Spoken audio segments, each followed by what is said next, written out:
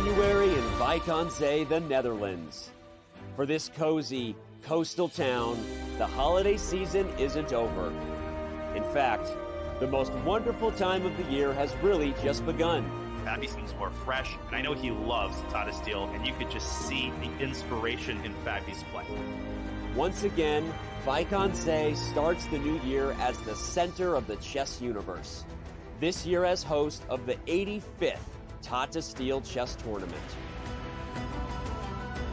A magnet for the best players in the game, some recognize the Masters field of 2023 as its strongest in recent memory. Of course, it helps when 8-time Tata Steel chess champion Magnus Carlsen is back. Magnus is playing for a win, and he has to start winning fast if he wants to reemerge at the top half of the draw table. The world's #1 looks to further cement his legacy in this event and the game's history. Chasing Magnus will be amongst the best in chess. Several have been crowned champion here before. Some have even shocked the world in doing so. And don't leave out those poised to capture their first Tata title. Anish is taking down the world champion Magnus in absolute shock. Although winter, Tata Steel chess is also known as the place new stars come to bloom. Magnus won here as a teenager. This year's event has its fair share of young players on the rise, each hoping to follow in Carlsen's footsteps. Nodirbek just playing a modern brilliancy. What a performance. The Dutch refer to Tata Steel as the Wimbledon of chess.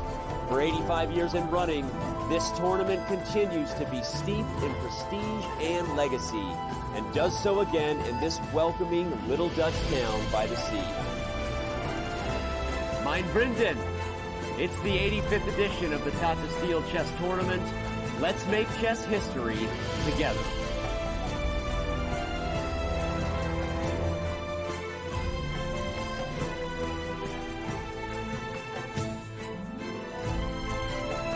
Happy Sunday, everybody. The playing hall over in Wijk aan Zee, the picturesque village, which every year plays host to the one and only Tata Steel Chess Tournament. Welcome, ladies and gentlemen, to round 8, a beautiful way to round off an action-filled weekend.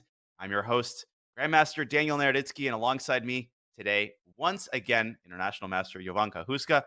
Jovanka, I guess it's afternoon for you. Lucky you. Good afternoon. Good afternoon, or good morning, should I say, Tanya? No, it's a beautiful day today, and yesterday it was even better. So much action. It was such a great, exciting round of chess.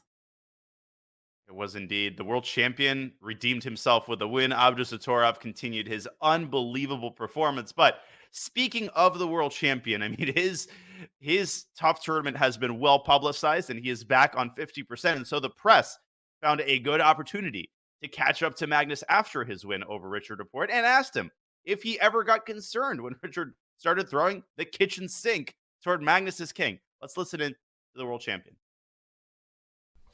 No, of course I was concerned, but I was mainly focused on trying to refute his attack, and I didn't feel as though I should be losing. As I said, I mean, I immediately understood that his idea is, if not 100% sound, then very, very close to it. But it also didn't feel like I should be in major trouble. Just a nice, complicated game, and for two guys who are on a minus score, it's not a bad thing to have. So I think we both welcomed that. And yeah, later on I was just thinking, double checking stuff, but I thought, okay, if I get mated, I get mated. I don't see how. Yes, I'm sure Magnus would be totally okay with getting mated and getting onto a -3 score. I wish I could just know when my opponent's sacrifice, my 2740 rated opponent sacrifices are on sound. But long story short, the world champion wins, Yovi. We had a pretty decisive day yesterday.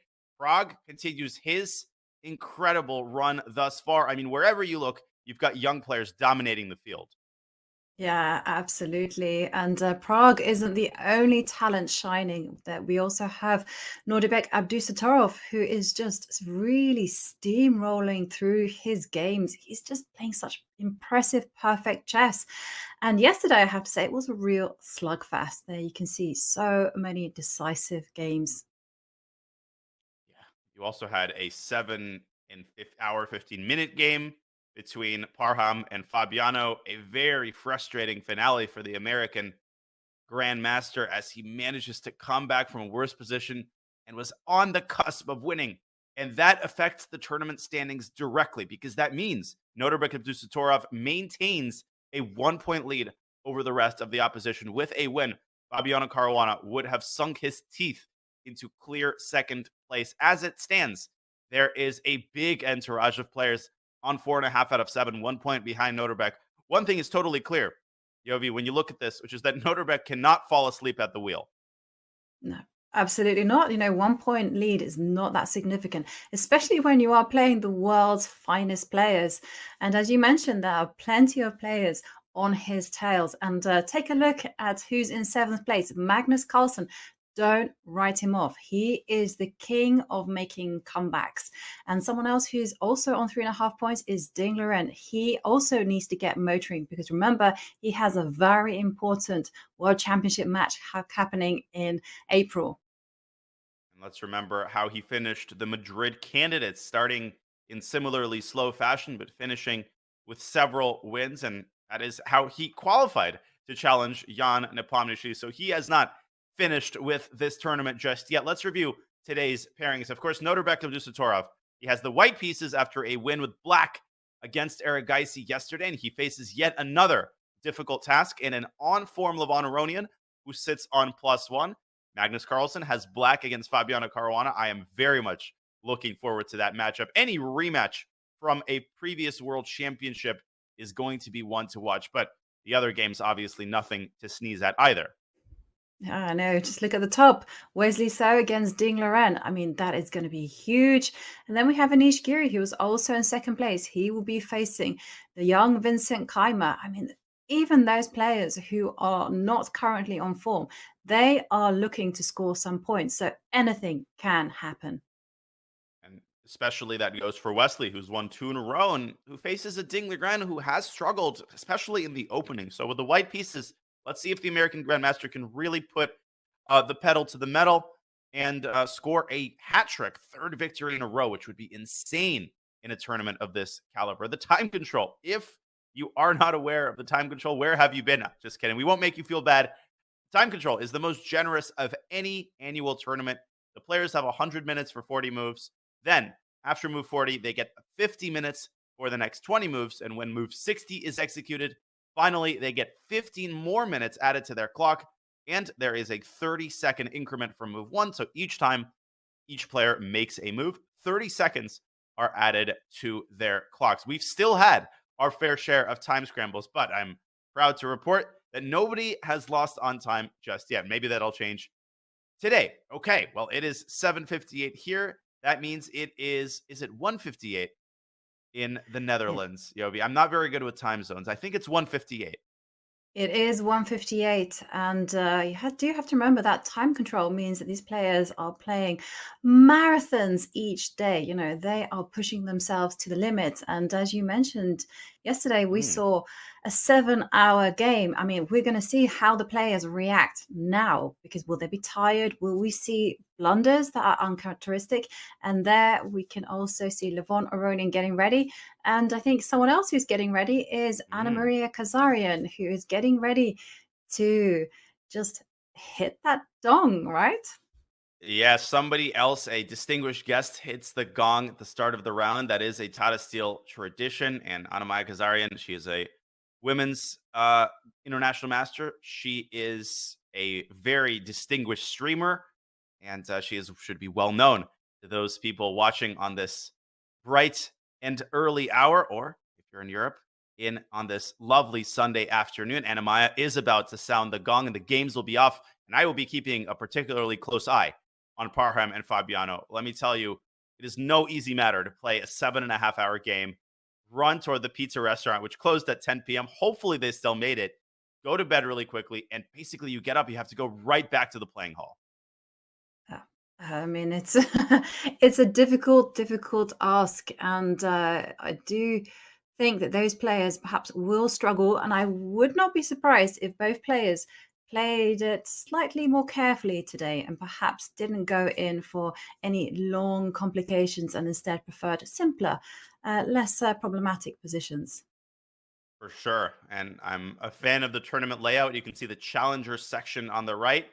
Do not be fooled by that name. There are some pretty decent players in that section as well. But of course, the stars of the show, the masters, are over on the left. You can see Richard Report, Fabiano Caruana, all of them looking toward Anamaya, waiting for that gong to sound so they can start the clock. And for Fabiano Caruana, yes, he played a marathon game, but he's got white against Magnus Carlsen. Let me tell you, he will want nothing more than to deal Magnus Carlsen another blow and send the world champion onto -1, which would be truly shocking. That again would rock the boat. Because it's very rare that we see the world champion, first of all, losing 2 games in a row. And if he were to lose again, well, this would be unheard of. And there we see Pragnanda arriving to the board to meet his opponent, Richard Rapport, who now plays for the Romanian Chess Federation. And He does, and yeah. okay. What else do you see? We're still waiting for Magnus to arrive, right? He's always late.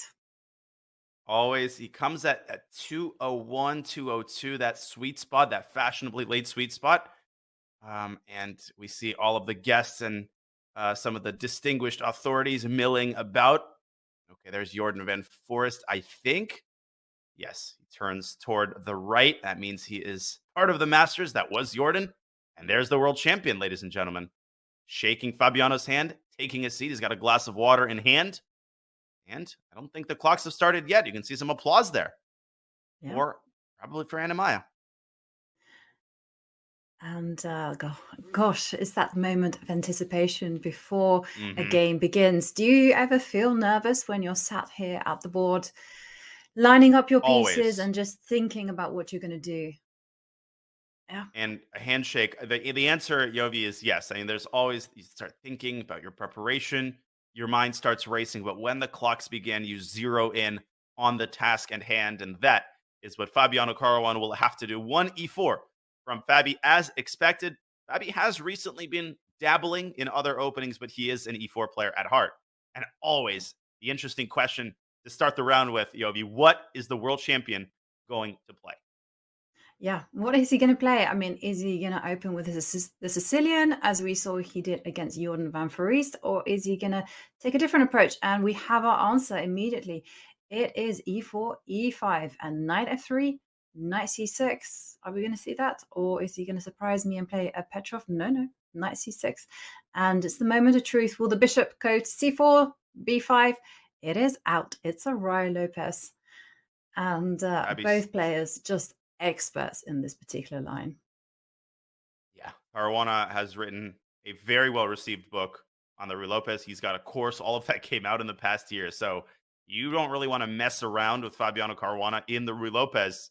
The one person I would entrust to do that is Magnus Carlsen. And they have had a theoretical battle raging in this opening now for well over a decade. If you think about the World Championship match and all of the times they have faced each other in super tournaments. Right now, they are following the absolute main line. And here, a big forking off point. White can play the move D3. That is considered the sort of principal sideline. It's been all of the rage, really, in the last 5-6 years. Of course, the most popular move is Rook E1. And Fabi, he goes down the principal path. Rook E1 is on the board. And will Magnus play the Marshall attack? Or will he push his D pawn out to D6? Yeah, somehow... Yeah, I think he's castling. But somehow the Marshall these days is not really allowed. I mean, the white players go out of the way to avoid it, primarily because it's quite forcing. And there are a lot of variations that have led to certain results. And there we go. You're absolutely right. A4. No Marshall allowed. And nope. B4. No. Yep, and they have had this, I'm sure, before. The thing is, when two players play this many games, in one opening, it starts sort of meshing about in your mind. I just, you don't remember, do they have this exact position, or was there the light squared bishop already on b7? So, even the players themselves often get confused in the sort of thicket of variational branches here. And let's see how Fabi proceeds here. d5 is still a possibility. And Fabi driving his pawn to a5 early. A very interesting approach, as he doesn't move his d-pawn just yet. Yeah. And I've taken inspiration from the young German talent. I was going to ask, do you think we will ever see the move rook b8 happening with the potential rook lift to b5?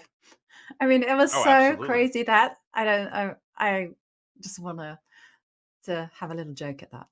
Chess joke. Yeah, inside joke. Chess players only. Yeah. Magnus Carlsen, in the meantime, he pushes his pawn up to d6. So Fabi successfully avoiding the marshal, but that doesn't necessarily mean anything. d6 is also considered a pretty solid move for black in the Ruy Lopez. And now the typical move c3. Now, often in a comparable position, you already see the white pawn out on h3. With that being said, bishop g4 is rarely considered a good move, because that bishop can be quite easily tossed away from that diagonal. So normally you see the bishop coming out to b7. Sometimes black develops it to e6, and still other times black just delays the development of the bishop as much as possible. You can see Magnus taking this third approach, as rook b8 is on the board. Good call. Yeah, it is the main move in the database, and I agree with you. I don't think that we're going to see that light square bishop move out to g4.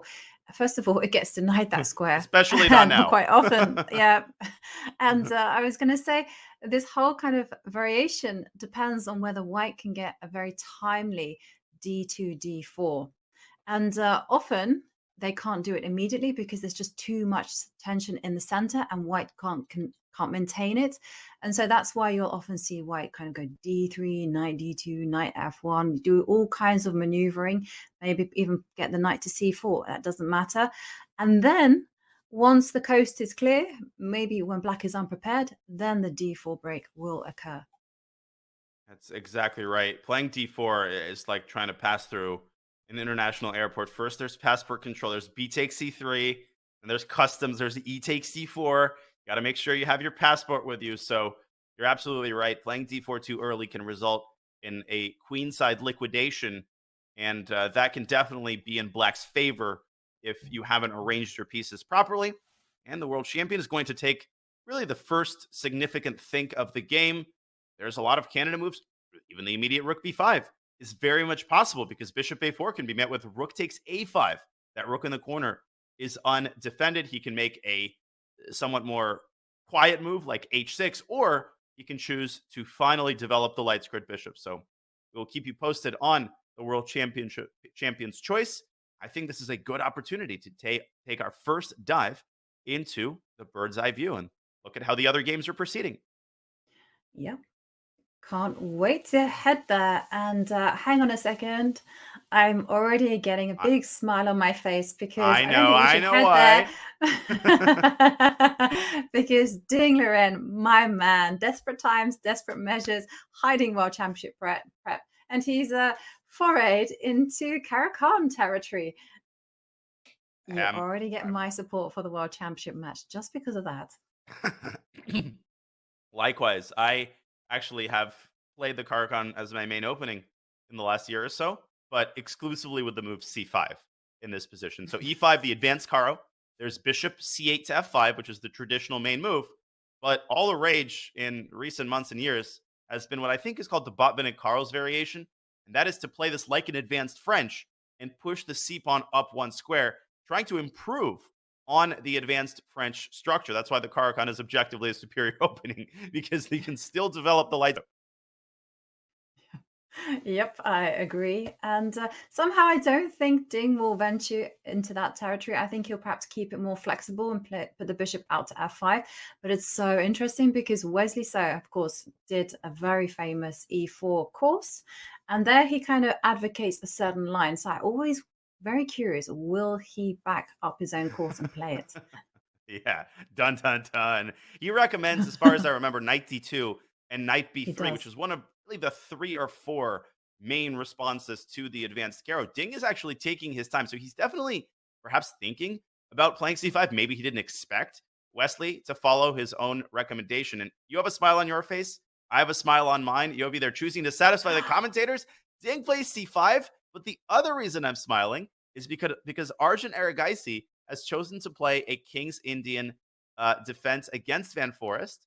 And he has played a line which also was totally unheard of until Nodirbek Abdusattorov and Javakir Sendarov, two of the top Uzbek players, introduced it into practice and introduced it into the public eye in the last Olympiad. That's the move h7, h6 in the main tabia. That's bottom left side. And Van Foreest responding with a surprise of his own, rook a1 to b1. I smell stockfish, Yogi. I smell the pungent scent of stockfish in that game. Yeah. And okay, so where do you think we should head into and take a deep dive? Man. Well, I definitely want to look at how the Wesley game is unfolding. The danger there is that the players could execute the main moves very slowly.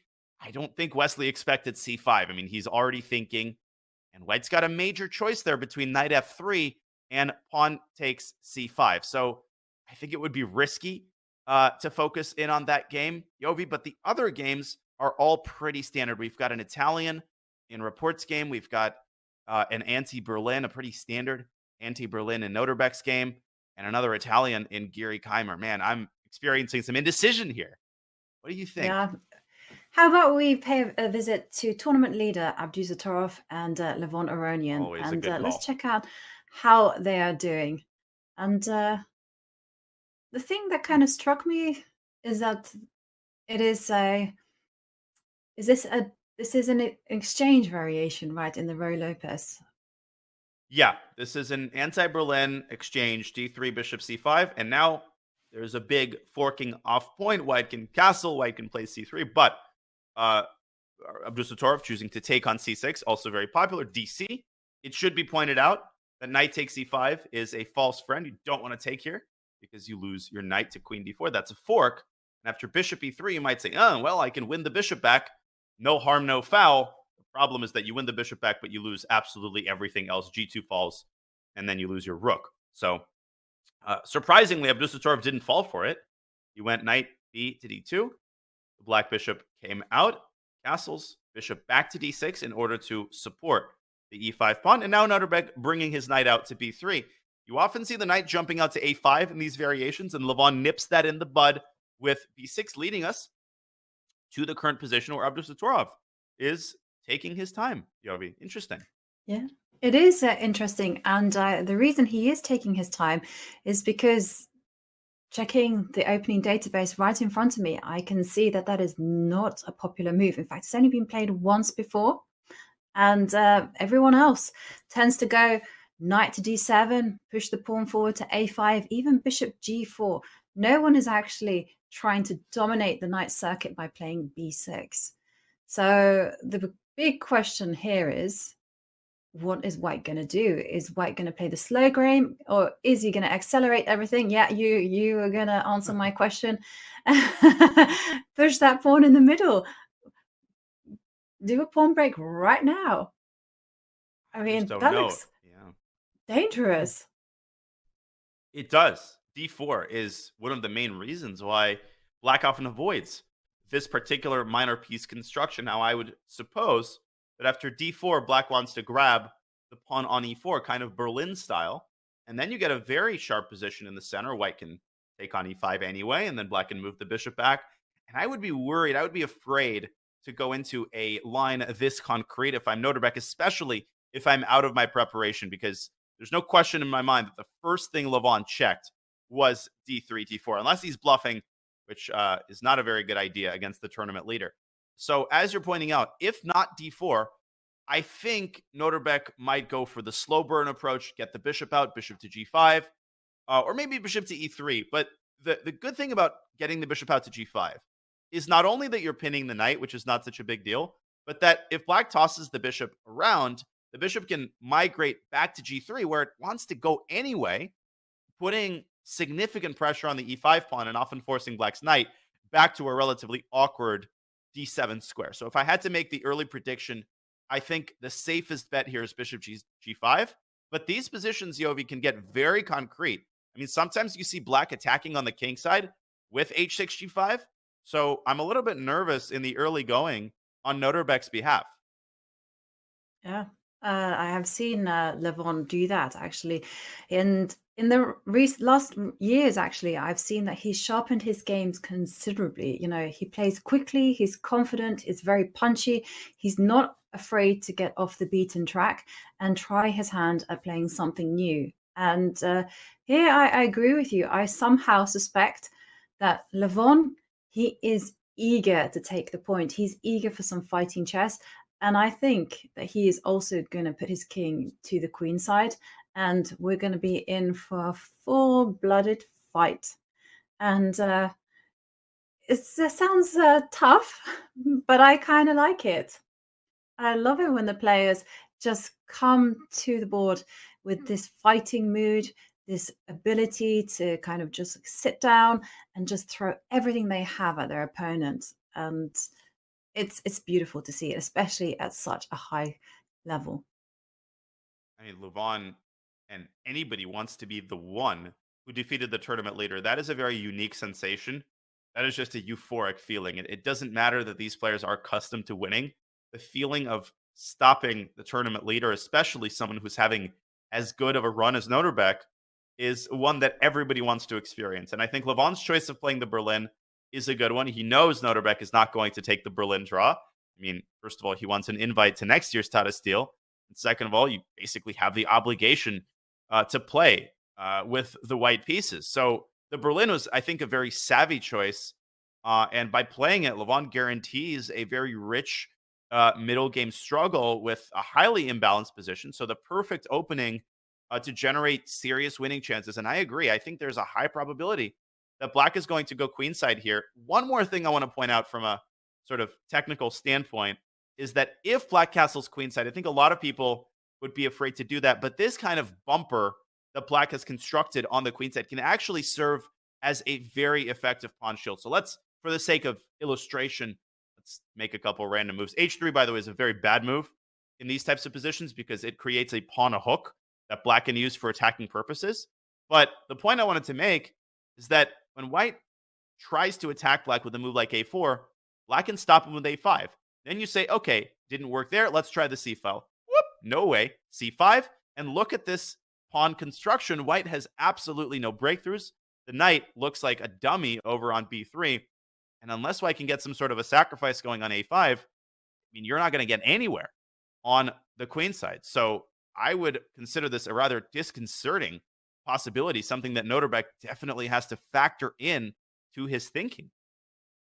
Yeah, absolutely. And I agree with you. The main thing that kind of I would be looking at is the fact that the white knight, as you say, is very badly placed. And knowing Levon and also knowing how he was on the wrong side of a defeat when he played white and black castled queenside, I think he's going to go all for it. He is in gung-ho mood today. And like you say, after yesterday's tame draw against Anish Giri, he wants to be invited back to next year's tournament. Every single chess player wants to play in Wijk and say that is like the pinnacle of their chess career. It is indeed. There's no arguing that. Well, we will monitor Nodirbek's decision as he continues to ponder this early critical position. Let's take ourselves back to the bird's eye view. The Wesley Ding game is actually developing. They have chosen a specific variation of the Botvinnik Karls defense. Yovi, I anticipate that you will say yes to this, but shall we take a look at what I think is our first Caro Kann of this entire tournament, and hopefully not our last? I think so, and it's very appropriate that it's been played in front of two players who adore the opening. So, yeah. And now the big question here is where is the black bishop going to go? Now, I've kind of come to the opinion that this bishop should retreat to e7. Yes. Should retreat to e7. That. Yes.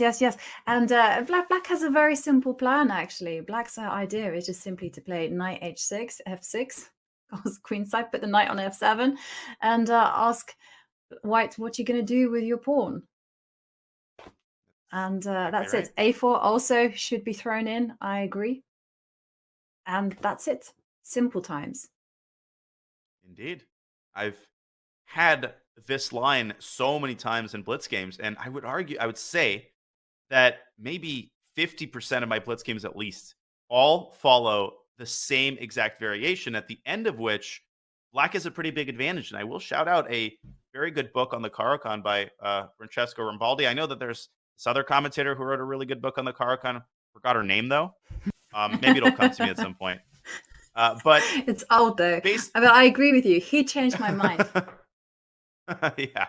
No, I mean, he advocates Bishop E7, and I thought his analysis is first rate. Let me show that line really quickly. I don't think it's likely to occur here, and you can, second this if you've come across this as well. It starts with Bishop E7. So most people here, they play a move like Bishop D3. Black throws in A5 in order to carve out this very nice spot, which is usually used for the knight, but the bishop can go there as well. Then we develop the knight to D7. White fianchettos the bishop in order to protect E5. As you pointed out, the knight comes out to H6. Now, a lot of people go knight D2, and it's already time, I think, a good opportunity to play the move F6. And what tends to happen here is that people go knight F3 to support the pawn. The knight drops back to F7, a very nice construction. And if White takes on F6 prematurely, takes, if White does not know to play C4, and White simply castles. After the move E5, I have had this exact position probably 20 times, and White is already in big trouble because there's no good way to stop the move E4. If you move your bishop back, E4 happens anyway, and White basically just gets pushed off the board. So this line has to be avoided like the plague by Wesley So. And guess what? I have some very good news for you. Bishop E7 has been played. I'm super excited to see how this game will unfold. Back to the live game. Yeah. Me too. And I really am enjoying this because I think Wesley has already deviated from his course, unless I can't quite remember. His course involved an early queen G4. Let me just check my opening database. And queen G4 not played at all in this particular position. Everyone is playing knight F3 and really, I also have this exact same experience as you. They're all going knight F3 or bishop B2. And the position that you showed, I've also had. And it's a great feeling when you get it. It's so good for Black. And then people always do the same thing. They sack a piece on E4, and there's never enough compensation. And what's amazing is how many GMs have fallen for this line. It's always good when you discover, it's so rare these days when you discover a line that people en masse are still unfamiliar with, and it never gets old. I mean, word doesn't spread as fast because people don't prepare for online games. Well, I'm so excited to see what Wesley has in store for us here. Yeah, me too. And we will definitely keep a close eye on that game personally, because I really want to. And let's go to the bird's eye view. Okay, Wesley is going to continue pondering this position and trying to avoid the line we just illustrated. Back we go to the bird's eye view.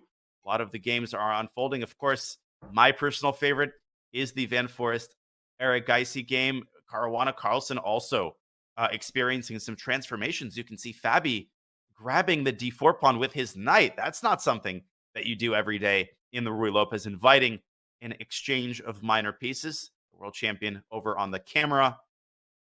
Is he puzzled? Is he surprised? He's definitely taken his time after that move. And interesting stuff in all of the games, Yovi. This promises to be another really exciting day. Yeah, absolutely. And shall we head over to the Jordan Erigaisi game? Primarily because both of these players really need to win. Arjun, of course, losing yesterday to Abdusattorov, and Jordan van Foreest. Well, he tried to set up a fortress against Pragnananda, but as the world champion famously said, they don't exist. He doesn't believe in them. Although he kind of later backpedaled a bit and said, no, I didn't say that exactly. Everyone knows what I meant. It's like one of those quotes that's it's not that it's taken out of context. It's like obviously an exaggeration. Oh, but you said you don't believe in fortress, and then you set up like the most obvious fortress of all time. Oh, Magnus was wrong. But this game is very interesting from a theoretical point of view. So if we rewind a little bit, I just want to give some context on this h6 move. Now, of course, they play out the main line of the King's Indian. This is called the classical variation. Black plays e5. This is not a blunder. This is the main move. And white castles. And here, the traditional main line, the Martel Plata variation, is knight to c6. I've played all sorts of sidelines. My main move nowadays, the old guy move, is e takes d4. But h6 burst onto the scene not so long ago. And the idea of this move is actually quite simple. It's a semi-waiting move. So you're first of all exploiting the fact that taking twice on e5 is not effective because black has some tactics there with knight takes e4. Say that black wins the pawn back. So after d5, let's say that white takes the queen first. After rook d8, knight takes e5. Black x-rays the knight with his bishop, and this makes possible the move knight takes e4. Very importantly, if white takes, then black takes, and black pressures the b2 pawn, so he doesn't lose material. And if you think you're a genius and take Desperado on f7, unfortunately, that backfires spectacularly due to knight takes c3. You recapture the knight, then you lose a piece. You take the rook, and you drop the bishop with check, and black is winning. So this is a toothless variation. For that reason, white often plays the move bishop c1 to e3, completing his development. But there, the genius of h6 really comes into play because after bishop e3, black plays the move knight g4, and the traditional response, bishop g5, is no longer possible because someone thought to play the move h6. So in a weird kind of way, h6 is a prophylactic move against bishop e3, and it's hard for white to find a healthy way to continue improving his position. Jordan responds with a kind of semi-waiting move of his own, putting the rook on a square where it removes itself from the bishop's potential x-ray. And here Arjun decides to take on d4 and transition into a variation, Yobi, the last thing I'll say, which is very popular without the inclusion of the moves h6, rook b1. What Arjun is saying is that the inclusion of these moves favors him. I don't know whether he will be proven right. Yeah. And definitely a tense game developing. It's going to be all about whether white can sit on their space advantage and maintain the strongholds on e4 and c4 and pile on the pressure on d6, or whether black can just generate enough piece play. And often he can. There is no I think about it. The knight will come out, park itself on c5, and if white is really careless, then d5 is going to be the ultimate breakthrough. Yeah, very, very common sort of mistake here is to play bishop c1 at e3. And this walks right into d5. And after cd5, black can even take back with the knight and x-ray the bishop. So we will not delve too deeply into any particular sideline, just because we're going to get a lot of clarity on the position after Jordan's next move. The recent try mostly has to do with bringing the bishop out to f4 in order to try to discourage black from playing d5. And there's also kind of a semi-waiting move like king h1, which is considered one of the best lines. But again, when I say that, I'm talking about the position without h6, rook b1. And this is classic modern chess. Two moves that appear totally insignificant can, in certain variations, completely change the nature of the game. And for Jordan van Foreest, the challenge is really to figure out whether the move that he was planning to play without these two moves is still good, or does the move h6 change anything about the position? I think he's going to take his time in this critical moment. Yeah, I agree. It is the moment to take a think, and it allows us to take a look at the bird's eye view again and have a look at how the other games are developing. Yeah, and so we shall. Back to the bird's eye view. Top right, we've got sort of what started out as a very standard Italian, but things have really gone haywire. Vincent has his pawns on h6 and g5, and he has castle to that side as well. There's a knight that's moved back to h7, presumably to open up the path for the f-pawn to move forward. That looks like a pretty meat on the bone kind of game. Let's go. Yeah, absolutely, I mean, it looks like your standard day at the office, Danya. I mean, Oh, absolutely. there's nothing here to write home about. I mean, take a look at it. The kings are safe. Pawns have come forward. No, I mean, this is crazy stuff. Everything's normal. I mean, it's just a classic Italian position. It's just that Black's played h6, g5, and is about to play f5. And it's Yeah. interesting, Vincent has taken his time here, Yovi. So this is not necessarily preparation. Yeah, I again checked the database to see whether any games have been played in this, and on the chess.com database, nope, no games have been seen before. And in fact, I think they were following some game, but after the moves King H1, that was it. They're in new territory.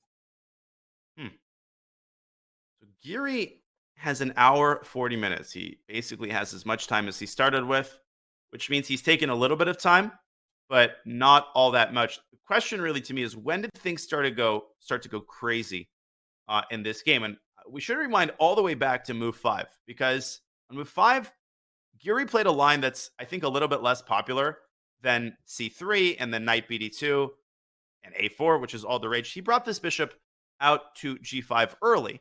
Now, as far as I know, Black has the move bishop c5 to e7. That's kind of the conservative approach. But Vincent taking the aggressive approach, pushing h6.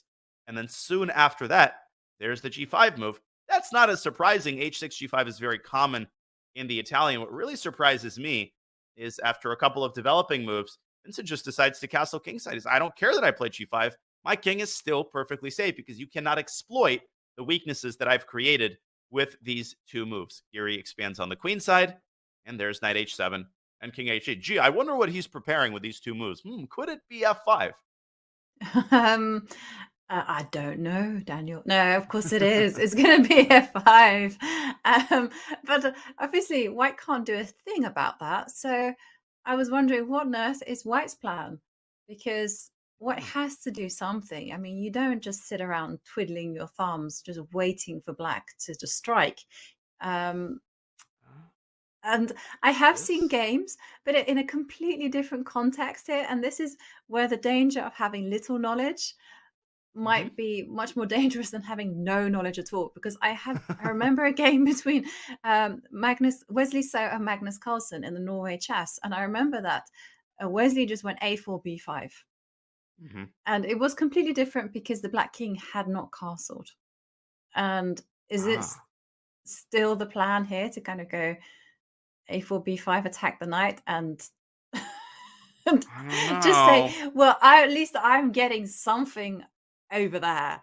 I don't really know what's happening to the right of me, but to the left of me, I'm okay. The thing is, to the right of you, you might get your bishop trapped. And so I think e takes f5 is forced. Now, Black can snap off the bishop first. I mean, I think that's a sensible decision, justifying the knight on the rim.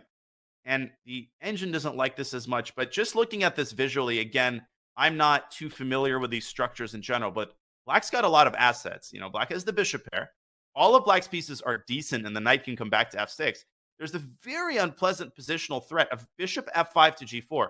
And if Black takes on f3, your bishop on g3 is completely imprisoned. That is no laughing matter. And yeah, White's got some activity on the queen side. Perhaps White can even take on a6 and argue that he's, you know, introduced some cosmetic damage to Black's pawn structure. But again, that damage is purely cosmetic. How are you going to attack the isolated pawn on a6? Heck, you've got an isolated pawn yourself. So Anish Giri is the one with something to prove on the queen side. Vincent's play on the other side of the board, I think, is far more straightforward. I love the way that Vincent has handled the opening. After another disappointment yesterday, he seems to be fresh. He is determined as ever. And Anish Giri has made a move. And it is, in fact, a4. Back to the live board. It is.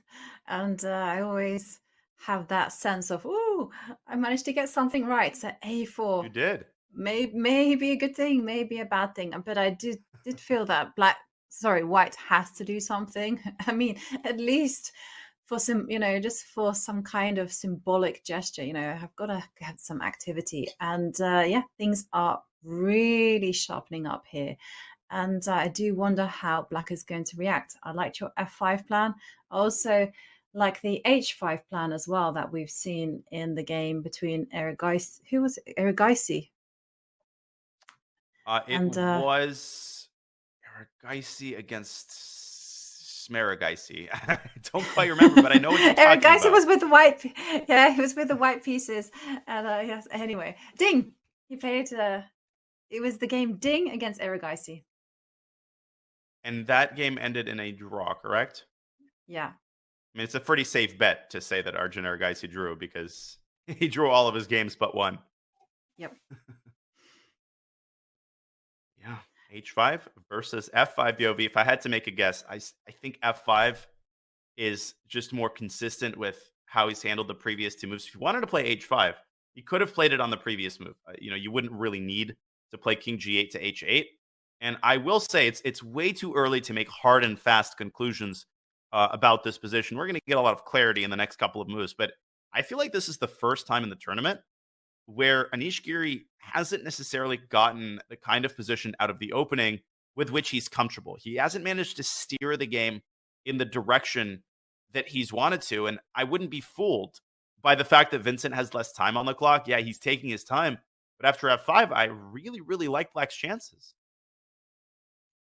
It's a dynamic game, and Vincent, of course, likes dynamic positions, and it's what you want from the opening. You want to get your pieces active.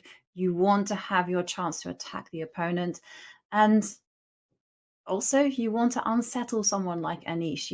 Anish relies quite heavily on his opening prep. He has fantastic knowledge, and if he has to play on the back foot for a while, okay, this is going to be a moral victory for Vincent. And Yes, yeah, indeed. I can F5 see on the board. F5 on the board. It made a lot of sense. Ooh, this one Man. is shaping up to be a brutal round yet again. Do you think that the players are kind of tired? Maybe we'll see more blunders than we've done in previous rounds? I think the day before the rest day is often notorious for exactly that reason, where the players are just salivating at the prospect of sleeping in, maybe a little nice trip to Amsterdam, the Van Gogh Museum. They want to end on a good note. And that often creates anxiety that even accentuates the fact that they're already fatigued after some long games yesterday. So I think absolutely we're more likely to see unbalanced games, and we're more likely to see blunders as the games, reach their fourth and fifth hour. Yeah, and as the tournament draws on, of course, the nerves start jangling, and anything can and will happen. And shall we take a look at the bird's eye view and see who has started off rather mildly and who has ignited those fireworks? And I mean, it's really, I can see a few games that really catch my eye. And shall we revisit, though, Fabiano Caruana and Magnus Carlsen? Because this, of course, is a very important game. And who doesn't like seeing Fabi and Magnus play each other? It's a repeat of the 2018 World Championship match.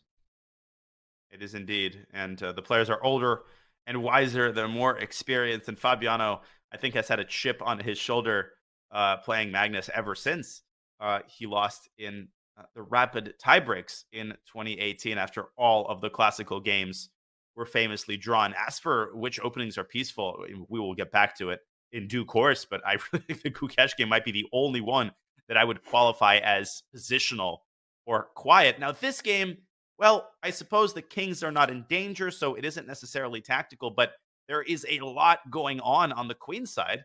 And just to clarify the point I made earlier, 2 moves ago, Magnus Carlsen released the tension in the center by taking on d4.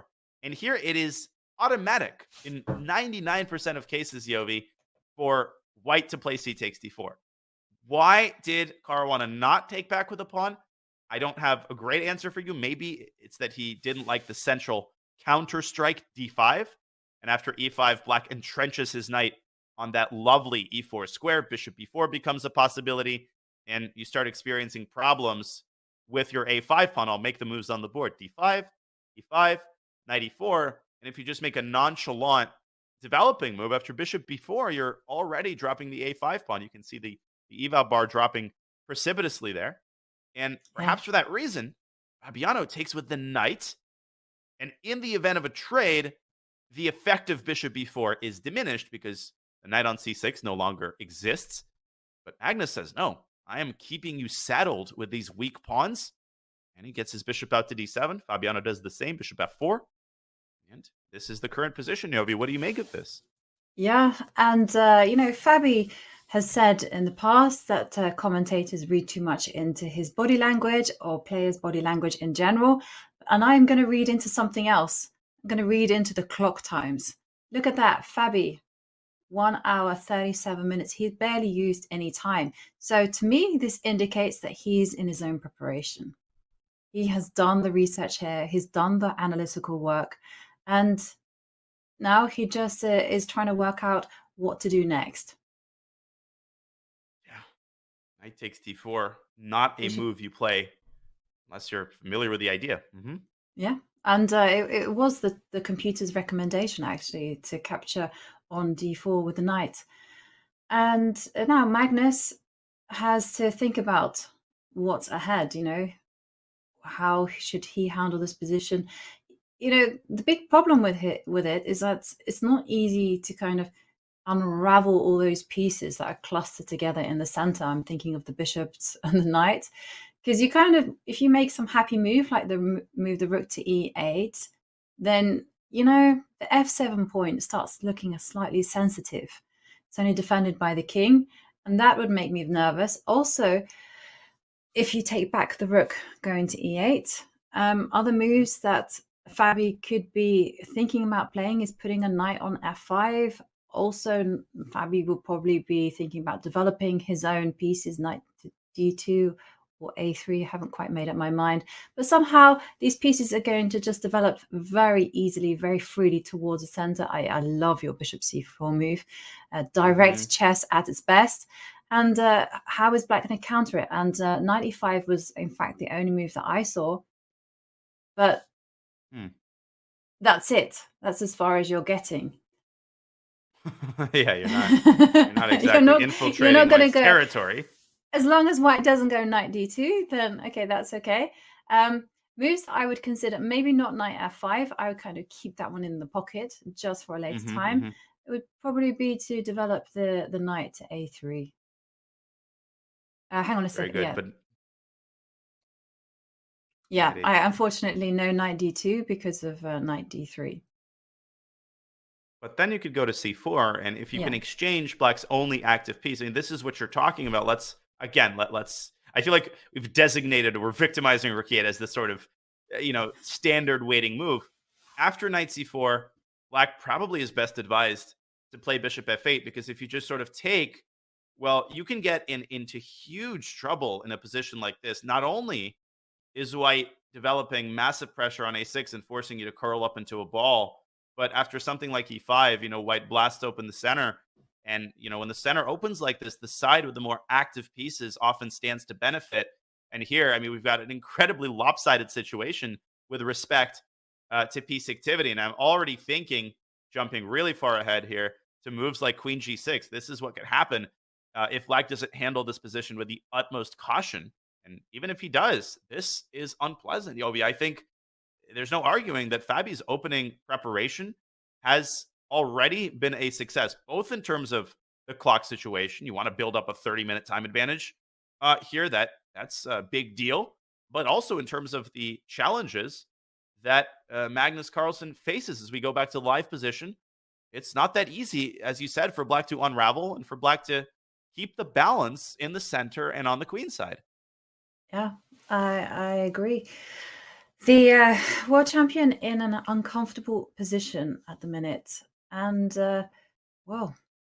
it's a good preparation by Fabi. In fact, all of these guys are famous for their opening preparation. We've kind of seen it left, right, and center in this tournament. People have been springing surprises, playing different things, keeping us on their toes, us on our toes, rather. And it's what we like. All this dodging, diving, weaving around. Love it. We would not have it any other way. Well, as the world champion ruminates over what seems to be a rather unpleasant position out of the opening, we will take the opportunity first to go back quickly to our bird's eye view. We can see our usual assortment of exciting openings. I'll point out the Wesley So game. They are following exactly the path that we kind of set out, with the knight from G8 likely to drop into H6 and then back to F7, dislodging the pawn from E5. We will keep you posted on that game and the other exciting battles we have here in round 8 of the Tata Steel chess tournament. But first, we are going to take our first break of the day. Ladies and gentlemen, we hope you're enjoying our coverage thus far. We are 1 hour into the round, and we will be back with more coverage on the other side of this break. Brilliancy? Or maybe where you could have improved. Chess.com's game review is just a click away. Game review is a fast, fun, and instructive guided review of your games. See your accuracy and your opponent's accuracy. Check out the eval graph for an instant overview and scroll down to see how many great moves, best moves, blunders, and yes, brilliancies you have played. Learn from Chess.com's coach, who gives move explanations, opening statistics, and shows you the best lines of play. With retry mistakes, you can get another shot at finding missed opportunities. Try Game Review today on web, iOS, or Android.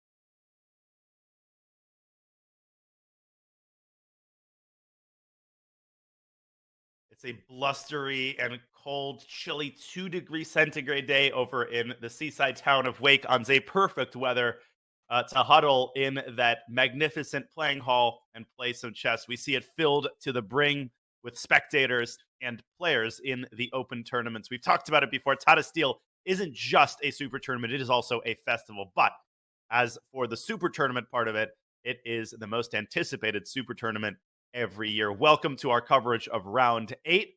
We're 50 minutes into this very important round, past the halfway point of the tournament and the last round before the second rest day. Yovi, this is a test of the players' nerves. This is a test of their mental firepower.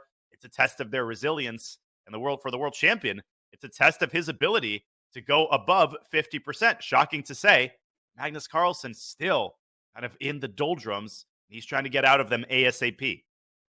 Yeah, I mean, it's so unheard of that we see past the midway mark that the world champion is in 7th place, as you say, on 50%. That's just never been seen before, I think, and I don't know, not in my lifetime at least. And we kind of don't expect that from him either.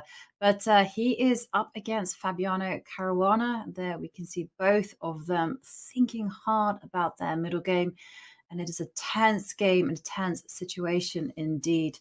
And yeah, you can just see how they are so focused, both of them, with their trademark body language. You have Magnus Carlsen. To me, one thing I've always noticed about him is that it appears that chess is his meditation. You always feel that when he's there in his comfort zone, it's long exhales, he's calming himself down. This is his solace. And Fabi just also just looks so concentrated, so focused, so determined. I mean, there is pride at stake here. And there we see Fabi make a move, developing his knight to the edge of the board. And exactly as you advised. I never know whether to take that as a compliment or whether I should be worried for the players. Well, my coach, when he would test me on Grandmaster games, he would always tell me, there's good news and bad news. The good news is you played the same move as Vasily Smyslov. Bad news is Vasily Smyslov made a blunder. So you're in pretty good company. But I actually like knight a3. I think knight a3 is a good way to skirt the problem of knight e5 to d3, which would have followed after knight d2, as you had explained. So, I mean, wherever you turn, we have so many different types of rich structures. I mean, this is a day of differing pawn structures. We've got that Caracan over on the top left. So against Ding Liren, we've got the anti-Berlin kind of Rossolimo-like pawn structure, as you were talking about during the break, and Abdusattorov Aronian. And now in Report Pragnananda, that's bottom center of your screen, we have the most typical Richard Report move of all time, h2, h4. Shall we pay a brief visit to that game? Yes, because I was going to say it looks like most of the players have just left opening territory and are now in the realms of the middle game and well in the realms of just being in their own territory. They are freestyling, making things up. But Richard Rapport, well, he has taken it outside the box as always. I mean, I'm just checking to see whether anyone has ever played h2, h4. And according to the chess.com database, nope, not at all. I mean, the most popular move, it had only been played once before, but that person chose to play knight to e3. Well, knight e3 makes a lot of sense, completing the sort of standard Ruy Lopez maneuver. h4 is one of those moves whose point is not to obscure your intentions. Your intentions are very clear and they're violent. He is trying to push this pawn all the way up to h6 in order to provoke g6 and soften up the knight on f6, increasing the intensity of this pin. And the big question for Prague is, well, does he want to allow that and prepare for it, or does he want to nip the idea in the bud by playing h6 himself? I'm not even talking about h7, h5. I think that move is largely out of the question because then the bishop is totally unassailable on g5. So let's pull up an analysis board and dive into h6. Yovi, do you think Report might be planning to play h5 anyway? Absolutely. If you can force the Black Knight to go to h8, I mean, that looks terrible, but I mean, I'm expecting the knight to jump forward, or, yeah, I don't want to be capturing this bishop at all. So jump forward with the knight.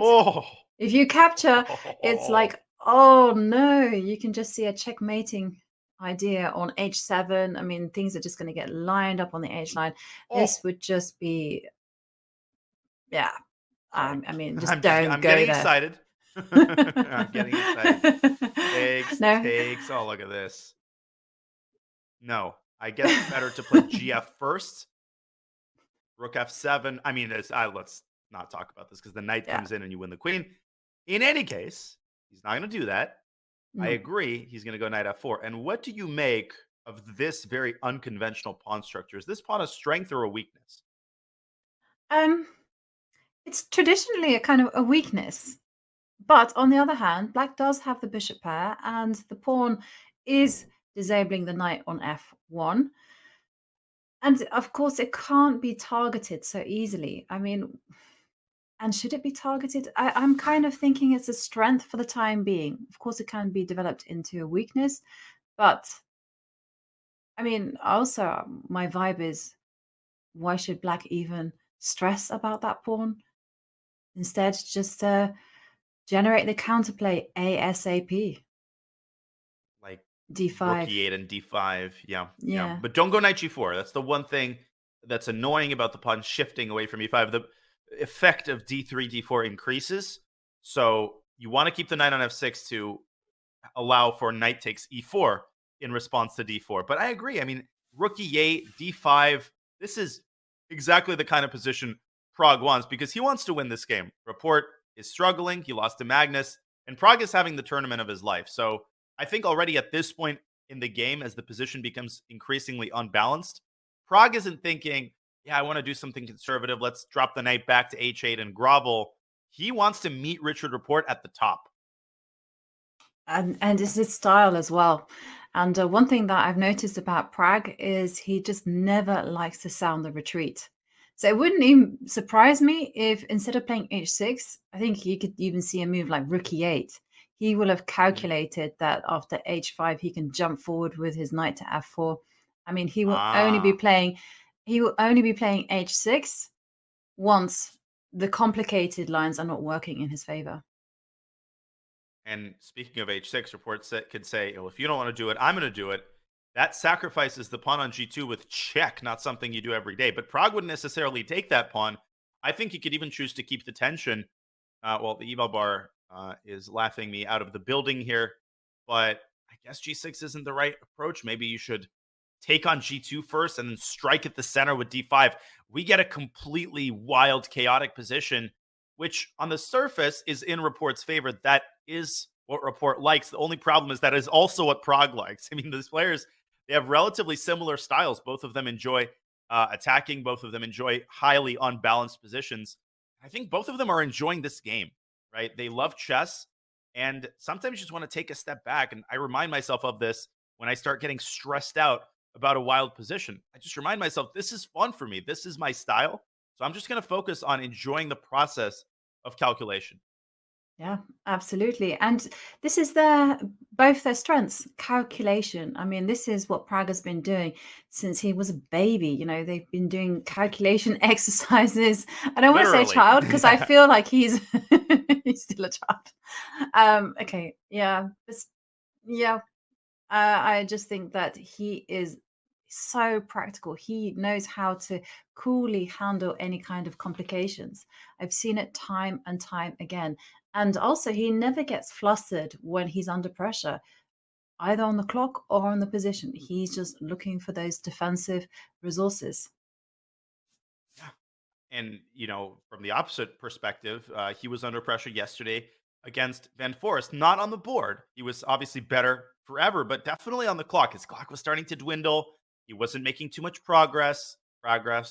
And at some point, he just switched on beast mode. And with, 8 minutes for 10 moves, he just rattled off a series of excellent moves and ultimately brought Jordan Van Foreest's valiant resistance to a close. That was a very impressive positional win, just showing that Pragg isn't just a calculator, he's a multifaceted player, and at this point in his career, as he inches up to 2,700, he can essentially play any position. He's made his style more universal, but it is his tactical prowess that he is likely to have to lean on as this game percolates and becomes sharper and sharper. Well, let's leave Prague to his devices here.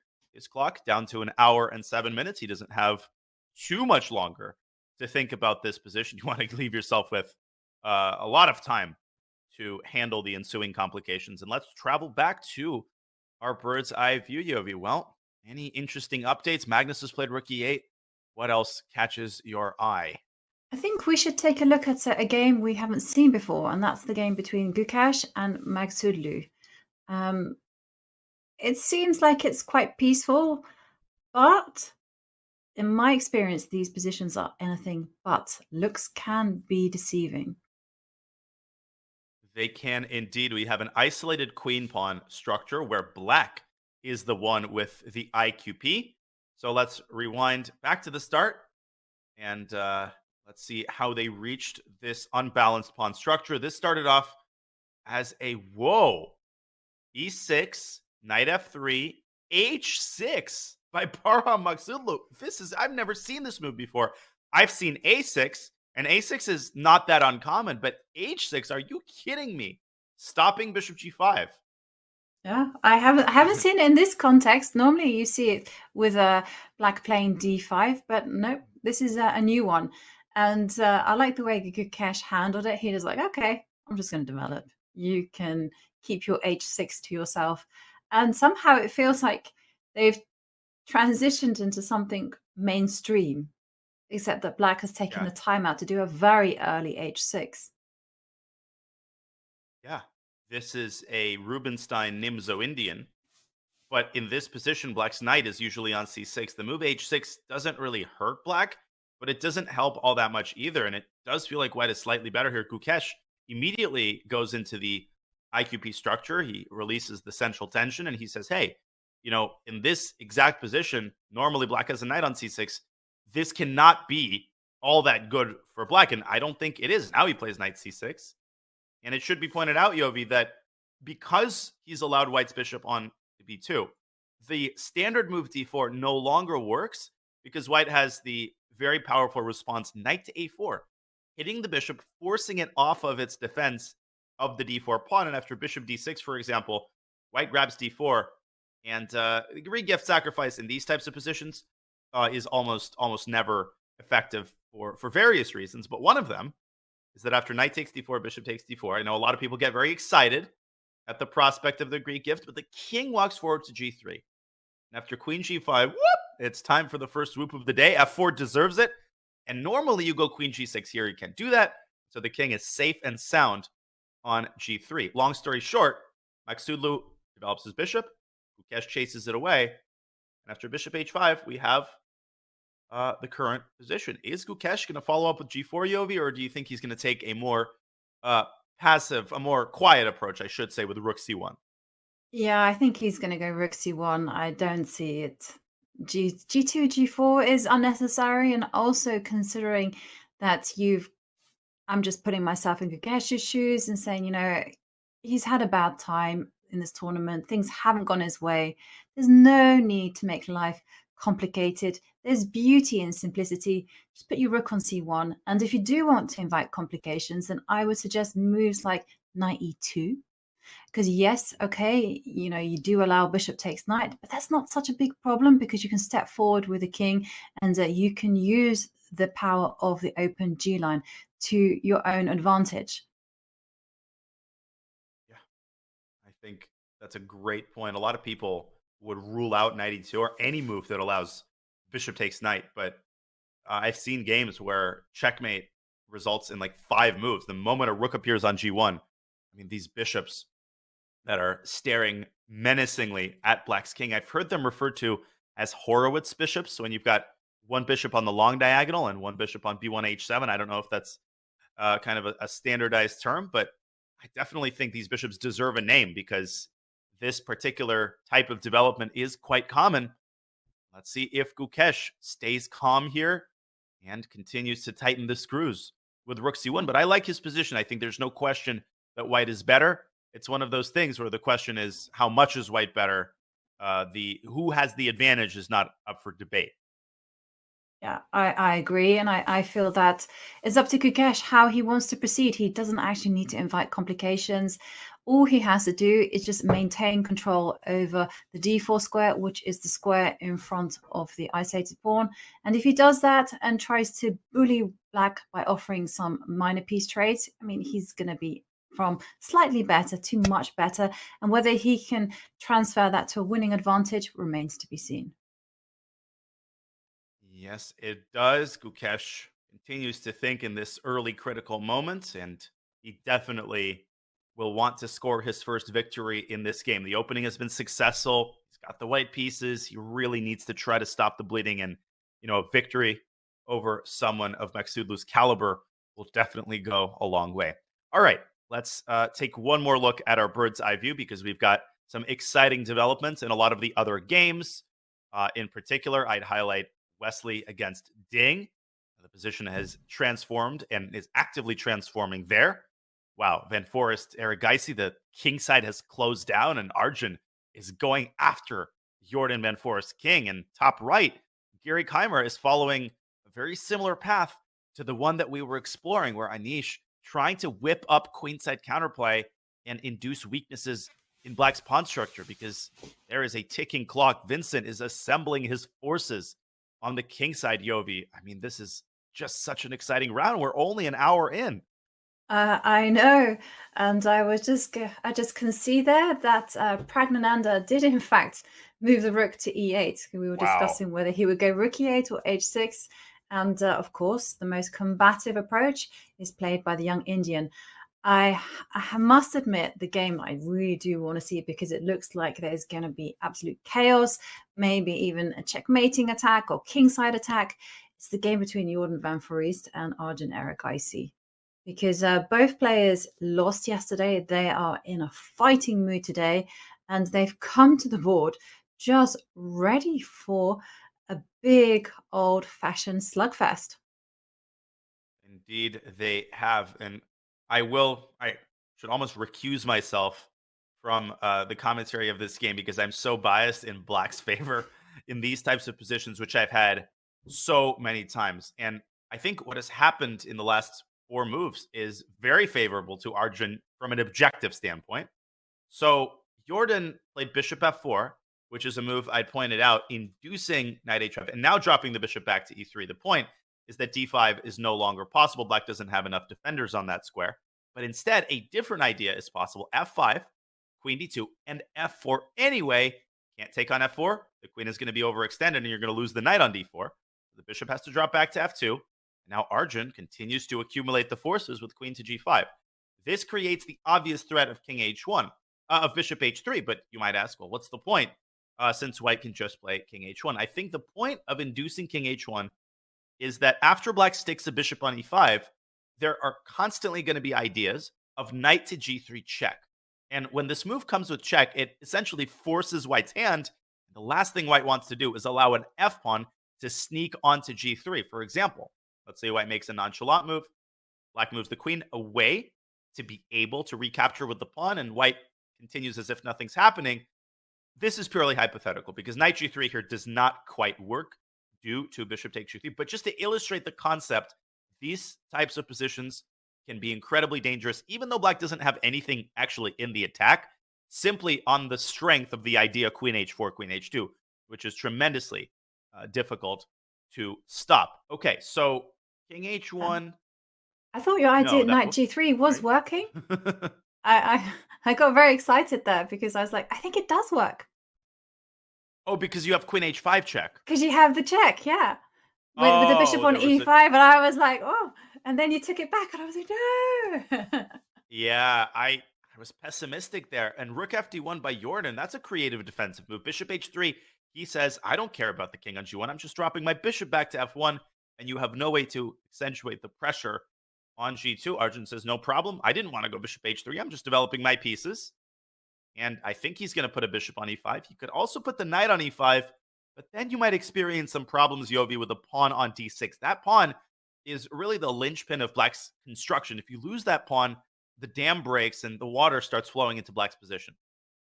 Okay, because this is very, very important to know, because people will be thinking, at what point do you just give up that pawn in order just to maintain your attack, perhaps to open up some central lines for the rooks to go, or do you just grimly hold on to that pawn for as long as you can? I'm kind of changing my mind. I mean, I was trying to consider the consequences of knight d4 to c2, which you often see in these positions. But in that case, knight e5 looks quite good, because the problem with Jordan's rook f to d1 is that bishop h3 remains in play. And if black gets the knight to e5, bishop h3 becomes a lot more menacing, because you could start thinking about knight e5 takes f3 check if the bishop leaves e2. So I feel like Jordan has put a band-aid over the problem, but he hasn't removed the sort of underlying condition. I actually think he should have played king h1. And what could end up happening is that he plays king h1 anyway. And then you start wondering whether rook f to d1 was the best use of that tempo. Yeah. Yeah, it's interesting actually, because if I were playing with the white pieces, I would be very terrified of putting my king in the corner, primarily because of the knight g3 ideas that you showed, especially if you back it up with a bishop on e5, they would become a real threat. So if you do play king h1, whose move is it? It's white's play. To king h1, and then bishop e5. I love that idea, by the way. And then knight g3 is seriously in the air. So if you go b4, knight g3, pawn takes pawn, pawn takes knight, then you throw in the check. This is very, very important. And king goes to g1, unfortunately, and then pawn takes pawn, and you go, woo-hoo-hoo. I am having a fantastic time here. This must be winning, right? This is one of these positions where I haven't backed it up with any calculation whatsoever, but I'm like, it's so in the bag. Just need to invite everyone to the party. You're talking to a King's Indian junkie here, so I need no convincing. Bishop f4 is one way to handle this. The point is, if bishop takes, then there's queen h2, queen h1 mate, and the bishop can't block on g1. Oh, yeah, it's winning. And if the queen moves away, in comes the knight. I love how black uses the e5 square first for the bishop, then the bishop kindly steps away and makes room for its brother, the knight, knight e5. And that's it. If white doesn't move the queen out of d2, white plays a move like b5 as if nothing's the matter, and black checks, and white has to give up the queen. This is how quickly things go from 0 to 100 in the King's Indian. Out of a clear blue sky, the attack takes 5 or 6 moves, and then you're checkmated. Now, the last thing I'll say, Yovi, this is a very illustrative line. White should probably cut his losses by taking with the bishop here and forcing the queen trade. The issue is that even the endgame doesn't look all that good for white, because black's got complete dominance over the dark squares. Knight's coming out to f6. White's definitely worse here as well. And guess what? Jordan, he's played b4. He starts the queenside attack, and he doesn't seem too concerned. I'd be quaking in my boots here with white. Yeah, me too. I would not be happy at all. But I think Jordan is just relying on keeping his king on g1. And I suspect you can maybe laugh at me quite significantly, because what I'm going to suggest is a little bit on the ridiculous side. Let's hear it. That the king runs to the f1 square rather than h1 when it gets into trouble. Oh, no, I think that is very likely to be exactly what Jordan has in mind. Because it's knight g3, the effect of knight g3 is diminished when you don't have that intermediate check on h5. Yeah. So it's a race, basically. Who is going to be quicker? Arjun's kingside attack or Jordan's positional space grab there in the queenside? God, this is such a fascinating game. And this is one of those games which I don't care. The result is less important than the process. As chess fans and commentators, the process of a game like this is what makes it so exhilarating. Whose attack is going to succeed? And the immediate question for Arjun is, which piece is he going to put on e5? We talked extensively about bishop e5. The benefit of putting the knight on e5 is that, of course, you're essentially forcing white's hand, because bishop h3 followed by c5 to dislodge the knight from d4 becomes a very serious problem. And I think you're absolutely right. I think he is planning the defensive retreat king g1 to f1. And we'll see if Arjun can continue fanning the flames of this attack. Yeah. Oh, and well, whilst we wait for the play to develop there, let's head over to the bird's eye view where we can see the developments in the other games and having a look at them, and I can see, whoa, it's like take your pick. God. There's so not much a going single on. dull game. This is unheard of. I mean, okay, maybe we should quickly take a peek at the Wesley So Ding Liren game because it was a Caracan. It was the Masters' first Caracan. It's not often we see Ding play on the black side of a c5 advance. I actually never knew the name that you called it. You called it the Botvinnik. Botvinnik Carl's defense, and chess.com confirms that. And let me, caveat this by saying that, and it's not a verb, but by saying that I'm not great with opening names. I think I'm pretty mediocre for a GM. I mean, I've come across people who know the name for like 1A4, H5, 2B3. Oh, yes, that is the Johnson Smith Michelson variation. Of course, how did you not know that? But this one, for some reason, I've come across before. Mm-hmm. Okay, that's cool. Because I knew It's it not as actually. another. I Sorry. knew it under another name. That was the thing. I knew it as the Kenkin Arkle variation. Interesting. Huh. Keith Arkle came up in our pre-show discussion, didn't he? Yeah, he did. We were complimenting his endgame play, and of course, he's a great expert in these lines. Okay, so we need to clear the air here. We need to remove the elephant in the room.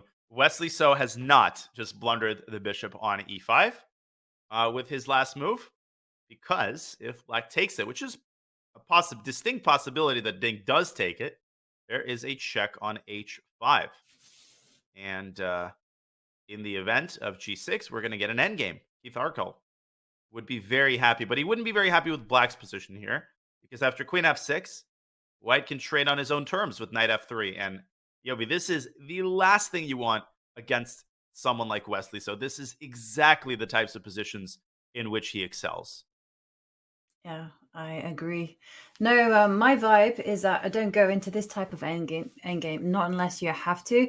And the move that I was expecting Ding to do, perhaps it's some unfamiliarity with this particular position, is to play knight h6.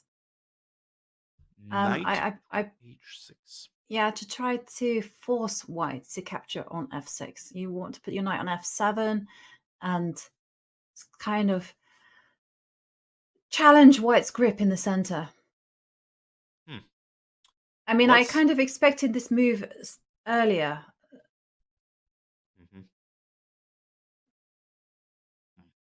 I guess. I can't play bishop d3 anymore because of bishop takes d5. What a devilish little idea. Knight h6 f7 defends the bishop. It does. Huh. So you're prying white's fingers away from the ledge. If white plays knight f3, that's like the most natural move. I think after knight f7, white's kind of experiencing some problems with, the king stuck in the center. Queen c3 is an unpleasant possibility. Why do you think the Eval bar is showing an edge for white here? What's the hidden move? I don't know. To me, knight h6 is the most logical move in the position. Probably it's just laughing at us and just saying, hey, you have to take on f6, and then, I don't know, just develop the pieces, and white is better on account of this light square bishop that's jammed in by its own pawns. Maybe it's something like that. I think it is. Well, the Eval bar is not going down, so it must be this. Castles, and I think this is very, very likely. Just by process of elimination, Wesley might choose this approach. It's one of those situations where the engine is showing like 0.4, 0.5, but I don't feel like this would be all that disappointing for Ding. He's got a lot of activity. He's got knight f5. Black's position is pretty easy to play, even though nominally, he might be slightly worse. I feel like if Ding navigates his way to a position like this, he should be able to hold the draw. I agree. I don't see why the computer is so pessimistic. But then again, like you've said before, I'm not very biased. This is one of my favorite openings. I'm going to look for every single way to try to justify it. So, yeah. Same here. Knight to d2. That's a smart move by Wesley. Just that creativity, that spark. You've seen it in Wesley's last 3 games. First, his excellent technical win against Keymer. Then, of course, yesterday, his game against Gukesh, which was going well for the Indian youngster. It was like +1. And then all of a sudden, Gukesh with a complete collapse. But all credit to Wesley. He always finds ways to put his opponent into these situations where, where it's not clear how to proceed. And Gukesh, already in bad form, got nervous again. And Wesley was able to achieve his 2nd win in a row. Yeah, he's a fantastic player, and it's not for no reason that when the Champions Chess Tour happened, he was Magnus Carlsen's biggest contender. You know, he was there every step of the way, keeping pace with the world champion. And Ding Liren, of course, he is world championship contender. He could be the world champion come May. Who knows? Anything can happen there. And Ding. He, of course, is world number 2, 2,800. He's just a phenomenal player. There's nothing for it. And when was the last meeting? Do you happen to know? When did they last play against each other? So their last meeting in classical chess was in 2019 at the Singfields Cup. We have a really nice card here with a couple of storylines to discuss. You mentioned, of course, Ding being a world championship challenger, and that could give him confidence, but it also forces him to hide his opening preparation. So actually it could be a negative. Their head-to-head series at Wijk is tied with 2 draws. And of course, most famously in 2017, Ding becomes the first player from China to qualify for the candidates, where he acquitted himself incredibly well. And the craziest fact of all, Yovi, is really the last one. I always love these stories when 2 players face each other in the early 2000s, and then 20 years later, they're both atop Mount Olympus. Yeah. It's just, I also quite like that almost 20 years ago, rub it in. Ding beat Ditto in their first classical matchup in 2004 World Youth Championship, under 12. And I was like, where was I in 2004? I was playing in the Calvi Olympiad. And Wow. I can remember it was a great event. And that was almost 20 years ago. Blimey. And it just goes to show how amazing these players are. Like, I also saw an interview with Jordan this morning where he was talking about how he's played at Wijk now for 10 years. Now, in my mind, it's just like I'm so bad with numbers. I'm always thinking, 10 years, that must mean that he's in his 30s. No. Jordan is 23. So he's been playing in Wijk since he was a kid. And I just can't get over the numbers about how much younger everyone is getting at the game. And I think 2004 is when Abdusattorov was born, right? So oh my God. Goes around, comes around. Stop it. Oh Yeah. my gosh. And meanwhile, we do have a move from Ding. He has played A5. Now, this is a move that you and I were advocating, but we advocated it very early on in the opening. In fact, I would have recommended playing this A5 move even before F6. Now it could be a case of too little, too late, or it could be just a good move. I think it's somewhere in the middle. I don't think it's as effective when you don't have a knight that you can put on C5 in response to B5. On the other hand, A5, B5 doesn't hurt. I think it makes White's queenside pawn mass a little bit less mobile. It somewhat weakens the C4 pawn. So I don't think it really changes the position all that much. The one thing that Ding has to keep in mind is, of course, the possibility that Wesley doesn't go B5. But if he doesn't go B5, then Ding will take the opportunity to simplify. And, the side that lacks space and the more passive side typically benefits when pieces get traded. And I think Ding would definitely jump at the opportunity to remove a pair of rooks from the board and then trade the bishops. And, if you're Wesley, you don't want the game to fizzle out like that. I think we're going to see B5, and then I think we will be likely to see the path that we outlined b4, where black gets the knight out. White ultimately takes on f6 and plays bishop f1 to e2.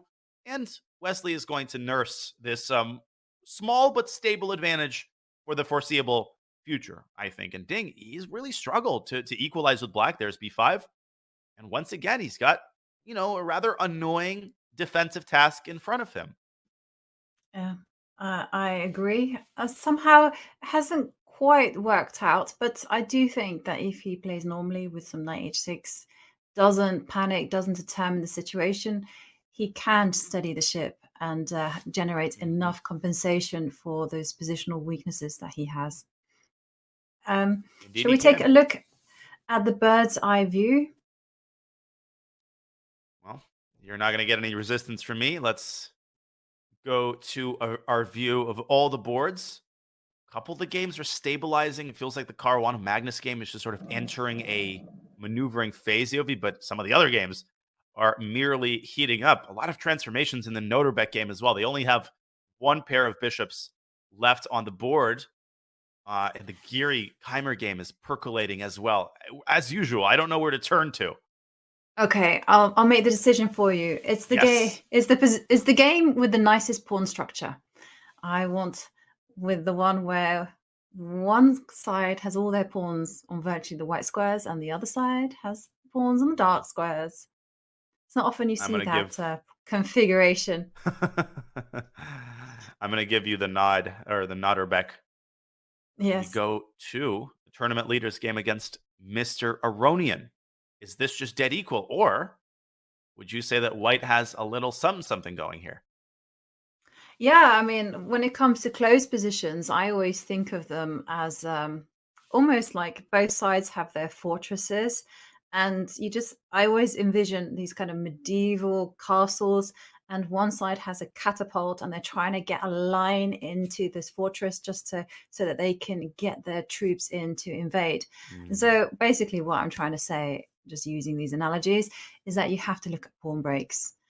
If your pawn breaks are going to be effective, for instance, c3 in this particular position, and for black it would be c5, c4, then or even g6, then one side can use the rest of their forces to infiltrate. And I do feel that this position might be headed into a draw, just because I don't see any effective openings.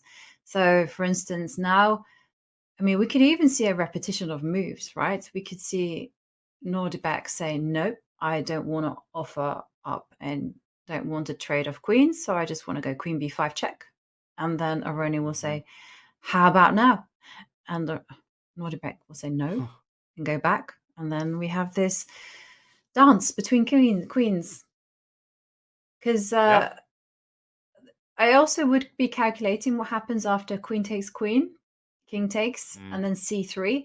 But the problem is there is going to be no line opening that's going to be effective.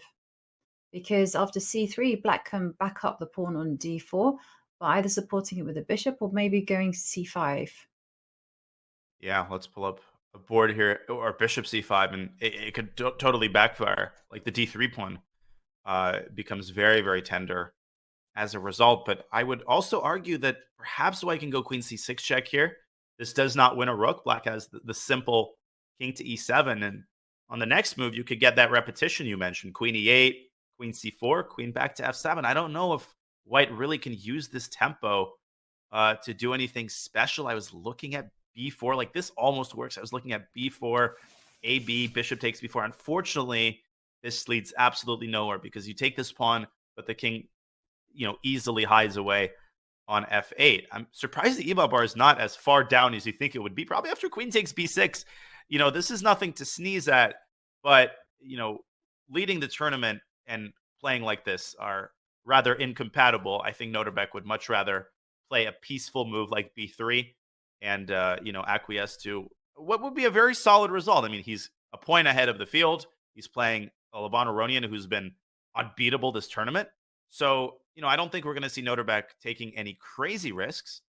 But, Yobi, am I missing anything in this position, or do you think that we're going to be likely to see some sort of a repetition or the position drying up in a positional draw? Nodirbek has been playing quite aggressively as of late, so it wouldn't surprise me if he does go for the most aggressive continuation, playing for some kind of b4. But then again, he's in the lead. It's the day before the rest day. You kind of want a solid, gentle start to that day so that you can properly enjoy the rest day, because there's nothing worse than going into the rest day on the back of a loss. I mean, Horrible. you just have like one whole day just to criticize yourself, and that's no fun. So Yeah. I suspect we're going to see something like you've indicated: b3, queen c4, and then here you go. But I mean, what about Aronian? Could Aronian just decide, I want to play on for the win, for instance? Because I mean, we talked about white opening lines, but let's not forget that there is g6 in the air. That is one way to open up the position. I think I would incline to say no, because I think g6 suffers from a similar fault to white's c3, which is that it softens up the f6 pawn, and white is very much equipped to handle that by taking on g6 and then quickly doubling rooks on the f file. From Levon's perspective, he has a lot of the same considerations. He's on +1. He's got a good score. And if he draws with black against the tournament leader, that'll give him a nice little confidence boost going into the rest day. So it seems to me that I think there's a name for this in game theory, where neither side, is the one who will deviate from this path that they're both following by inertia that leads directly to some sort of repetition or a draw. Not trying to, reduce the excitement of this game. I think there's plenty of chess left to be played, but I'd give this a 50% chance that we see one kind of repetition or another. And, Nodirbek, we've sung his praises throughout the tournament. We've talked extensively about his level of talent, and the support for Nodirbek on social media has been astounding. The press caught up with the young Uzbek talent yesterday to ask him if he's keeping up with all of the hype and how it's affecting his play. Let's listen. I definitely read some news, of course, but I'm generally very focused on tournament during the tournament. So yeah, I don't read much, but yeah, I know some news about. In my country, Uzbekistan, all chess fans are supporting me. So yeah, I'd like to thank them for their support, and yeah, I will try my best. Well, after his astounding performance at the last Olympiad, Yovi, in a well-publicized event, I think Nodirbek received a car and an apartment from the president of Uzbekistan, who met the team at the airport. Gotta say, that's pretty cool. Yeah, that is pretty cool. Yeah, I know he got the apartment after winning the World Rapid Championship. I think also in that interview, he talks about working with Kazimazhanov. And of course, Kazimazhanov is from Uzbekistan, and he was basically a national hero. And he was someone that Abdusattorov idolized as a kid. And so he just felt incredibly honored to be working with such a renowned player and coach. Yeah, we mustn't forget that Kazimazhanov was also a world champion himself. In fact, he became world champion, if memory serves me right, in the year of Nodirbek's birth in 2004 in Tripoli, Libya at the FIDE World Cup, where he defeated Michael Adams in the final. So, everything seems to come full circle. I mean, there's so many significant dates, and how amazing that Nodirbek gets to work with his childhood idol, somebody with such a wealth of experience, someone who's worked extensively with Fabi. And, I'm positive that their relationship extends far beyond just, solving puzzles. I'm sure it's a mentor-mentee relationship. And together with Ivan Sokolov, the experienced GM who coached the Uzbekistan Olympiad team, Nodirbek has benefited from the wisdom of, some elder statesmen. That is so impactful, so important in a young player's career. And Yovi, it's not about the rating. Yes, Nodirbek is higher rated than Rustam, but as chess players, we know that could not be less significant. No, absolutely. I mean, it's about the influence a person has on you. It's the effect they also give you. I mean, for instance, you don't want someone who's just going to make you feel bad. You want someone who's going to make you feel like you can achieve anything. And again, that person has to also know how to use the resources. Sometimes it's even can take on a managerial role, as in the sense that if you're working with a team, they will direct the other team members and say, okay, we need this information. They will almost sometimes, I mean, I've seen hide certain information that could be negative from the person who wants to become more champion. I mean, it's a very, very important role, and it's, as we saw, Kazimierz was a fantastic coach with Fabi. You know, together they got up to challenge Magnus Carlsen for the World Championship. And here we see Nodirbek under Kazimierz influence. Now, well, he's like leading Wijk and say classical tournament. And I can just see the move that was played there. Queen C6 check on the board. And it's just Indeed. like you called it, Danya. You are the new chess prophet. You give Danya any position, he will tell you what the players play next. Well, I feel like, King E7, I was going to make a very bold prediction and say LeBlanc will not blunder both of his rooks in one move. And just the way LeBlanc is sitting back, I think he's convinced that the game will end with this Queen E8, Queen F7 repetition. We will keep a close eye on the tournament leader as he decides really between something risky like G4 or yielding to the repetition, which I think is far more likely given his tournament situation. One more quick look at the bird's eye view. We see so many rich games today. Erigaisi trying to checkmate Jordan on the black side of a King's Indian. Report Pragnananda following precisely the path that you set out with the knight jumping into F4. The Caruana game is heating up even further. Fabi with F2, F4, and likely going to follow that up with E5. So definitely something to examine when we return. But we will indeed take a short second break, ladies and gentlemen. This is our coverage of round 8 of the Tata Steel chess tournament. You can see a view, beautiful view of that vast, expansive playing hall. And there we have Nodirbek Abdusattorov, the tournament leader. We will leave you with Nodirbek, and we will be back in just a couple of short minutes. What is this? This is duck chess, you guys. This is a new variant. It's called duck chess. Chess, but with a duck. Quack, quack. How to play duck chess. The duck is a brick. Pieces cannot move through the square occupied by the duck. Click on a square to place the duck. Oh, you put the duck to prevent moves of opponent, not yourself.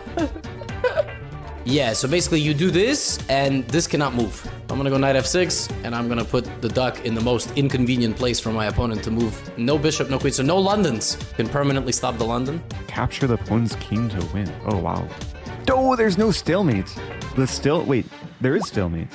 But the stalemated player wins. Ooh, if only that was real chess.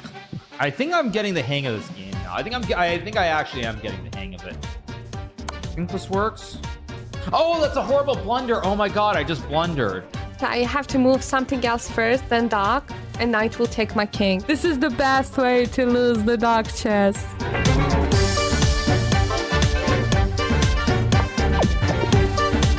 Those some real bullet skills right there, boys. This is the first time winning duck chess. That's so exciting. Oh no, mouse slip. No. I won! Yeah! Duck chess champion. Give me those points, baby.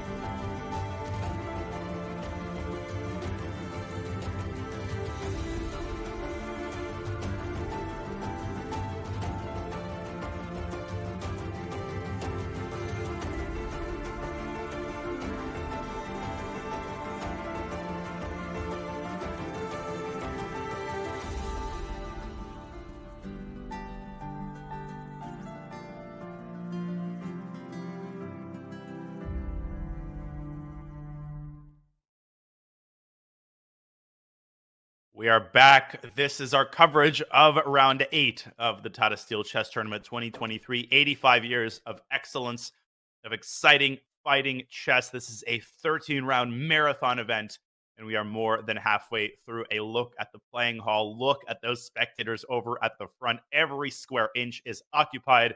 Everybody in the vicinity wants to see Magnus Carlsen and Nodirbek Abdusattorov display their best chess, and Nodirbek has indeed displayed his best chess as we take one quick look at the current leaderboard after 7 rounds. Round 8 is in progress. We don't have any results yet.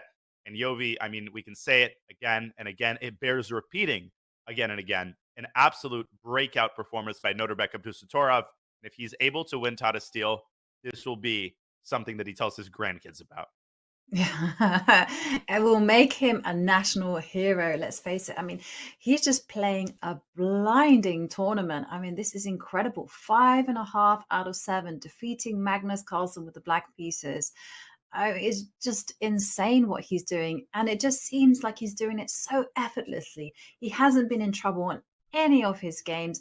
And yesterday, he just played such a beautiful game against Arjun Erigaisi. I mean, it's like we're seeing a work of art, and maybe even, I'm going to say, a future champion develop, because to be 18 years old, up there with the world's best in the world's strongest tournament, I mean, it's just unbelievable. 18 years old. Just keep thinking about it. It doesn't add up in your head how many more years of his prime. He hasn't even entered his prime, and these are the results that he is already displaying. Amazing stuff. As we go to the bird's eye view, we've got a lot of games that are moving so fast. If you look at Giri Keymer over in the top right, we've had a mass liquidation in that game. Giri stands up a pawn, but Vincent has that bishop pair, that bishop on a7, attacking the f2 pawn. That game, at least intuitively, seems to me approximately balanced, so we will examine that endgame in due course. But Yovi, I think everybody in the chat is itching to go to the Magnus game, because that game is virtually unrecognizable compared to that complicated middle game they had a couple of moves ago. There's a knight that's hanging on f6. Let's figure out what's going on in Magnus Carlsen land. Okay, so let me rewind a couple of moves to knight e5. It was a sort of a normal rich position with a closed center. Watch what happens. Knight a3. Rook e8, okay, improving the position. Bishop drops back, and bang, Carlsen, just the recipient of lightning play by Caruana as he smashes through in the center. F4 and then e5. But the world champion, as usual, responds in incredible Zen fashion. He doesn't panic. What he does, he trades on e5. The knight on f6, it looks like it has nowhere to go. It looks like White's going to sacrifice on f7 with checkmate. No. Knight takes d4, cd, and bishop d7 to c6, Yovi. A brilliant move that I'm quite confident Fabiano Caruana simply missed. Yeah, and perhaps we can go through the lines as why can't capture the knight, because after pawn takes knight, I'm sure everyone is thinking, well, there's rook takes rook, but aha, you don't have to capture that rook with the queen. Take it with a bishop, and what happens next? Bang is what happens next. The rook takes the bishop anyway. And after queen takes b3, it's the other rook. LPDO goes the abbreviation. Loose pieces drop off, as Dr. John Nunn would remind us. And after queen takes d4 check, the rook on a1 is forked. And not only that, White loses all of his other pieces as well. The whole position just collapses like a house of cards. This is out of the question, Yovi. And that means, well, White can probably take on e1 with the queen, but this promises no relief either. Here, Black just takes on b3 and swings the queen up to d5. This is completely lost, and that means White cannot take on f6. And if he can't take on f6, look at Black's control over this crucial d5 square. Carlsen is going to plant a knight on that square. Caruana's pawns are going to be frozen in space, and White's king is going to start feeling mighty uncomfortable, as are these very, very loose minor pieces on the queen side. I think Carlsen is taking over the initiative. Yeah, I mean, what a fantastic move. Bishop c6. That comes like a cold shower. I mean, it was brilliant tactical vision from the world champion. And okay, so Fabi obviously in the tank thinking about how he can fix this, because he has some troubles with coordination. I mean, his knight is on a3. I recommended putting it there. It was the reason it shouldn't have been there. Your fault. It is my fault. Fabi was channeling me. Don't do it, Fabi. Don't go there. What I'm thinking of is that, okay, so that knight needs to be introduced into the game. The light square bishop, it's loose. Loose pieces drop off. That's also concerning me. So I'm also thinking of putting the bishop on c4 just to kind of solidify the position somewhat. Maybe the knight can drop back to c2. I know it's not ambitious, let's face it, but needs must. I think that's it. This this is where I'm going. You're understanding me. Put the knight back on c2. Protect. Who came up with the idea of bringing it out to a3? I mean, what kind of outlandish developing move is that Fabiano Caruana making the one mistake you can never make? Although I think if he trusted me, he would have played knight c2 and blundered knight c3. So at the very least, he still has all his minor pieces. The reality of the situation, though, Yovi, is that right now, White's priority is on not losing any pieces. Like, he's not even thinking about removing the knight from d5. That's basically impossible. The thing is, if you take that knight, the queen replaces it, and that's an even worse outcome. So it's not about what pieces on d5. It's about Black's control over that square. So if you take on a6 and you focus on pawn grabbing, there is no way that you will get away with that. Even the simple bishop b4 forces the rook onto a square, and wherever it moves, it's going to get forked. This is incredibly alarming for Fabiano Caruana. The eval bar is not giving a major advantage to Black, and it appears that the best move here is actually to advance the pawn past the knight, play the move e6, and open up the other bishop, try to stabilize the situation in the center. Let me say that is not an easy move to find, and if he doesn't find it, I'm starting to get worried not only for the position, but also for his clock. You could easily take 30 minutes in a position like this, 30 minutes that he just doesn't have. Yeah, that is a radical move. It's very hard to make those type of moves because, symbolically, those two pawns by themselves, yeah, they're blockaded. They're not great, but they do stand together, and just to disrupt that and go for piece activity, well, that is a mark of class. So if Fabi plays it, and actually I think he will, then of course everything will be balanced. But the position, it's open, it's wild. It is, and it just seems much easier to play for Carlsen. There also is the move rook e1 to f1, renewing the threat of taking the knight. Then the knight will drop into d5. Perhaps White can mount counterplay based on an attack on the f7 pawn, something like queen h5, maybe rook c1. So I would hesitate. I wouldn't want to overstate the case here. I think objectively White's position is still okay, but there's no doubt in my mind that it is crucial for Fabiano to play very, very accurately in the next 3 or 4 moves. And he knows that. You can see that with the naked eye, and that is why he's investing a significant amount of time into this critical moment. You can just see Fabiano Caruana deep in thought. But one thing is for certain, Yovi, I think he missed bishop c6. Otherwise, he wouldn't have gone f4, e5. Yeah, I agree with you, but I have to say it is forgivable that he missed bishop c6 because, I mean, when you get to this position in your mind, you are just assuming knight moves. You don't necessarily think about your opponent's tactical opportunities. No, you do not. And the knight just didn't have a lot of squares. Knight f6 to h5 might have been a move that he focused on. And problem for Black there is that White has the desperado sack on f7, and only then does he pick up the knight with interest. Let's not even talk about knight h7. That is not the kind of move that it's in Magnus Carlsen's dictionary. White could have set the second pawn in motion. I'll just show the knight h5 line, because if not for bishop takes f7, Black is all right here.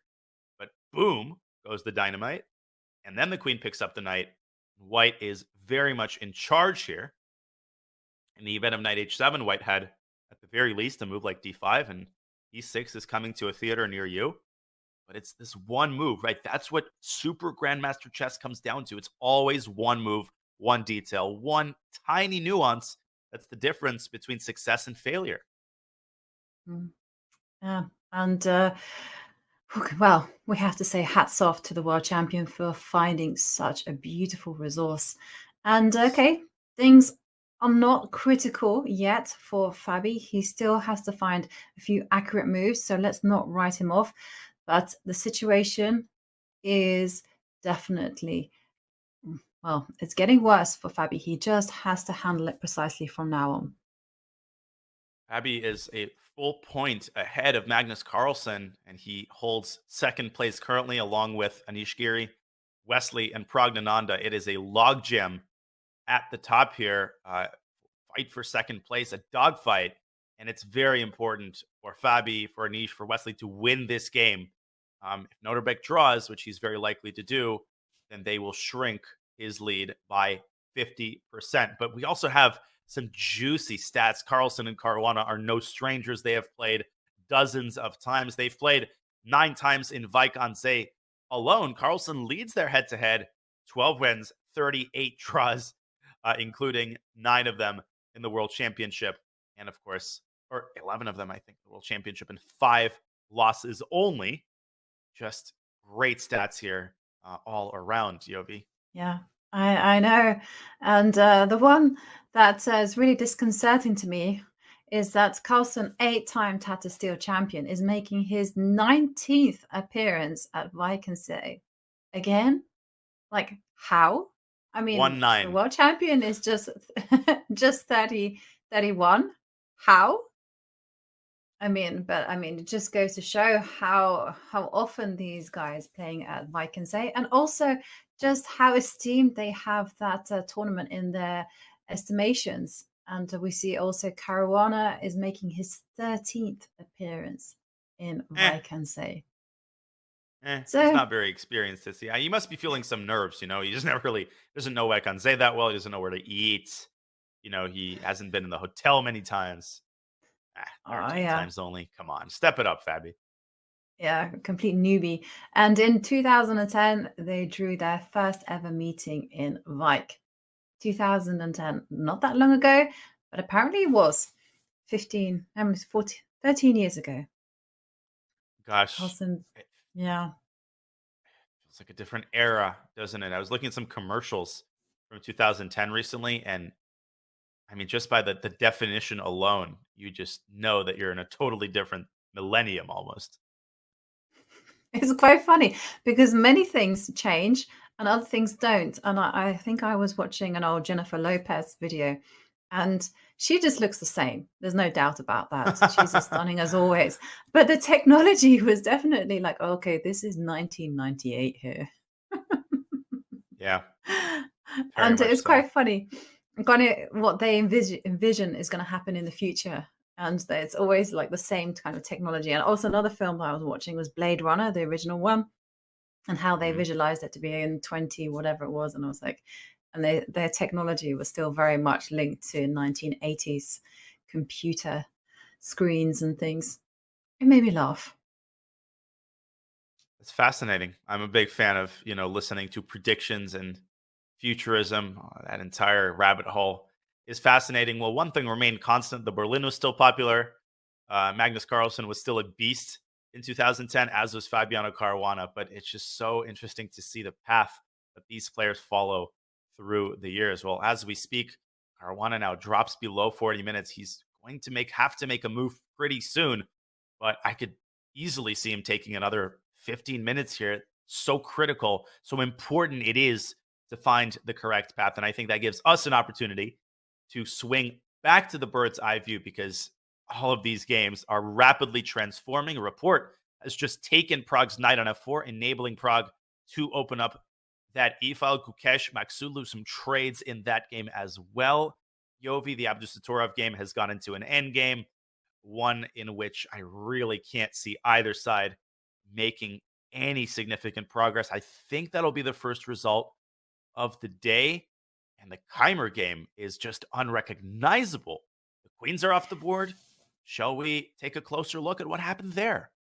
Yeah, definitely. Because we have a very interesting scenario. It's a very unbalanced endgame on the board. And at first sight, it looks like it's going to be a battle of the bishop pair against the bishop and knight. But take a look at this bishop on a7. It's a bit of a dud. that's staring at a brick wall. So the first thing that I would be looking at is trying to break it open. And yeah, you called it. I want to be playing c5. I like c5, and if white goes d5, you have the typical response c4. Quite kind of like Benoni style, opening up the diagonal. I guess as white, I'd be thinking about taking the sting out of g4 with a move like h3. Would you take on d4 here? I think I'd keep it in my pocket for a while and instead improve some pieces. The one who I think could be improved is the rook. I think the rook belongs on e7, protecting the e7. No, not e2. Yeah, no, I wasn't. I wasn't implying that you were thinking that. I just wanted to show the important fact that the bishop controls that square.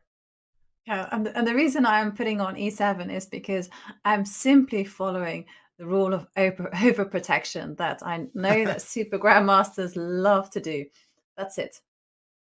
Indeed, they do, and it is important to keep this bishop under lock and key.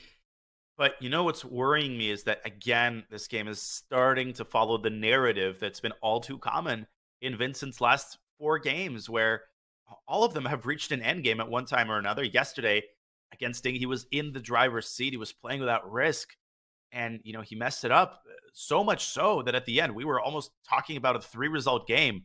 But the 2 rounds before that, Vincent got a worse endgame. It was defensible. He came very close to drawing, and then all of a sudden his opponents managed to crack his resistance at the last second. Levon, Aronian, and Wesley So earning points off of Keymer's endgame play. And once again, Yovi, it seems to me to be the kind of situation where white is playing for 2 results.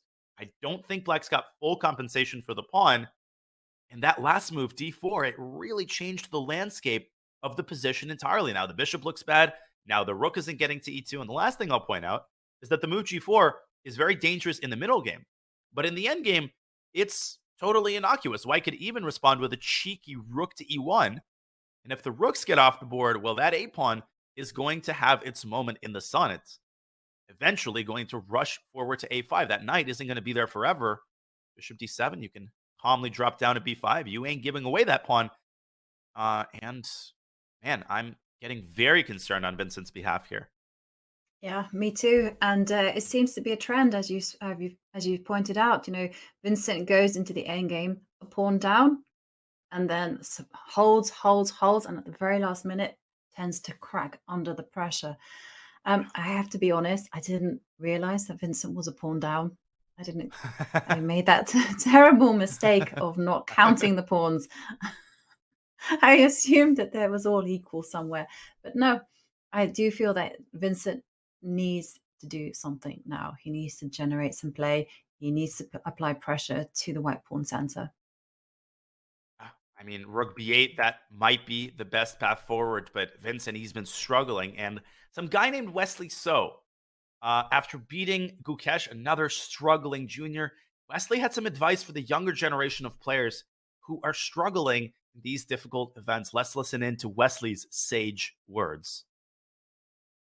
I think you just gotta enjoy the game. You gotta take these losses, and you gotta keep working, keep improving.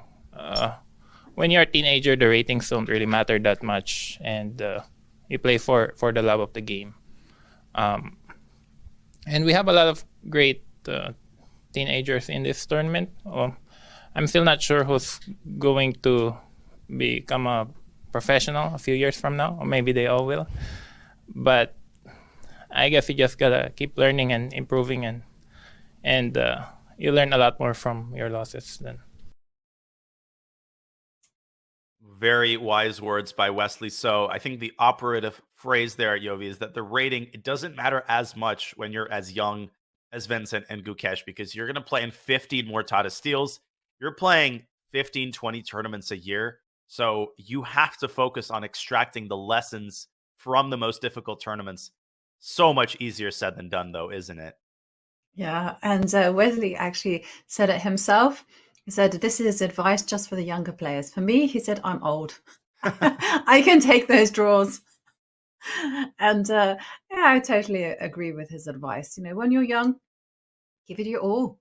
Just every single game, just play it out until the bitter end.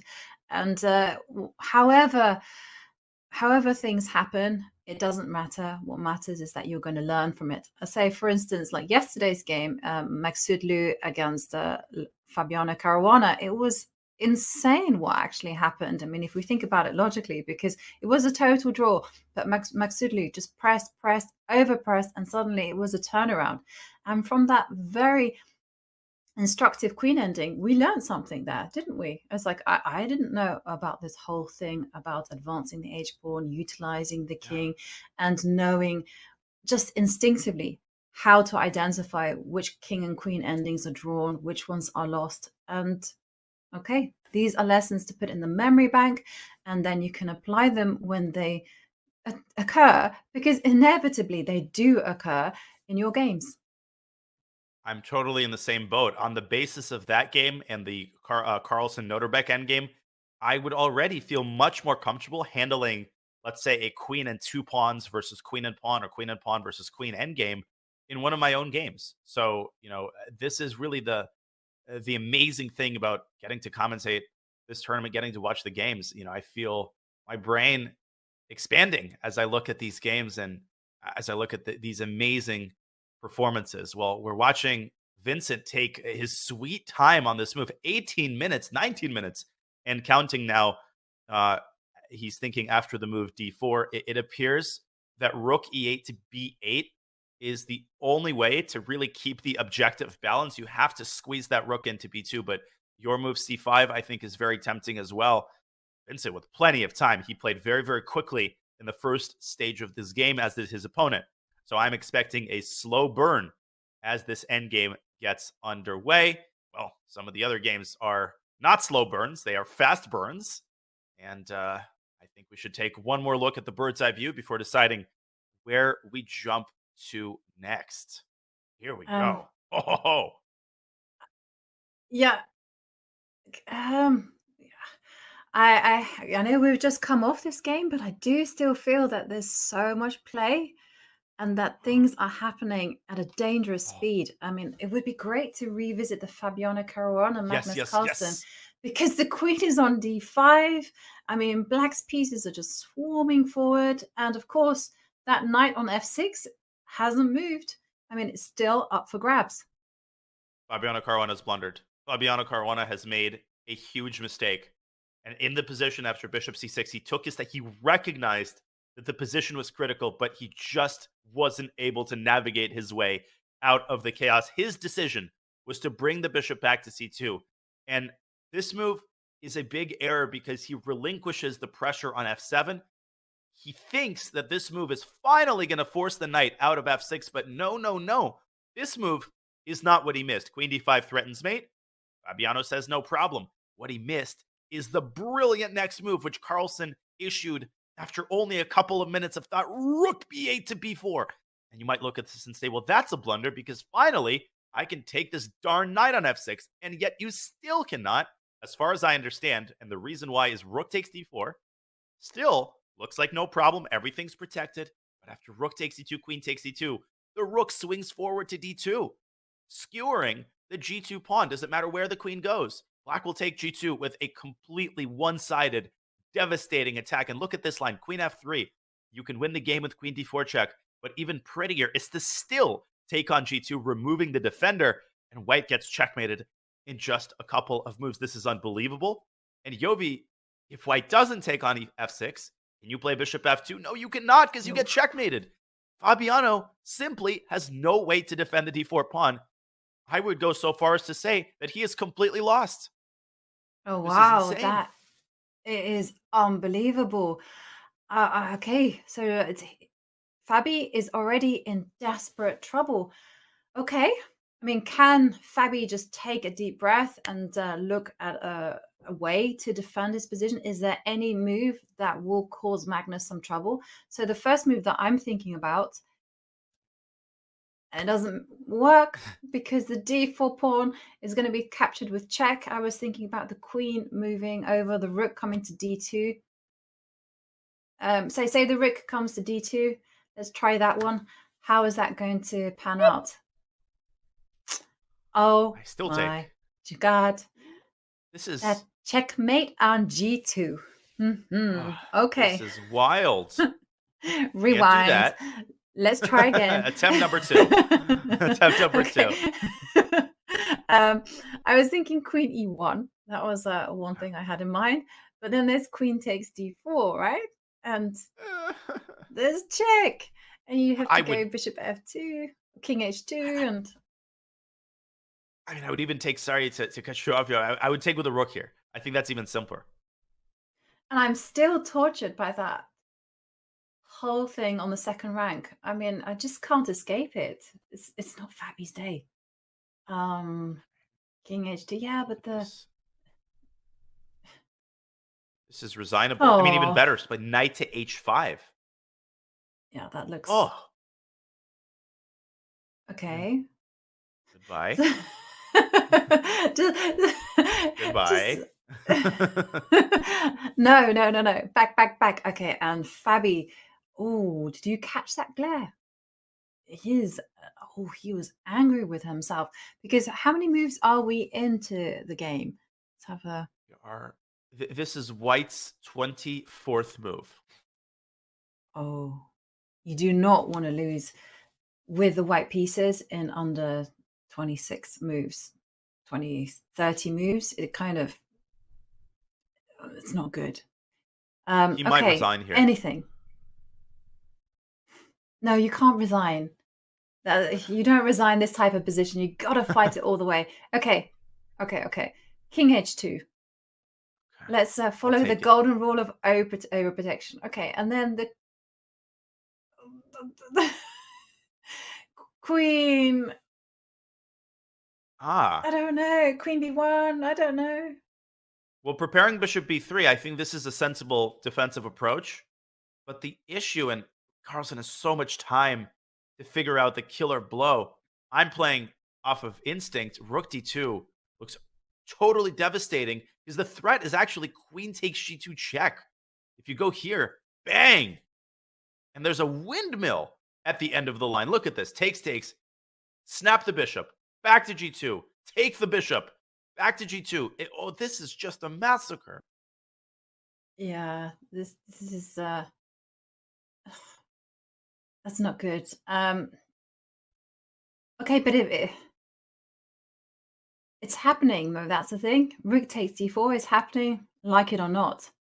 So you just have to deal with it in any way you can. And Queen C1, isn't it the same kind of thing? I liked your rook knight H.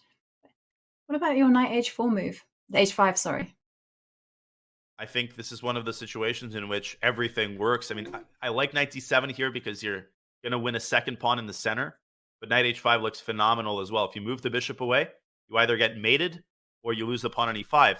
And the most soul-crushing thing about this position is not just that black has the devastating attack, it's that black will also emerge at least 2 pawns up. So white's getting mated and he's 2 pawns up. And Fabiano is now down to 30 minutes.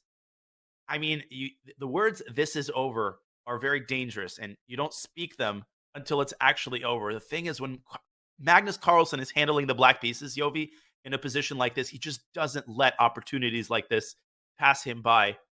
I am in total disbelief at how quickly this situation has deteriorated fatally for Mr. Caruana. Yeah. I'm not surprised, actually, that it's deteriorated so quickly because open positions are notorious for being incredibly tricky. You make one bad move and that blunder will cost you the game. In a closed position, okay, you can make maybe 3 inaccuracies and you haven't lost the game. You haven't, maybe you've neutralized, maybe you've gone from a small advantage to an equal position and that's it. But this type of position is wild. Every mistake will count. King. No moves? I'm stuck. There's no moves. There are no moves. I mean, it's totally lost. Rook takes D4 pre-move. And literally pre-move. Rook D2. Doesn't matter how white tries to defend the pawn. Queen D3 does not do anything. It doesn't threaten mate. And Yovi, we talked about this extensively, the tendency of the chess world, especially with respect to Magnus Carlsen, to jump to conclusions way too quickly, even within the same tournament. He's washed up. This is an indicator that his career is going downhill. Folks, it's one tournament, and it's not even one tournament. It's half of one tournament. Haven't we already learned our lesson that for Magnus Carlsen, it doesn't matter how he's doing in the first half of the tournament. Great athletes are exactly the same way. It doesn't matter how Michael Jordan would play in the first half of a game. He could come back in the second half and score 45 points. Rafael Nadal could lose the first 2 sets and then play the greatest 3 sets of his life to come back. How many times have they done that? Magnus Carlsen is exactly the same way. And I think we are very likely to be witnessing right now the beginning of one of the most unbelievable comebacks we might see. There's 6 more rounds to go. And if Carlsen continues in this spirit, Nodirbek Abdusattorov is going to be quaking in his boots. I'm jumping the gun here, obviously. But 2 wins in a row like this to get back to +1 is already unfathomable, Yovi, given the situation we were just in. Yeah, I have to say I agree with you. A lot of the time, whenever Magnus has a slight off day, I mean, the chess world just completely just says, what is he doing? He's washed up, he's getting old, he's going to focus on poker, I saw, but that's just ridiculous. I saw so many negative comments, and it's just really, guys, it's just a bad day at the office. Everyone has those. And Magnus, and I remember Hikaru Nakamura had a quote that I really liked, and Magnus has the same philosophy. If you get hit, you don't get knocked down, you get back up, you just simply carry on. It's just about building up that soft sense so that you don't have a glass jaw. You need to be tough, you need to be resilient, you need to have grit. And okay, 1 bad result, you can have 5 bad results or 10 bad results or 1 year of bad results. Doesn't matter. Keep plodding along, keep on going. And don't indulge yourself on all this negative thinking. Don't spiral down. That's just a waste of your time, waste of your energy. And instead, just keep on going. Keep on doing what you love to do. And Magnus, he loves chess. He wants to be 2900. He said that. So, okay, he will take whatever he can. He will do whatever it takes to get him there. And if it involves playing some bad chess on occasion, okay. That's just life.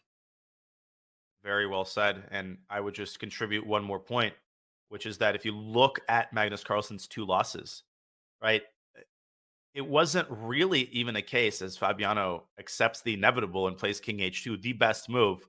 The only way to at least prolong the fight, get the king out of the immediate danger zone, but Magnus is going to take on D4. It really wasn't a case of Magnus playing that badly against Anish Giri. Phenomenal opening preparation and almost a flawless endgame played by Anish. Then, against Abdusattorov, one of Nodirbek Abdusattorov's greatest games, if not his greatest game, from a purely objective standpoint. The guy played like an engine the entire game. Carlsen defended with incredible resilience in that game. It came down to a queen endgame that could have been a draw if Magnus had made 1 move differently. So our tendency is always to blame Magnus and say he's playing terribly. In this case, he didn't play as well as he is capable of, but it's also a case of his opponents playing some of their absolute best games. And we know what Magnus's opponents are capable of. Let's not forget that they are also the greatest players in the world for very good reason. In any case, rook takes d4 is on the board. Let's not jump the gun. It's not over just yet. Queen b1 on the board. And Yovi, we talked about this. If Magnus plays rook d2, Fabiano will resign immediately. Rook d2 will end the game. I think you're absolutely right. Rook d2 with a killer threat of queen takes pawn, as you spotted, and this magnificent windmill in operation. It's devastating for Caruana, I have to say. I mean, he had a great opening. What can I say? I mean, it was slightly better for him. It looked like he was in his comfort zone, but then he struck in the center just that little bit too early, and Magnus was ready with this magnificent tactical shot.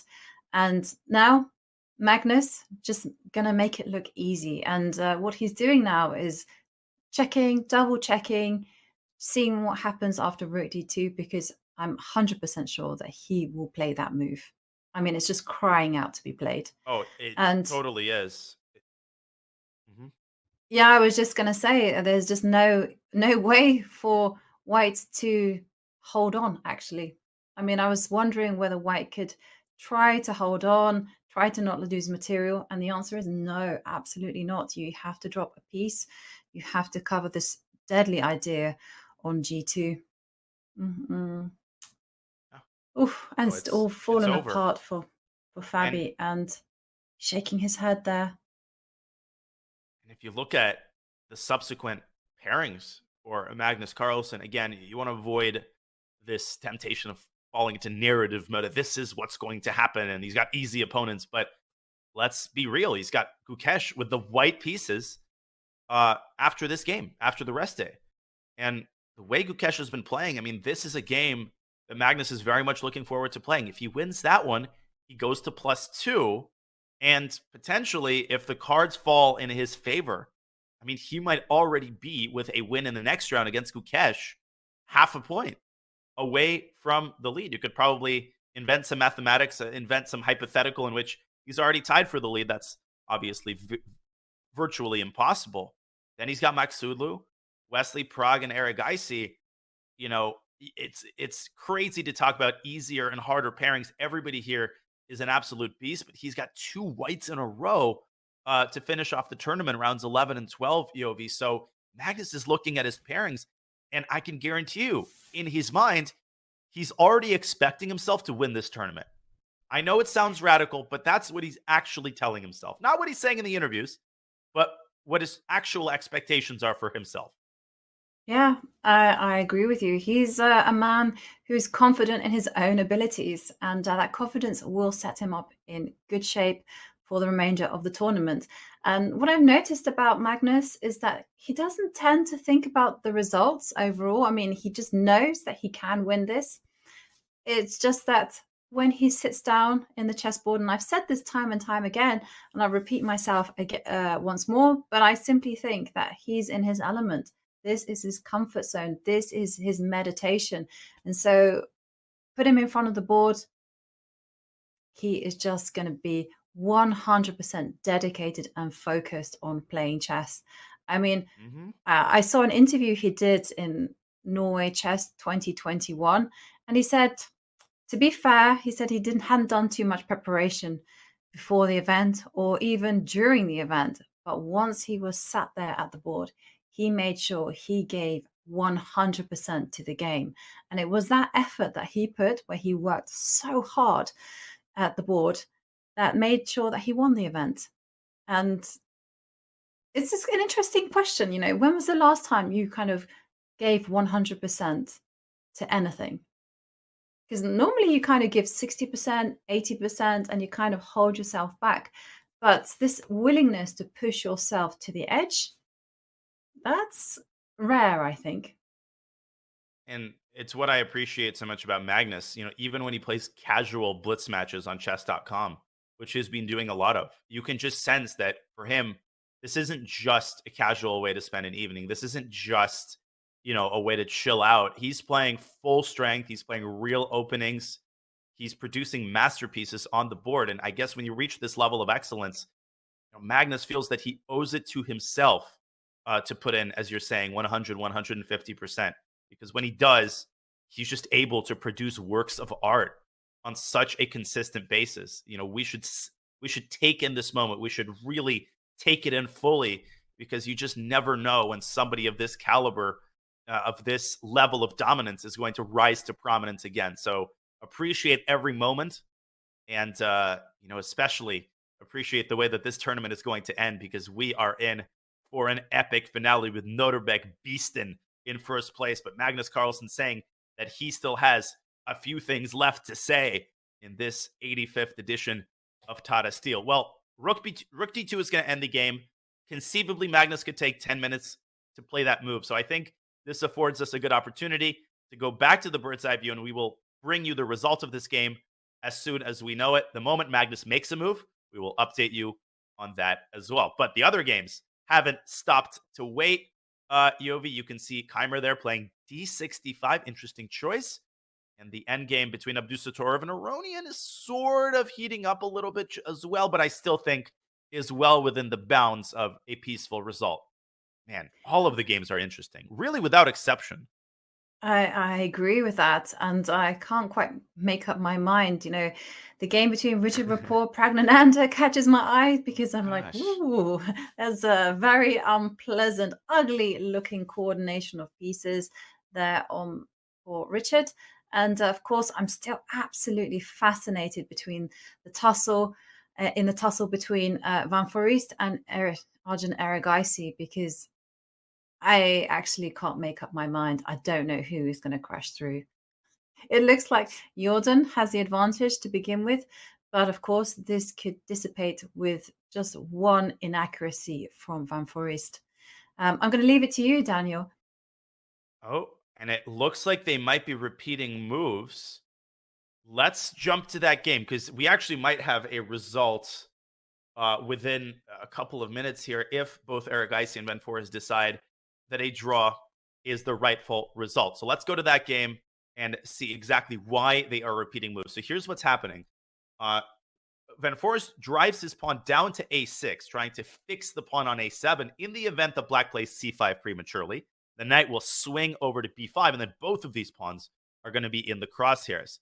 Arjun plays a calm move, rook e to d8, supporting the pawn. Jordan drops back to attack d6. Arjun moves forward to defend and counterattack the c4 pawn, and Jordan moves up to d4. And of course, the point is that bishop takes c4 is not possible because black pawn on b6 isn't protecting its neighbor on c6. Bishop takes c4, white will simply take. Black can stave off the inevitable but not avoid it. Takes, and knight takes c6 with a fork against the two rooks. But even if this wasn't a fork, the endgame is out of the question for black. And so the bishop has moved back to d7. The big question now, the ball's in Jordan's court. I think Arjun is probably fine with a repetition, Yovi. Not 100% sure of that. My guess is that Jordan will go for the repetition just because black's knight is so imposing. And the idea of knight g3 check very much still in play would, again, get me to quake in my boots. I would take the repetition here with white. What do you think?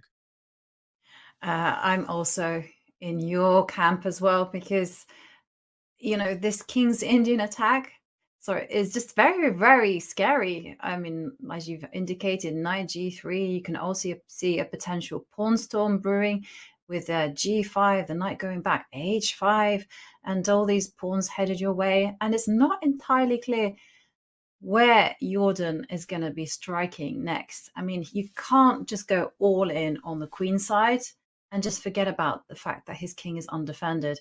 So, yeah, the tension's too much for me to bear. Repeat moves.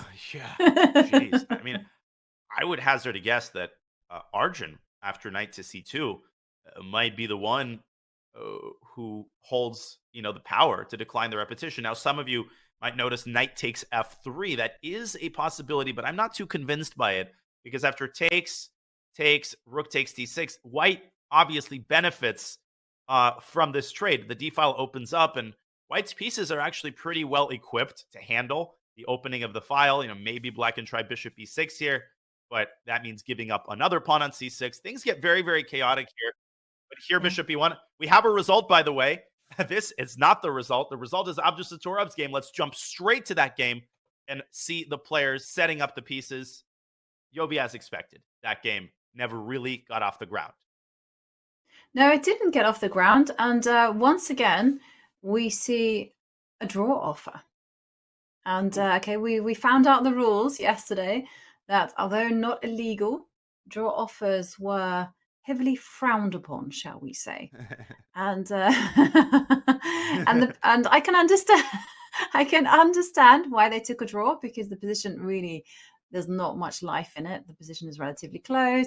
Things will get traded off, but still, I feel it's a risky decision for Aronian because this is his second draw in a row where he's agreed a draw by draw offer. So, well, Levon, your risk of entry for 2024 is at stake.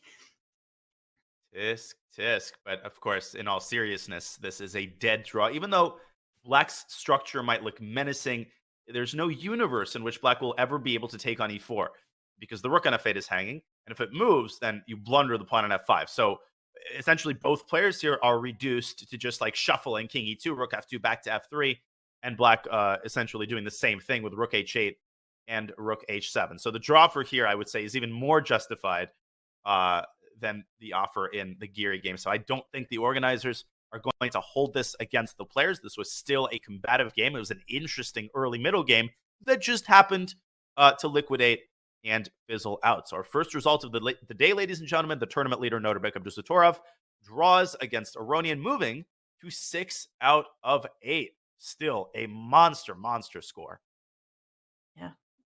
Is a huge score, and he will be happy going into the rest day. He will use that time just simply to relax and get ready for the last part of the tournament. And well, we have a lot of other interesting battles. Whilst we are waiting to see whether Magnus is actually going to play the killer move rook d2. One game that catches my eye is the game between Gukash and Magsudlu, primarily because Magsudlu is breaking the rules and pushing pawns in front of his king like there's no tomorrow. What is this g7, g5 move, which immediately makes me jump up in my seat and go, huh? Can you make moves like that?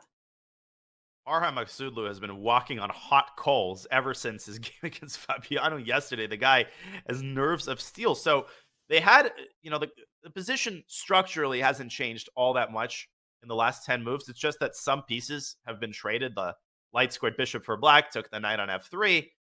Nothing crazy happened until move 21. And in this position, Farham drives his pawn up to g5, taking a page out of Vincent Keymer's book, moving pawns on the same side where he's castled. Now, I think there's two justifications for this. The first is that, quite a few pieces are off the board, and White doesn't have the firepower to launch any kind of immediate attack against Black's king.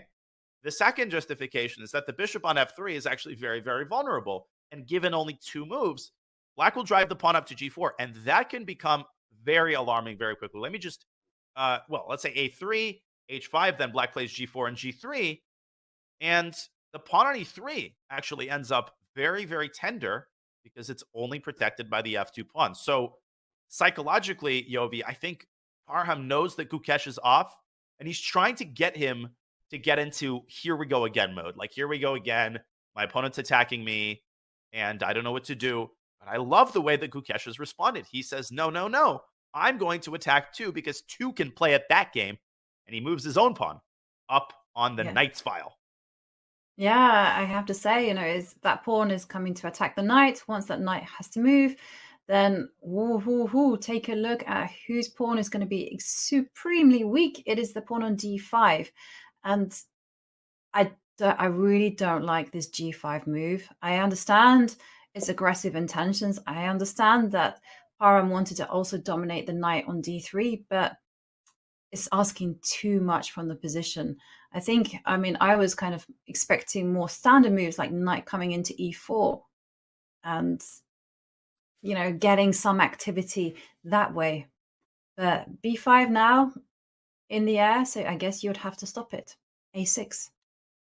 Yeah. And if you and can't White stop will it... play a4. Yeah, White insists on this. Why? Why can you just not let Black have an easy ride of it? It's difficult to suggest something because you have to actually now start thinking about mobilizing your pieces and overprotecting d5. And in the meantime, take a look at the queen on e7. I mean, she's tied down. She's tied down to the defense of her loose piece on f6. Yeah, I think Farham just underestimated the power of driving this pawn up to b5, opening the c file, trading the heavy pieces diminishes the effect of h5, g4. So no question that Gukesh is clearly better. This is a big opportunity for him. Now, folks, we don't want to miss the ending of the Magnus Carlsen game. Carlsen didn't play rook d2. He played a perfectly suitable alternative in knight e4. He is completely winning, and we will go on a short break. When we return, we'll have more action for you and possibly another win for the world champion here in round 8 of Tata Steel. We'll be back very shortly.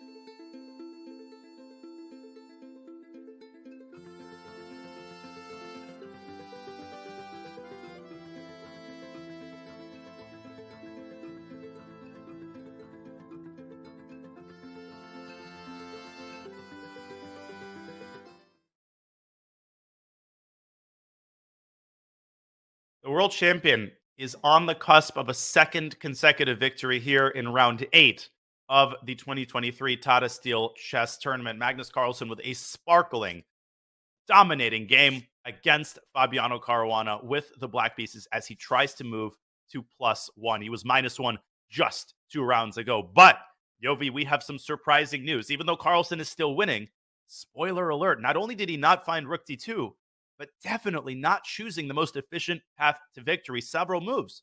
Should have won the game in just a couple of moves. He's chosen to transition the game into a grinded out endgame. Yeah, He hasn't chosen the most accurate way, but the good news for Magnus fans is that it's still very much enough to win the position. I mean, there really is nothing that Fabiano can do. Take a look at the power of Magnus's double bishop pair. Take a look at his rook standing there on an open B line. And that rook, you just know it is headed to the second rank once it kicks away the white knight. And take a look at this weak white pawn on E5. It's just ripe there for the taking eventually. It really is not good news for Fabi. So what Magnus has done, okay, it's going to win the game, but not within the next few moves. That much is clear. Can I take devil's advocate here? I think it's very likely to win the game as Caruana shifts his rook to C1. By the way, the computer defense here was to play E6 and open up the C7 square. I think there's a 95% chance he's going to win the game. I really can't get over the fact that Magnus didn't play rook D2. And yes, I'm the Monday morning quarterback, the classic commentator who sits in his armchair and criticizes the world champion who's playing in Tata Steel. But I just feel like Magnus, at this stage in the tournament, is still handling most of these positions with an abundance of caution.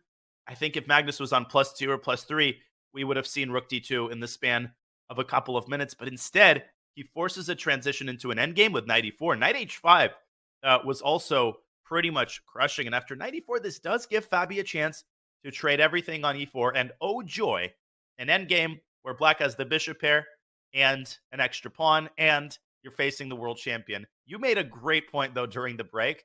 Yes, that was a little sloppy for Magnus, but from Fabi's perspective, in a certain sense, he actually probably wanted to see rook D2. Can you expand on that point?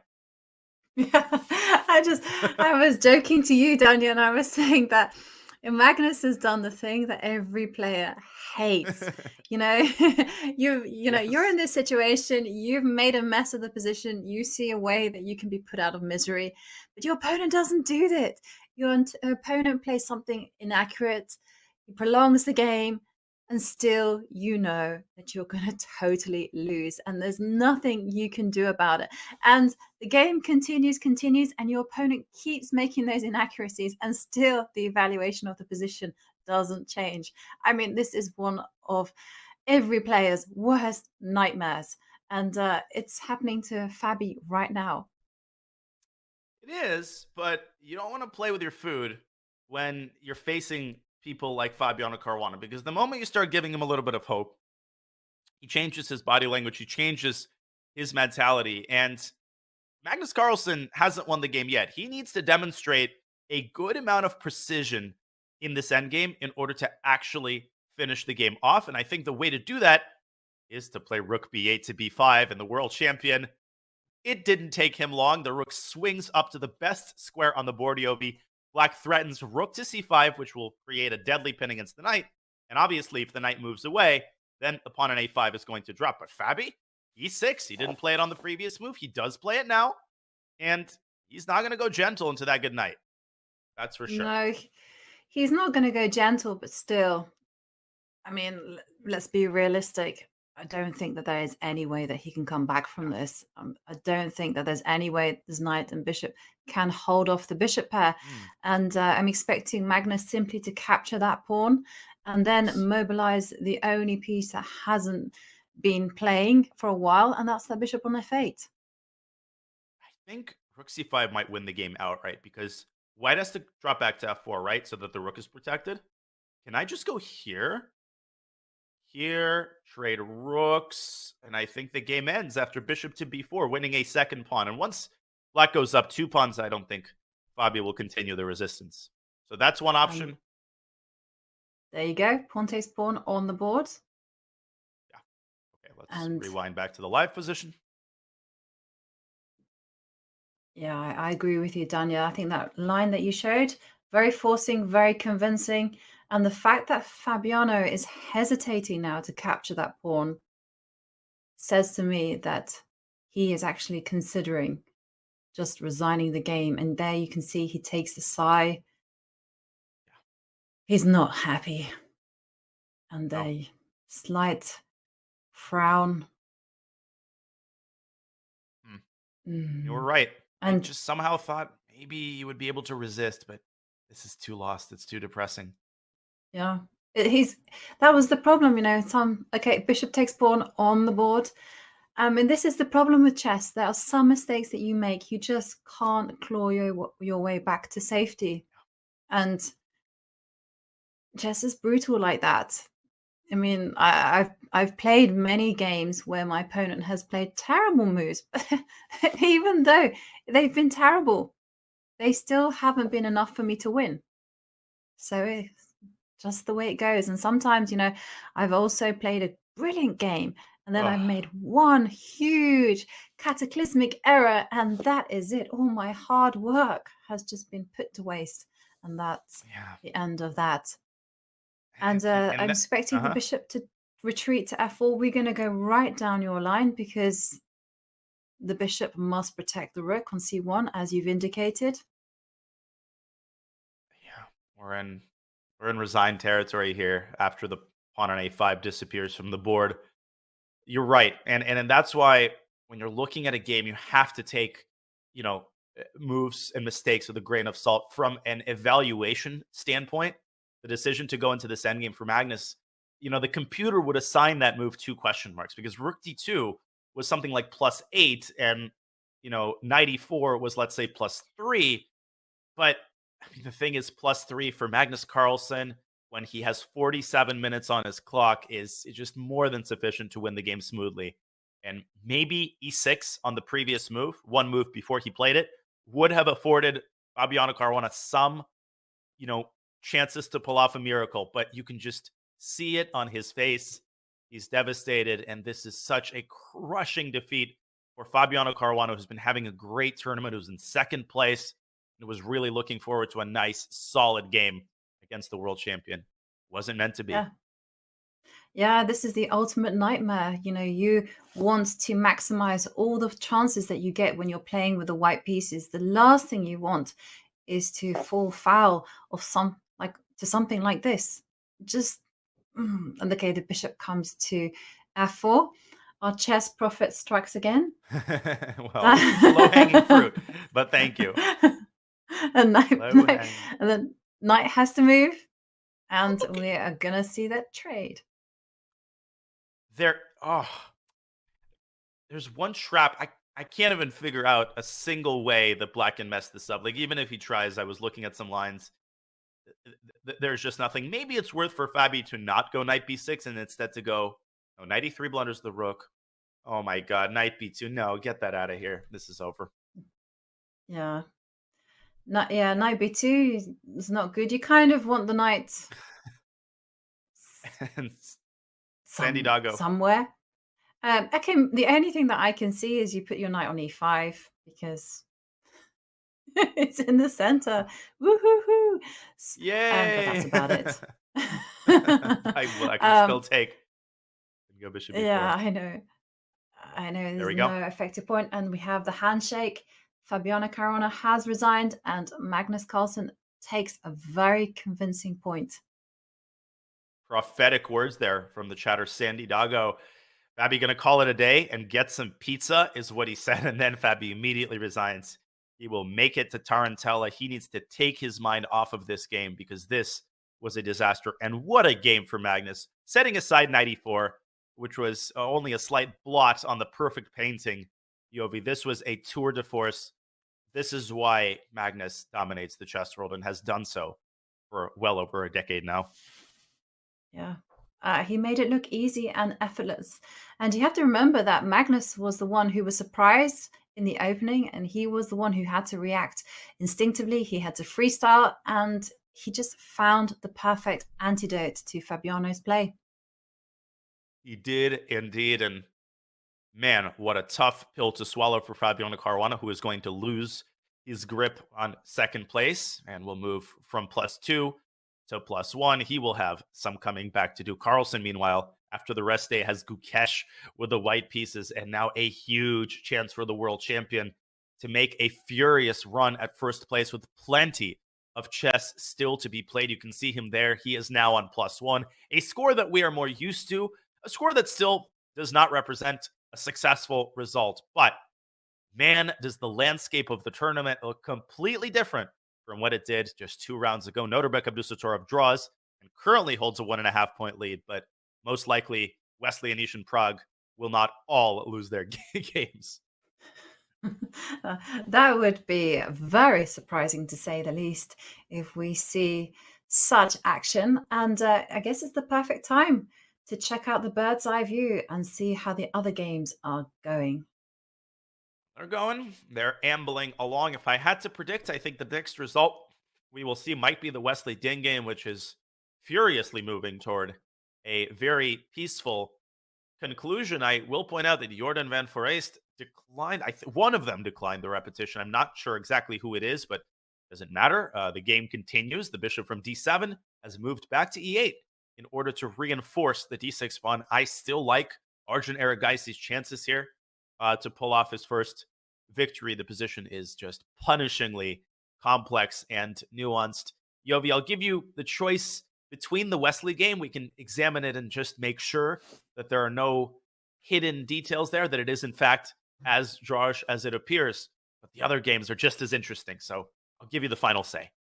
Yeah, I agree. We haven't visited them in a while, so let's go and check up on Wesley against Ding. After all, it started with our very favorite Caro-Kann.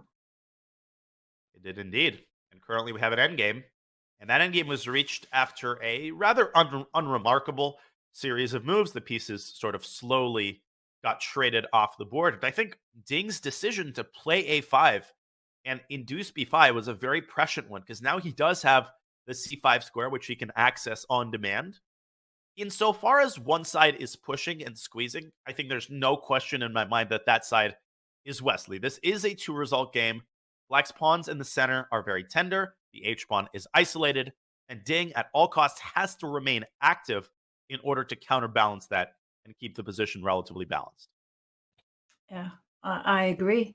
There's a nice standoff going on between the two bishops. Neither of them want to take each other, because if Black were to capture the bishop on c4, well, one problem has been solved, but another problem has arisen, and the knight stands very well on c4, looking at the weak b6 pawn. So you don't really want that. And yep, and Danya showing exactly what Black is trying to avoid. Ooh, and there is. There is rook b8. Yeah. Yeah, that looks nice. Very good for white. You don't want to be headed into this. But neither does white necessarily want to capture the bishop, because if you capture the bishop, it will be Black. Yeah. So it will be Black who controls the very important c4 square. And suddenly this d5 pawn, yes, it's isolated, but it feels like it could be more of an asset, especially backed up by a knight on c5. So that would be very, very tense. And it's an interesting question. How are both sides going to improve? Because that's what they both need to do. So the king, I would put the king on f7, just like you've indicated. How is white going to harmonize their pieces? Well, thinking outside the box, there is the move knight to e4. But the issue there is that although white might very well achieve the trade that he is looking forward to, after knight d6, king e7, you don't want to take the rook, obviously. What kind of fun is hanging? The problem is that Black's king is now in an optimal spot. It's covering d6. And after rook c8, Black essentially takes over the initiative. So that's not really in question. Another possibility is to play the direct tactical move f5. And this, I think, is far more likely in the event that Ding plays king f7. Here, you have yielded control of the e5 square. But after f takes c6, you have further damaged Black's pawn structure. And to make matters worse, if you take with the bishop, you blunder the knight on e5. The king on f7, that's the one downside of its placement. The f6 pawn is pinned. So you would have to take here with the monarch. But here I like the look of a move like bishop to d3, go after the h7 pawn, bishop f5 check. And while Black's minor pieces are very active, Black's got structural weaknesses, and the king on e6 could sort of get caught in the crossfire a little bit. King to g7, I think for that reason, was Ding's choice. Back to the live board. I agree. King G7 looks a lot safer in light of the lines that you highlighted. Okay, now the ball is back in White's court. How to improve the forces? Not so easy. Well, maybe Rook E3 was something that came to my mind. Rook C1. Rook C1 I was never very sure about because I feel that Black is simply going to play copycat. And say, you know, yay, you want to take control? Well, I will challenge you and put my rook on C8. Good idea. Rook E3, I think, for that reason, is a good compromise. Maybe the other rook can come to C1, or you double on the E file. I mean, this pawn is Black's real only target, and I think it makes logical sense for White to pursue a direct attack on that target with his rooks. Mm-hmm. Yeah. So it's not quite as easy, this position, as the eyes make out. The eyes are kind of saying draw. And still a lot of danger, a lot of tension, a lot of scope to go wrong. So interesting battle ahead. Equally exciting. A lot of chess to be played in this endgame.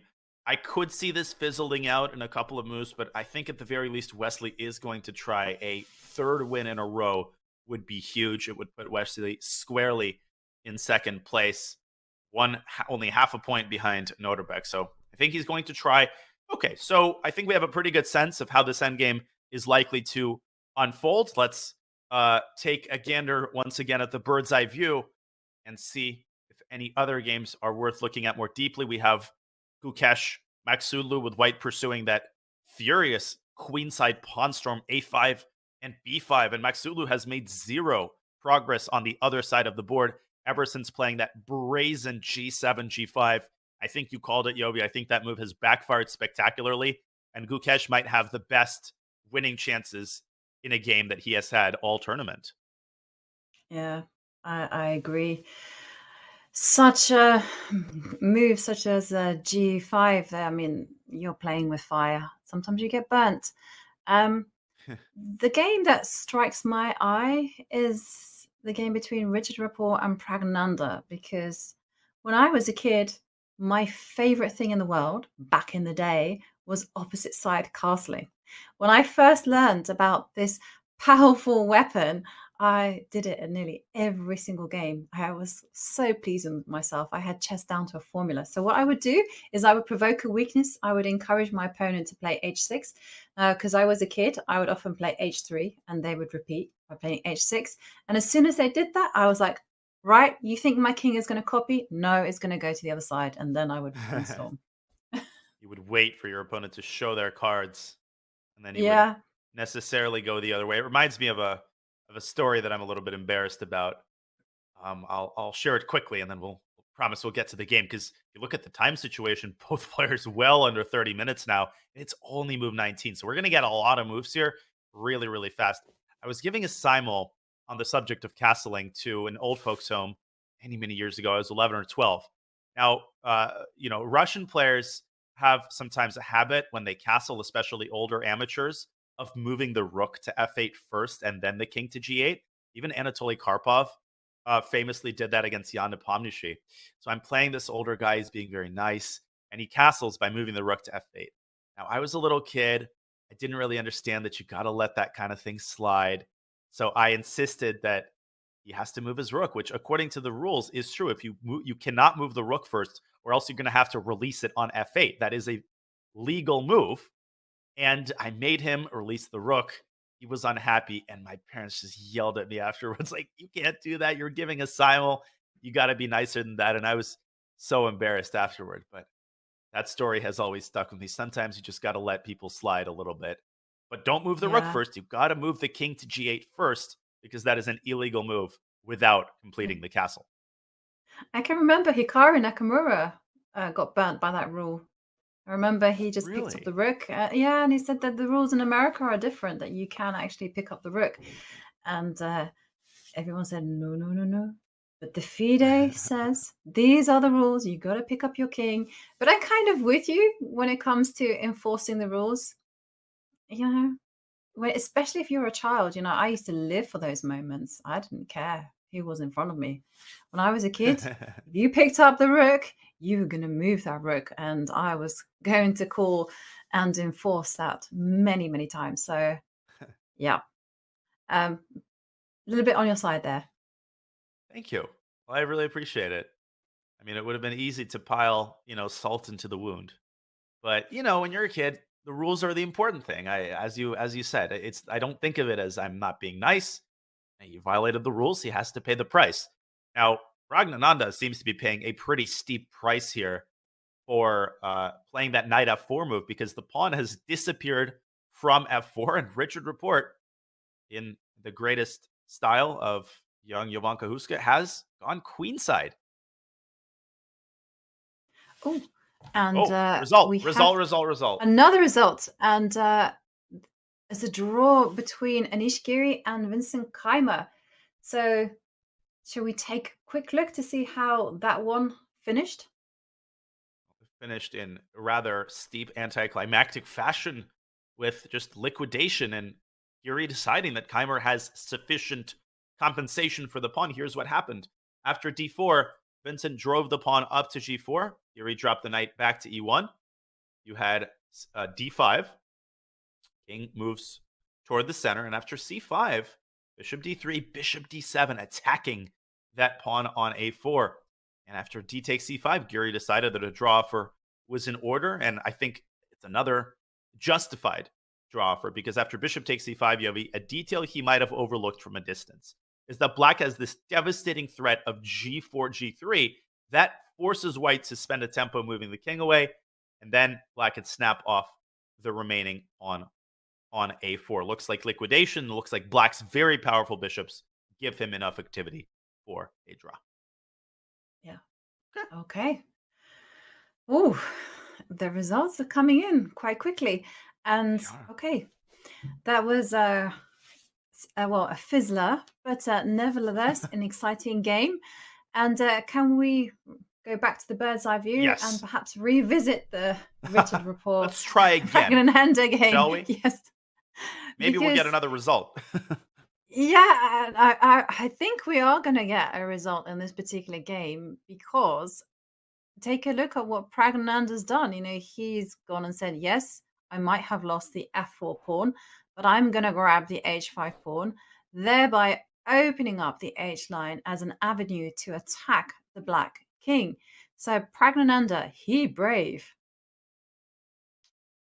Jeez. Opening up the h file, he says, I don't care. I got all the defensive forces I need on the king side. Queen could come out to f6 at the right moment in order to give a little bit more support to the king. How is Report going to handle this?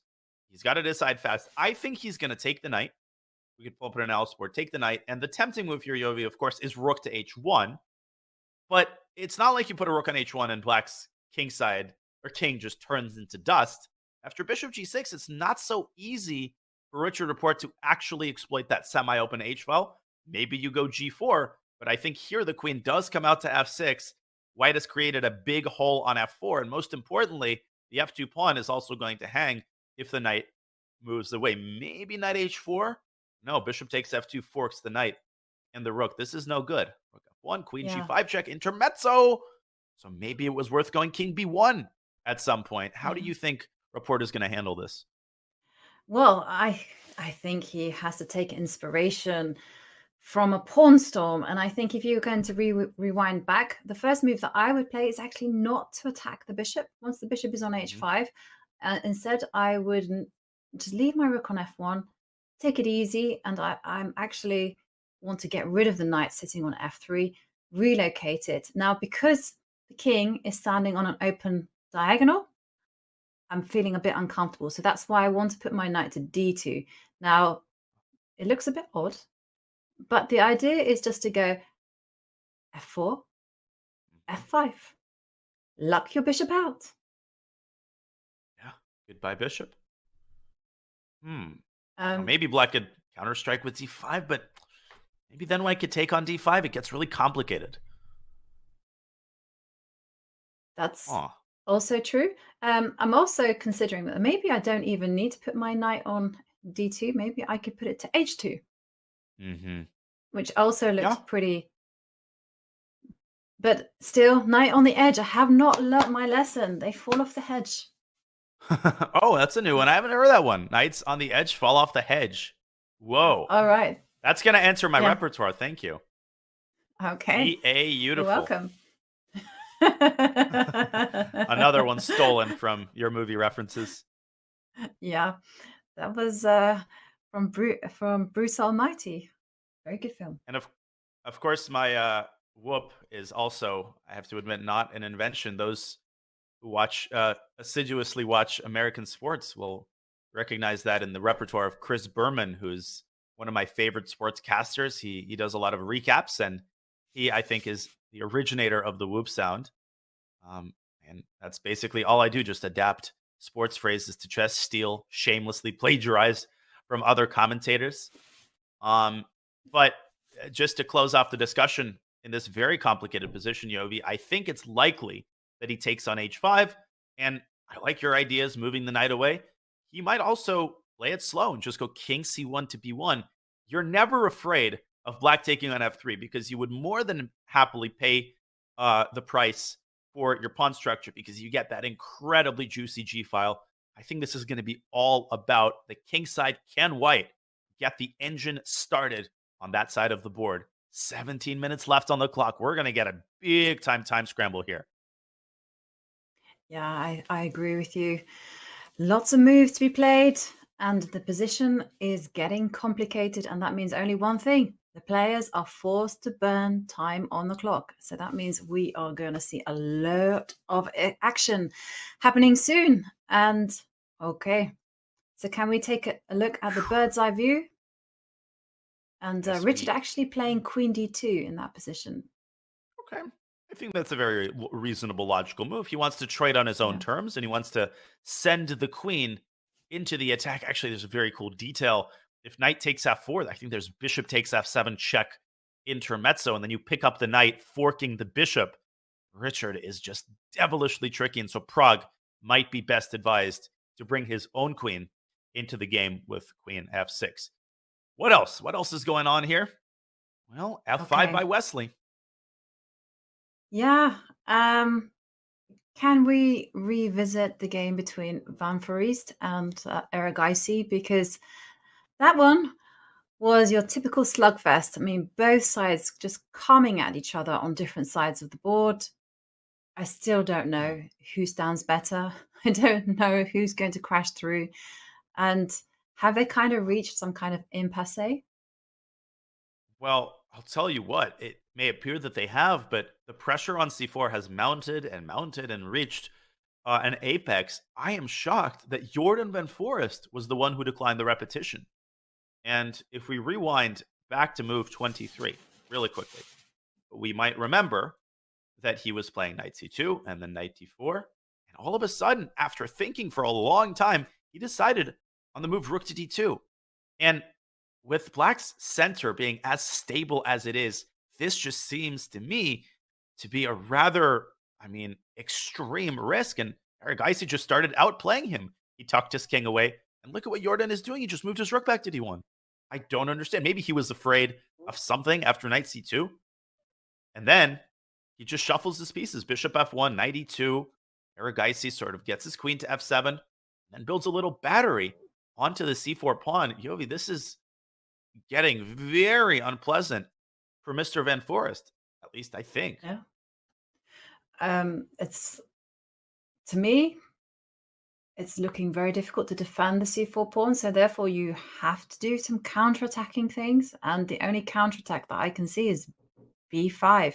But this is a pawn break that both sides are kind of like, well, Jordan has shied away from making such a committal move.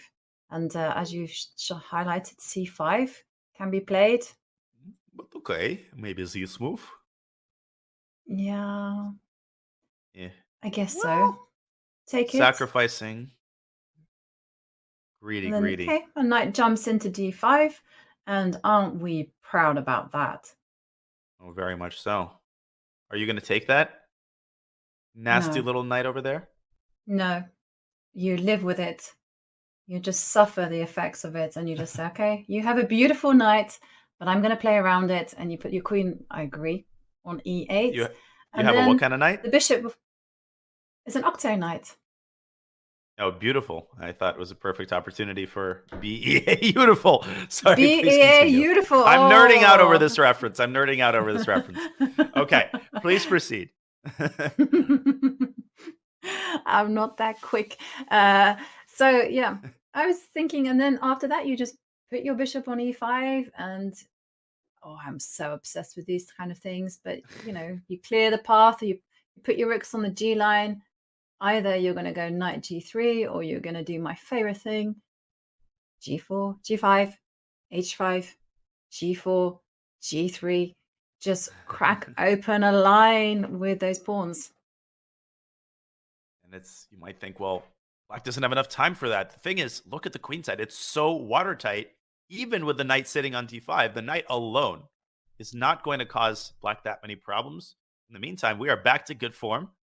We go back to the live board. Jordan has indeed struck out at the queen side with b5.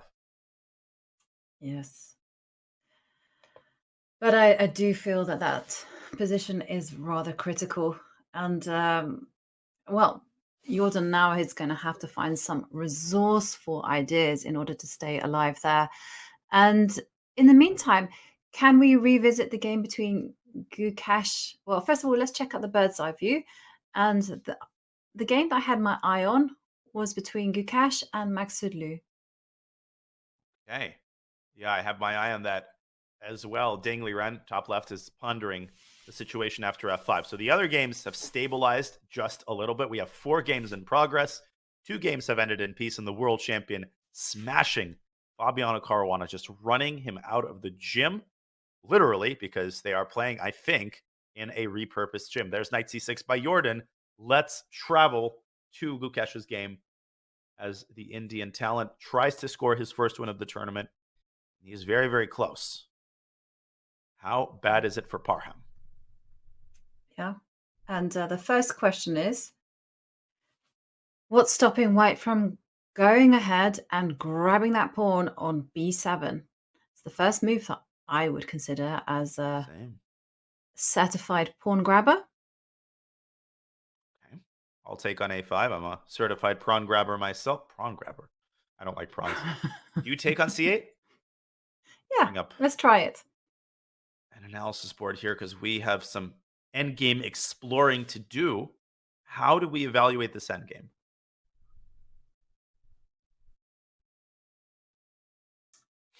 Not so easy.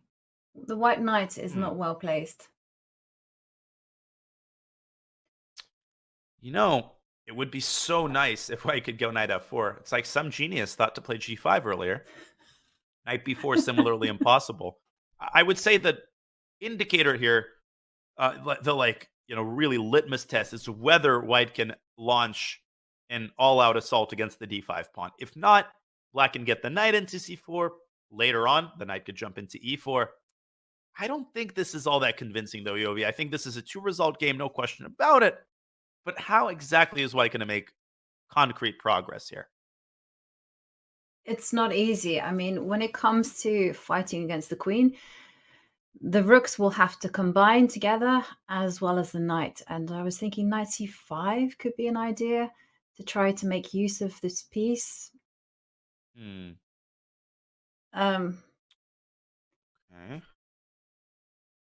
There is also, maybe I should take a lesson from the grandmasters again. I'm not learning. The knight needs to go somewhere.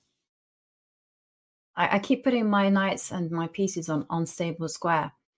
And in order to become a super grandmaster, I must learn the art of overprotection. So perhaps the knight needs to go somewhere else. I have an idea. The knight needs to go to e1. Okay. This is right off of the Magnus Carlsen School of Chess. In fact, I think he did play knight e1 in a similar situation against Nodirbek. Obviously, he lost in the end. I actually really like this move. Okay, I will follow through with my plan, h5. Okay, and so the first thing is that I do have this tactic, which is bishop. Bang, bang, bang. But you counterattack my rook. Oh, queen a6. Okay, so I can go knight c2. Can I show a hilarious line I was looking at? Yeah, go for it. And I like knight c2. I was just contemplating this move. And obviously, it's not going to go for this. But I was attempting to evaluate this position. And at first I thought, oh, I can draw the game. Takes. And I thought, no, there's a fork on c3 and black wins. But then I realized that White can play rook takes g5 check. And then somehow, after knight f3, White keeps everything under wraps and everything protected. So obviously, this is a totally moot point. Bishop takes d5 is impossible, but perhaps White could save the game in that case. Your move, though, knight c2. Oh, that juicy f5 square. I'll go g4 and counterattack. Yeah, this is the thing. I'm thinking that I'm rushing things too much. So now can I rewind one move and play, and now I have played safety first move. Yeah, maybe g3. This is it. Rook to d4. It's still unstable. I can come back to c6, I think. Yeah. So maybe okay. g3. So this is very unclear. Yeah, but then the queen d7. So still. Ooh. Cruel. But the game never finishes though, because it's like every time we think there's clarity, there's some counter-attacking move. But the upshot of this, I mean, we've gone pretty far, which I think is justified because this is an incredibly important line. This is what Gukesh has to evaluate, and you can just sense the wheels turning in his brain.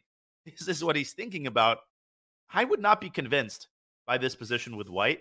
And when you're having a bad tournament, I think one of the things that goes first is your evaluating ability. You lose confidence in your ability to accurately evaluate positions.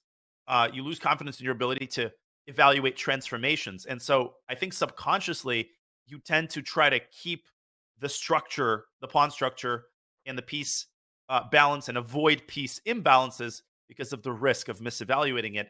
Let's see if Gukesh shows nerves of steel and takes on b7. That really might be his only path to fighting for a serious advantage, even though I'm not convinced that he's got that advantage. Yeah, I have to say minutes. the one thing that also concerns me is how much time he's using. I mean, it's been just a pattern throughout this tournament that Gukesh has been using and burning all the time in the world. And then when it comes to those critical moments, he's in time trouble and he can't navigate the complications and he makes mistakes. And it was something that Wesley so highlighted yesterday. He said he basically won the game because Gukesh hadn't left himself enough time to get to move 40. And maybe we can see the bird's eye view.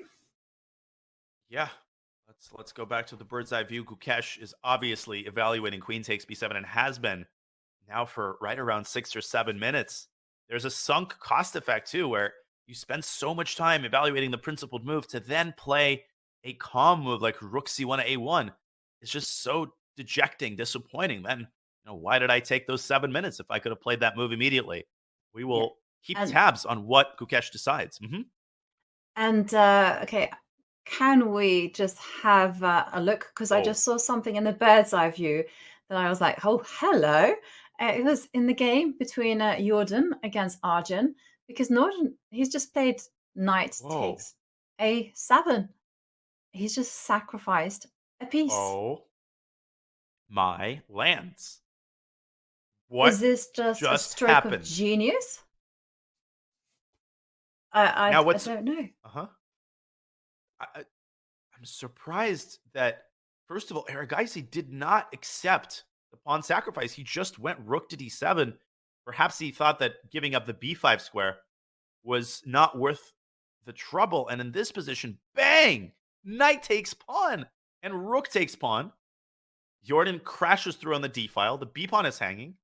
From a practical perspective, I think this is a fascinating idea. Even if it's, and even objectively, I think it might be sound. It looks like it's sound because that pawn on a6 is worth many a minor piece.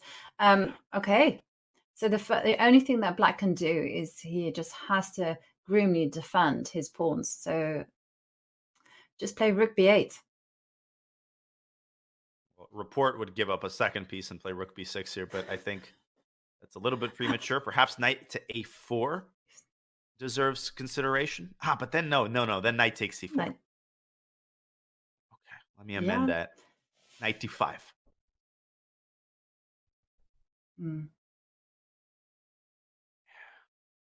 Knight, and then you have to go bishop takes knight. Seems like it. I'll take with the e-pawn. Come on, Evalbar. Oh, there we go. But and your rook is pretty safe because it has the e6 square to hide to. And if you take a look at black's extra piece, it's a knight on h5. Woo-hoo-hoo! Ain't that doing a fine job there? Hallelujah. No, I'm being sarcastic.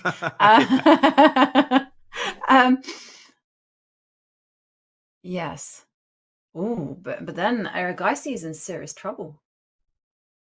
Yeah, I mean, you look at a position like this, okay, it's move 35, but 20 minutes is nothing for 5 moves this complex. Rook a7 to e7 in this position might be the best way to keep things stable. But already in this position, this incredible sacrifice seems to work. Because after, oh my God, look at this position. This is crazy. Black can defend both pieces at the same time. But, oh my gosh, I think, actually, wait a second. So in this position, yeah, the engine, which I just double checked, is in fact indicating rook b6 and bishop c5. Queen d8, bishop b7, queen e7, and c5. Look at this. 2 minor pieces down. Oh my God, and here there's crazy ideas like queen g5 and knight g3. So this might not work out concretely, but these are the kinds of ridiculous, deadly ideas that Arjun has his hands tied up with all of a sudden. Yeah, no, I mean, that's terrifying. And the worst thing about that line is that White had many options as well. Yeah, you took the rook on e7. It was actually possible to take the rook on b6 and displace the queen that way. And still those pawns are marching forward. And Arjun has to calculate every single possibility. And that is a nightmare. Oh, Arjun, 20 minutes remaining on the clock. Oh, I mean, the thing is, though, there's going to be a sacrifice on b6, come what may. You feel it in your bones. Knight d5, what a move. Yeah. I mean, it's people often fall into the trap in these types of positions of assuming that if you don't win the game in the next 3 moves, then the sacrifice will have turned out to be unsound. Let's not forget that White actually has 2 pawns for the piece. So it's still a big sacrifice, but it's not like sacrificing a queen. White can slow roll this position and not worry too much about not having enough men on the field, especially as you very astutely pointed out that quote-unquote extra piece on h5 is a total dud. That knight was a one-trick pony. Its only prospect was to move to g3, and the position has transformed so much that knight g3 is completely not a problem. White also has 3 defenders on that square, so you're never going to be able to take back on g3 and keep the pawn alive. I think this is a brilliant decision by Jordan van Foreest. And I think as he leans over the board, hunched over in full concentration, I think Arjun Erigaisi is seriously regretting not eliminating that knight on c6 when he had a chance. Yeah, he did not anticipate that Jordan would actually sacrifice his knight on a7, but what a stroke of genius from the Dutchman. It's been a beautiful, beautiful idea. And Erigaisi, he is a tactician. I mean, one of his biggest skill sets is that he is fantastic with the initiative. So I would not discount him. If there's someone who can generate some play, it's going to be Arjun. It most certainly is. I mean, he lost the game to Nodirbek Abdusattorov, no shame in that. Before, he had a couple of sparkling comeback draws. He's solid as a rock, and like you said, very, very tricky player. And speaking of Arjun, the press caught up with him right before the event to ask him how he feels going into one of his first true super tournaments of his incredibly promising career. Let's listen into Mr. Erigaisi. So it's definitely going to be a lot stronger and a lot more challenging. And there are a lot of top players, and this is my first tournament playing amongst the elite in Classical. So I look forward and I'm very excited. To be honest, I don't think it changes anything particularly to me. but it's nice to have spectators watching chess. I'm quite used to playing Rapid Blitz in general. Even pre-pandemic, I used to play a lot of Blitz online. So Rapid Blitz I'm always used to, and Classical is something that's been there since years, since basically when I started playing chess. So at the moment it's not so difficult to adjust from one format to another. The fact that there were so many spectators watching and they cheer for chess, not just for me, but just they love chess and chess is getting more attraction. That feels great. Well, India is in the midst of a historic chess boom, and Arjun Erigaisi is at the center of that boom. I think you said it best, Yovi. It almost feels like there's a new grandmaster every day, and that's not as much of an exaggeration. We're talking 5-10 new grandmasters per year. We're talking an entire country that's obsessed with chess, with some of the best chess fans, so supportive of their players. And it's so easy to be supportive of a player like Arjun Erigaisi, because all he does is succeed. Yeah, and Arjun, he's so calm. You rarely see him get flustered. You rarely see him stressed. And one of the things that struck me about Arjun is when he said that he's actually been working with a performance coach.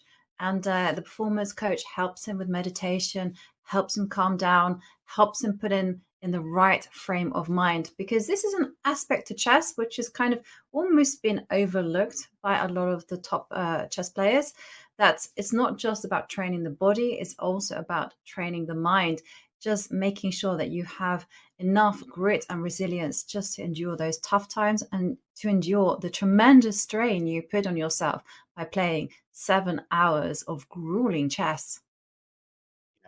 I mean, it's so easy just to fall into the trap of thinking that, well, we're talking chess, we're talking not a physical sport.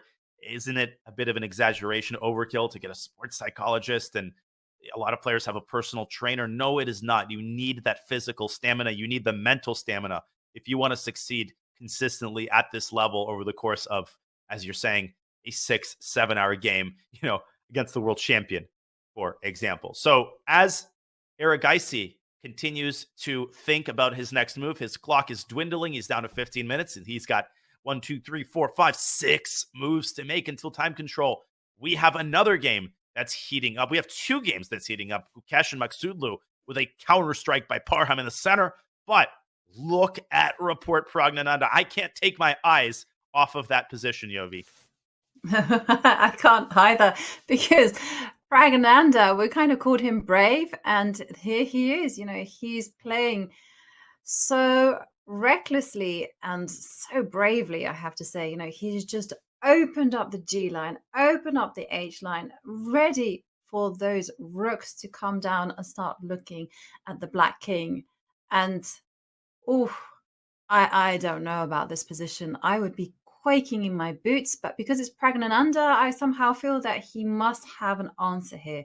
He must have a way to counterattack this, because the white rook is coming to G1, and from there we suddenly have horrible threats on the board. There's even ideas of actually the rook sacrificing itself on G7, and that would just be a killer blow. And you've got to also blunt this light squared bishop that's sitting on B3, pointing at the Black King. Actually, the more I look at it, the more I think Pragnananda's in serious trouble. We could really start seeing a shake-up of the standings. A lot of the players who we had kind of almost written off, they're playing spoilers. They are. I mean, the line between brave and brazen, it's a very thin one, and I think Prague might be towing that line. Richard is also down to 5.5 minutes. That might be part of the reason why Prague is trying to complicate the game, and we will have this time scramble for you, as well as updates on the other games. We still have 4 games ongoing. All of them are fascinating. You will not want to miss the conclusion of round 8 of Tata Steel. We will be back with more action on the other side of this short break. Struggling to improve your game? Chessable is the home for chess improvers. with hundreds of courses by incredible authors like world champion Magnus Carlsen, Christoph Selecki, Andras Toth, everyone's favorite social media troll known as Anish Giri, and so many more, Chessable can help you raise your game to the next level. Most importantly, all of our courses are powered by Chessable's exclusive Move Trainer technology, which uses the science of spaced repetition to make sure it all sticks. Check out Chessable today and get 30 days of Pro for free. Go to chessable.com/begin.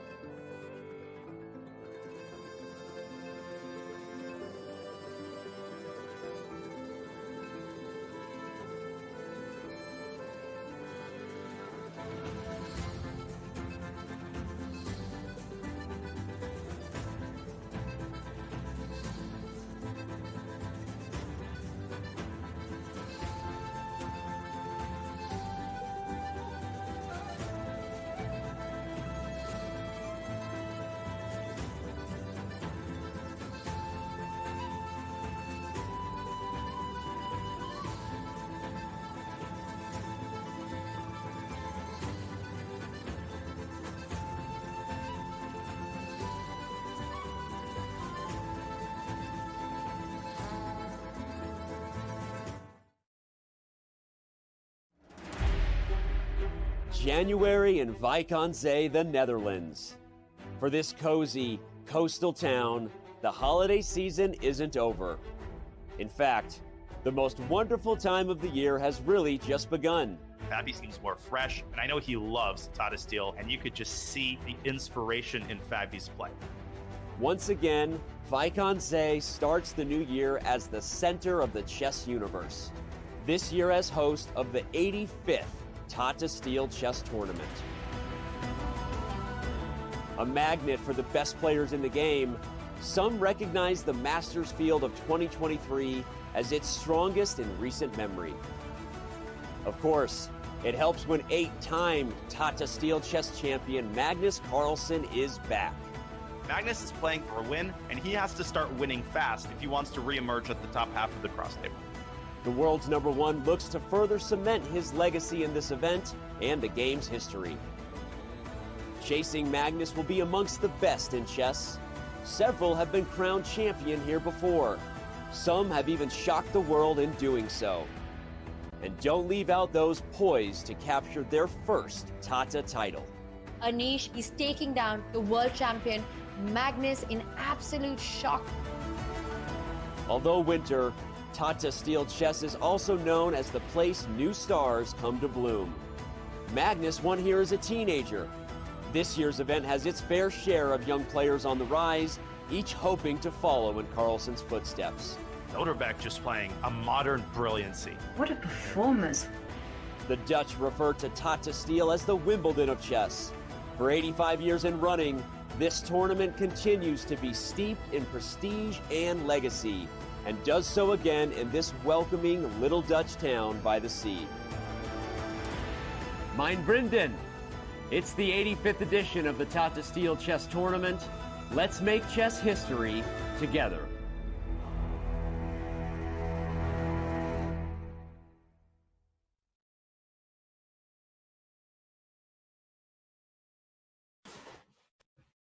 Yet another exciting round at the Tata Steel Chess Tournament. Round 8 is 3.5 hours in. We've got a couple of results, and the remaining games have officially reached a climax, most of them in a time scramble as the players struggle to make move 40. And nowhere is this more evident than in Richard Report's dogfight against Pragnananda. We remind you that the players receive 100 minutes for the first 40 moves.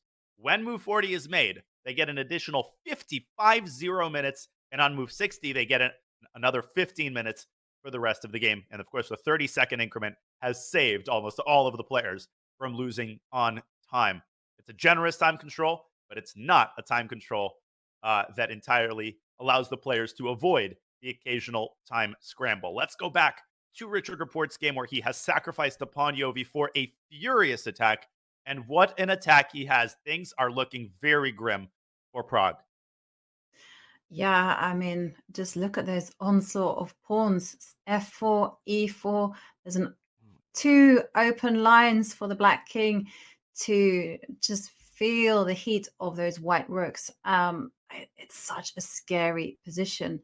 The only comfort that I would take if I were Pragnananda is that it's not entirely clear now how is White going to continue their attack. And maybe the Black King can find solace in the center. Oh, and we do see that another result has been reached. That is between Wesley So and Ding Liren. And of course, that game ended peacefully in a draw.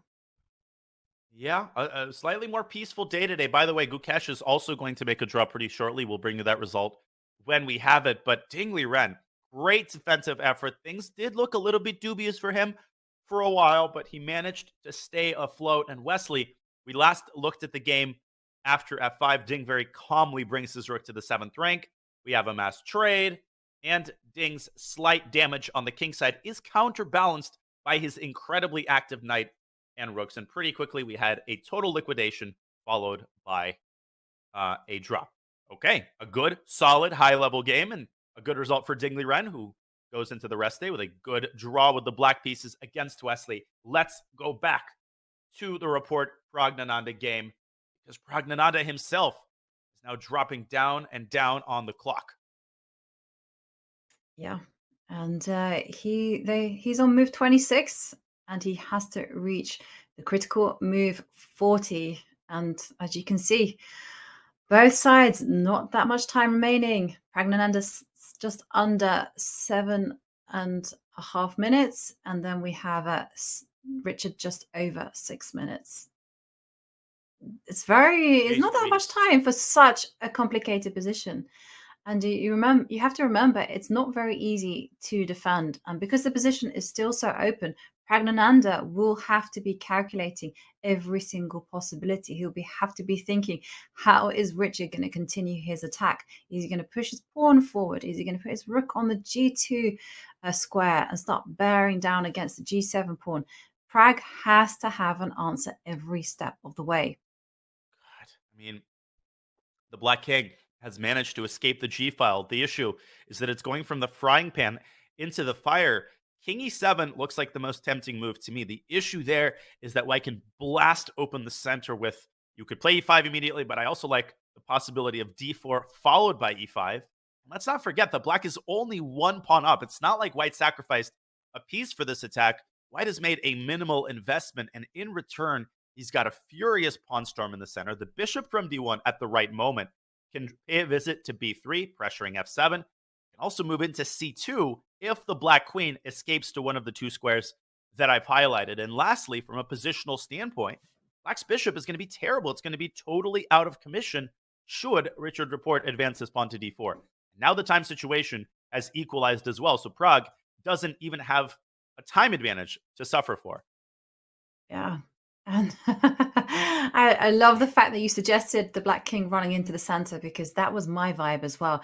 That king has got to skedaddle out of trouble, but trouble is still going to find him. And let's take a look at the bird's eye view and have a look at the other games, because I'm sure the action is brewing.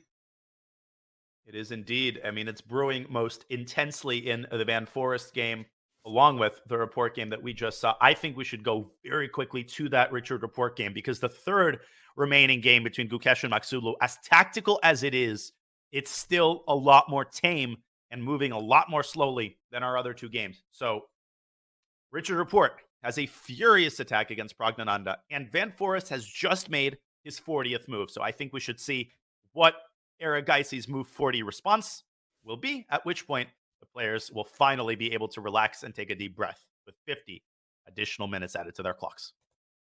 Oh my God. Yeah. Oh my God. What's happening? No, and I think we actually should rewind to see how the flow has kind of developed, because we saw this beautiful sacrifice from Jordan, very, very decisive, and bishop takes knight, I think, played. But watch what happens next. Oh my gosh. He brought his knight back. Finally, Yeah. Arjun Erigaisi brings his knight back into civilization. But talk about frying pan into the fire. In comes the pawn. Looks like Jordan walks into a fork, right? Just giving up the e5 pawn. But no, bang. Rook takes g6. What tactical creativity by Van Foreest. And if Black takes that poisoned rook, the queen moves up to e4. Whichever way the Black king goes, either you lose the bishop and get massacred in the center, or you obviously get checkmated on the king side. King g5 staves off checkmate. But no, it doesn't even stave off mate by one move. It's still mate in two. And so Arjun, nerves of steel, as he says, I don't need your rook. I need the pawn on e5. Forces the rook off of g6. It moves to d6. And as move 40 is about to be made, one thing important to point out, Yovi, knight d3, queen e4 check is out of the question. So whatever Arjun does, he will have to make sure that he doesn't lose any minor pieces in the center and doesn't get victimized by a check on e4. Yeah, the check on e4 is the immediate thing to deal with. And Arjun, it is his 40th move, and he has plenty of time to navigate this point. 8 minutes left on the clock. My first instinct is to actually drop the king back to h8 just to keep it protected. I'm really trying to get into the super grandmaster mindset of just keeping the king covered at all times. Yeah, I love king h8. I think it takes the sting out of queen e4. Alternatively, I would consider bringing either the rook to e8 or the other rook to e7. Although, the moment you move the rook out of a7, let's not forget that the reason White sacrificed the piece in the first place was to produce some rather imposing pawns that sit on b5 and a6, connected passers right in Black's grill. But with 7.5 minutes, I think Arjun has just enough time to keep his bearings and find a good move. And he's already played a move, and it is, in fact, rook c8 to e8. Yep. Okay. Definitely looks like a menacing move. Knight d3, as you've highlighted, now in the air. So White has to get off the e line as quickly as possible. Probably line up the queen and the rook together. I'm going to make a bold prediction that this is going to be our last game of the day, because this is the kind of position where you can totally anticipate Jordan and Erigaisi taking turns, spending 20, 25 minutes per move. There are so many options here. You can take c5. You can move the queen away from the pin. There is that check on e4, which upon closer inspection doesn't seem to yield as many benefits as I thought it would. Black's pieces are all well protected. I think this is a good time to leave the players to their own devices. Move 41 is going to take a while. Yeah, it will do. Too many possibilities. And okay, 3 games remaining. Shall we pop in on Gukesh against Magsudlu? Yeah, and then we should definitely take a look at the climax in the report prognosticated game, because the players are moving ever faster and faster. Their clocks are dwindling, and this game has gotten totally wild too. What's happening? I know. And take a look at Gukesh's clock. He has just under 2 minutes. And the position is again getting wild. I mean, we have rook takes d4 on the board. We have all kinds of potential threats against this bishop on g2. And Magsudlu, he plays it. Oh, okay. I feel that Gukesh is teetering on the edge now. He has to play super accurately. And the first move that I would think about, and it's not just about greed, it's about connecting the queen with the bishop on g2. That is the vulnerable piece. Just take the pawn on b7. You're absolutely right. That is the only way to keep the balance. The position is equal, but Gukesh has to be perfect, as you're saying. There's so many false friends here, moves that might look tempting. You know, a6 is a move I could see him playing, but apparently that move loses. And Yovi, is Gukesh losing control of the game yet again? What happened to his advantage? Not only is it gone, but Black has now firmly taken control of the initiative. Fantastic time management from Magsudlu. He left himself with 14 minutes. That is plenty of time to work through the complications. 50 seconds for the Indian Grandmaster. Can he take on b7? Can he find the only move? Let's watch. Oh, you know what? I think a6 is such a tempting possibility. It is, isn't it? Yeah. I don't know. Maybe what's we should wrong with it, highlight but why. Well, I think the problem isn't the problem rook takes knight. Oh, a knight back to e3, and you could even allow white to promote to a second queen. That might not help. He's found it. He's found queen takes b7. Oh, living on the edge. And one of the things that saves white is that rook takes knight is also met by the white rook capturing his own knight. And then white's pieces are coordinated to organize a defense of this weak bishop on g2. And it can stave off the attack just long enough to enable him to launch a counter assault on Black's king. That counter assault is not going to yield checkmate by any means, but it is going to give white perpetual check if he handles the situation correctly, because Parham really has no choice but to take this knight and swing his rook down to the second rank. Obviously, rook d2 is not possible as of yet. That square is controlled. And after takes, rook c2 or rook g1, the knight's going to enter the game. Imagine having that position with 50 seconds. Yeah, but you know what?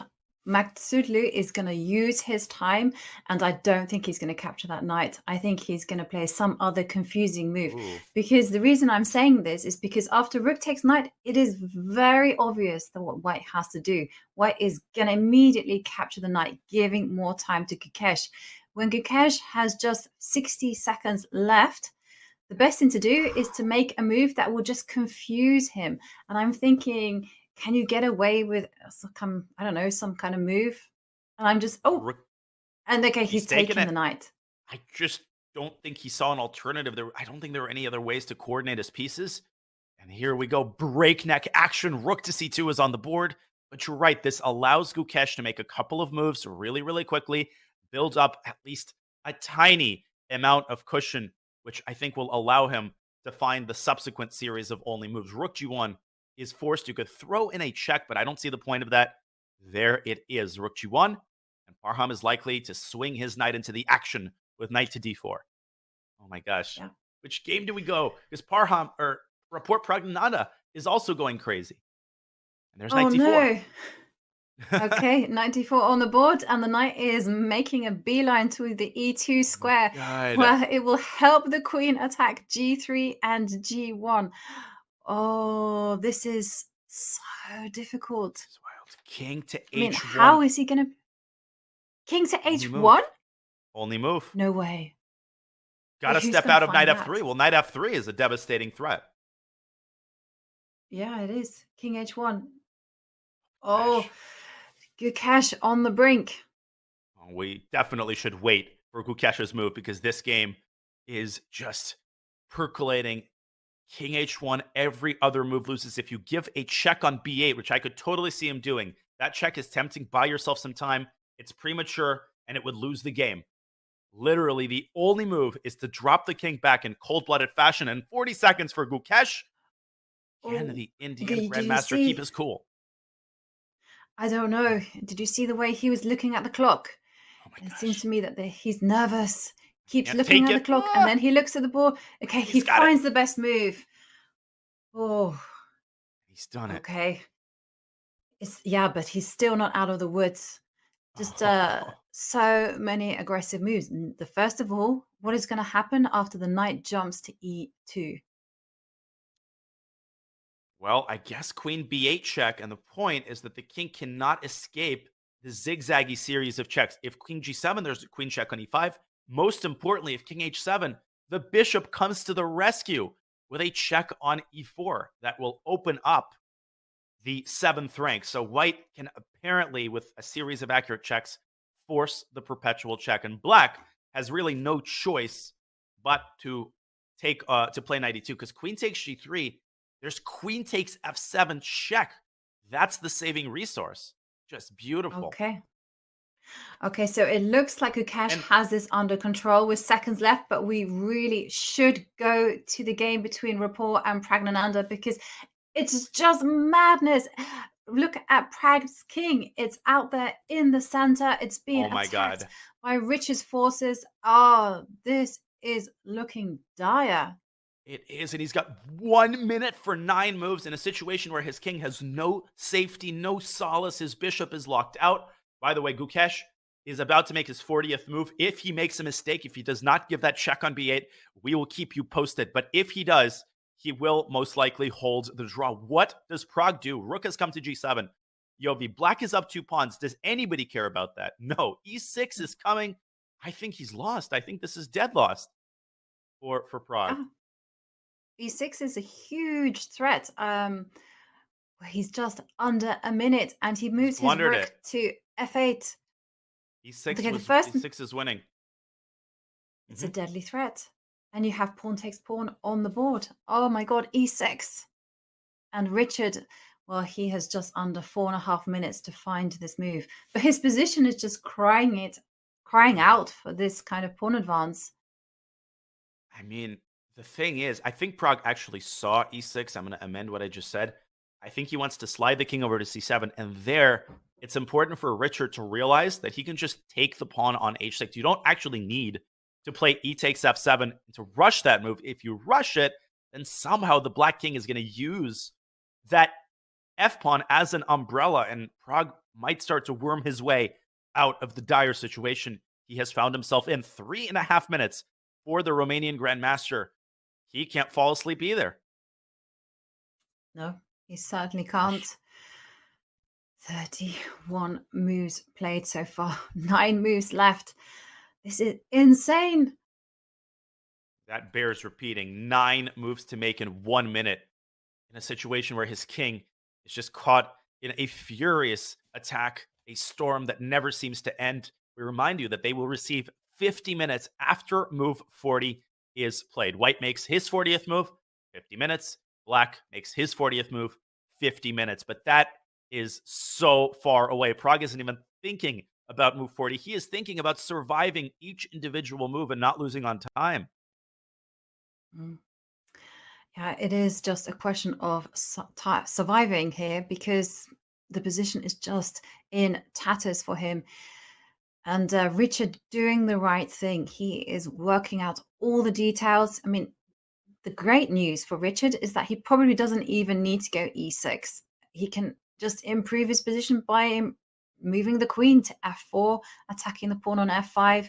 He has all the choice in the world. So E6 we're expecting because it is the most obvious move. But then again, safety first will also work. And you're often advised in your opponent's time pressure to give your opponent a choice. Make an open-ended move that forces him to spend more time. I think Queen F4 fits the build perfectly, apart from the fact that it also attacks, really one of the only flimsy covers between White's pieces and the Black King. So I like Queen F4. Queen takes H6 is a somewhat greedier approach that looks very tempting as well. What really kills Black here is the fact that this bishop is totally out of commission. It's not really participating in the defense. So Black is really left. The king is largely left to its own devices. There's E6 check on the board. Yep.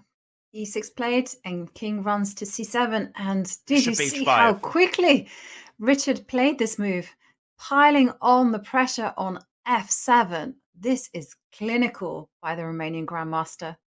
It is indeed. Rook takes and listen, he doesn't even necessarily want to end the game with checkmate. I think he wants to end the game by establishing a passed pawn on F7 and ultimately smoking out whatever piece sits on F8, whether it's the rook or eventually the queen.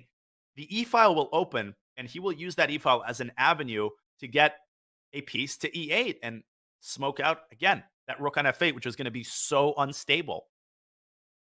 Yeah, no. Absolutely. And it's never what your pieces are, it's what they do. And a pawn on the 7th rank, one square away from queening, and it's protected by anything. There's no way that Praggnanandhaa can challenge it. It's going to be mighty. It's going to be sufficient to win the game. And nothing really for Praggnanandhaa to do apart from accept that this pawn will exist. 30 seconds. He's got 30 seconds to come to terms with it. He's just played Queen E7 to F6. Apparently the only move to stay alive that hits the rook. It forces Richard Report's hand. We are going to see rook takes F7 check. And then, of course, Richard will take back with the E-pawn. That's why he put his bishop on H5. That bishop is going to be permanently anchored to that pawn. And Prag's only defensive approach might actually be to later bring the rook to F8 and sacrifice an exchange on F7. Obviously, that resulting position is losing, but perhaps it affords some practical chances. We have a trade on F7. Prag has built up a little bit of a time cushion. He's got 90 seconds to choose his next move. I think rook F8 is the only way to stay alive here. Yeah, it is the only way because White is threatening to actually play rook E8 himself. So I agree. Rook F8, but the problem is that the rook is not obliged to go to E8. The queen can join in the fray by moving itself to E3. And it's all about building and nurturing that advantage home. You brought up a fantastic point. I think queen to E3 is much more precise than the tempting rook E8 that enables Black to keep his rook alive with queen to G7. The great thing about queen to E3 is that White actually threatens to trade queens. And once the queens are traded again, the bishop on A7 is nowhere to be found. If only it found a way to worm its way to D6, it would be protecting the rook. Black would be totally fine. In the absence of the bishop, the rook has no stability, and the eventual rook E8 will be absolutely deadly, particularly if the queens are off the board. Queen E3 here is the key to the kingdom. And about to make a move is Richard Report. He's got 5 moves to make the time control. Queen E3. I also like Queen E3 because it threatens Queen E8. Yes. Not just exchanging queens. And he's found it. Oh, you give Richard an aggressive attacking position. Of course, he's going to find the best moves. This is so easy to him. And I think Prag's only try is to capture the pawn. I mean, it's a sorry attempt. I mean, just take a look at this dark square bishop that Prag has. You kind of mentioned it so many times. It's locked out of the game. And Prag, he knows. He's shaking his head. Yeah. And he's in desperate survival mode, but there's nothing to be done. 50 seconds. C5 is futile. He's not getting that bishop out in time. And after he gives up the rook on F7, Richard could add insult to injury, tack on one more by taking on H6, paving the way for the rook infiltration to the 7th rank. Technically, the engine is giving something like +3, but I just don't see Prague being able to make 3 more moves without losing more material in that position. Here we go. Queen takes F7, played. Good job by Prague, doing what he has to do to keep the game going. Yeah. And I would be tempted now to get rid of the queens and let the rook fight against this bad bishop on A7.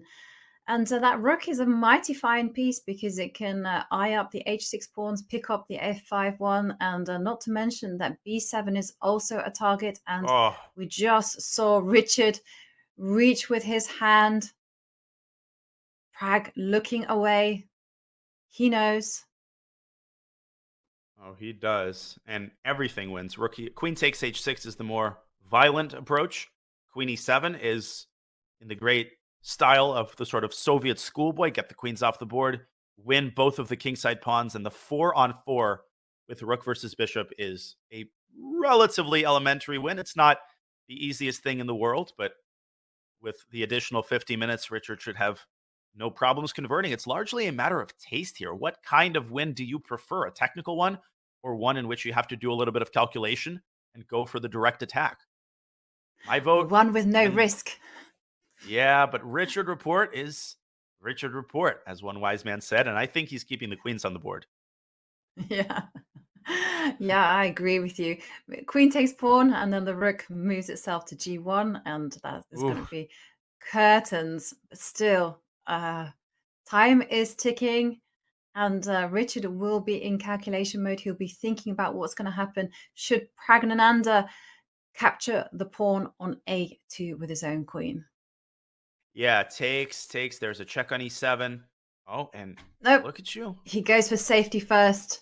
Okay, It's I respect the old Soviet style. Okay, the king has to step back to C8. You don't want to let the B7 pawn fall off the board. No. And the bishop gets trapped. That's the craziest thing.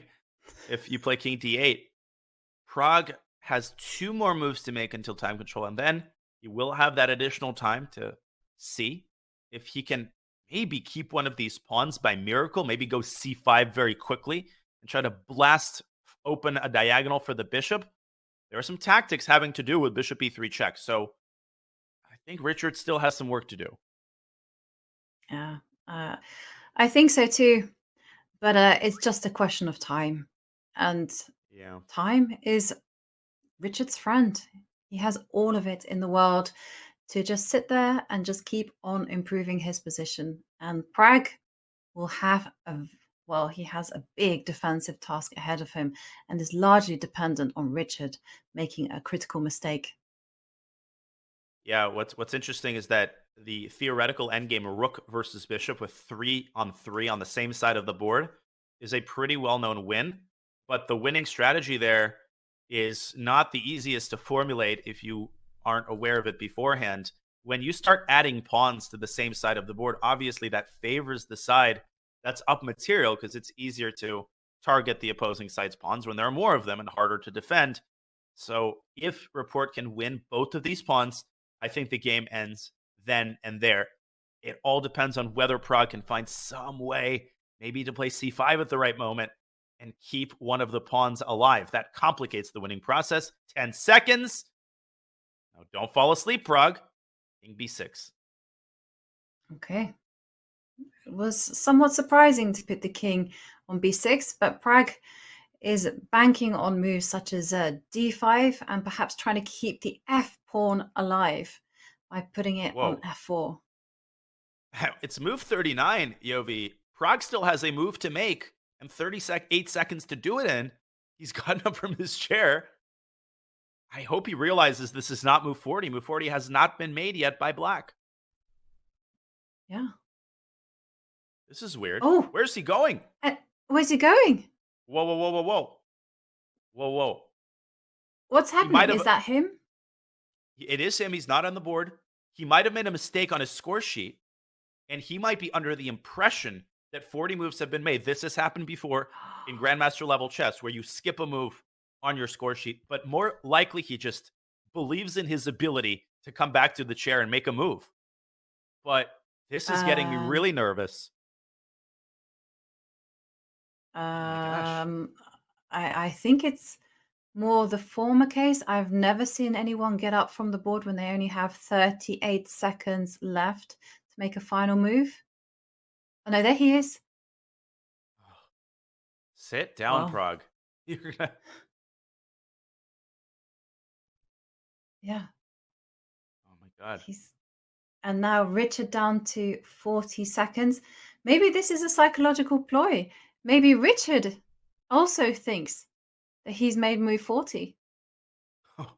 Imagine if Report realizes it. He's making motions that he is about to move 20 more seconds, and Rook H7, I think, and Rook F7 are the candidate moves. You have to decide which of the pawns you're targeting first. Now, because F is on a light square, my inclination would be toward Rook H7.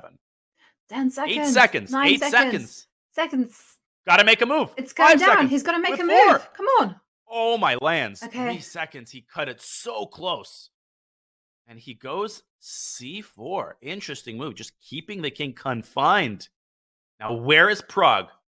He sits down. He sits down calmly.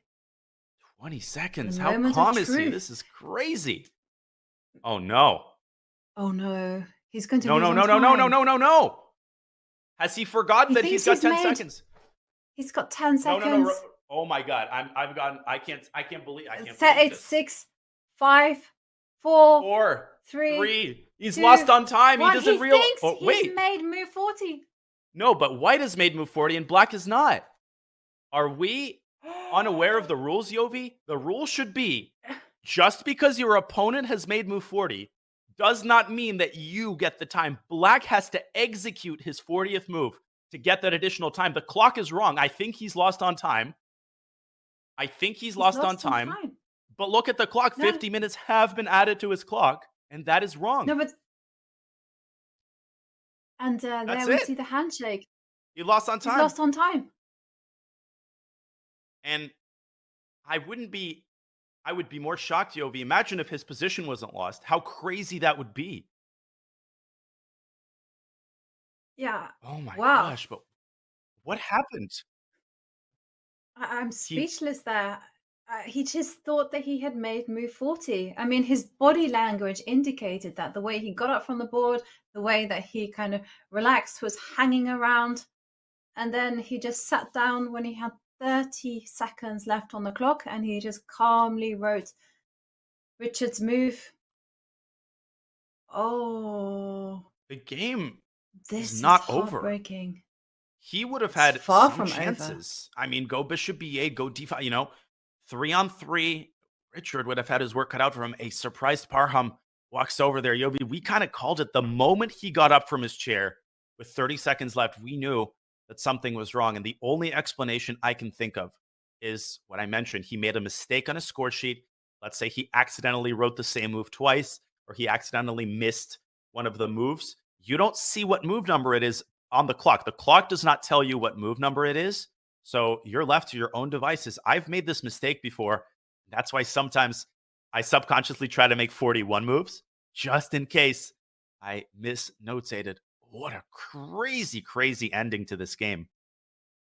I know, and it's absolutely heartbreaking for the Indian teenager. I mean, yes, his position was objectively lost, but still, there were so many moves left to play, and not the ending that Prague wanted, and especially not the ending that he wanted before a free day.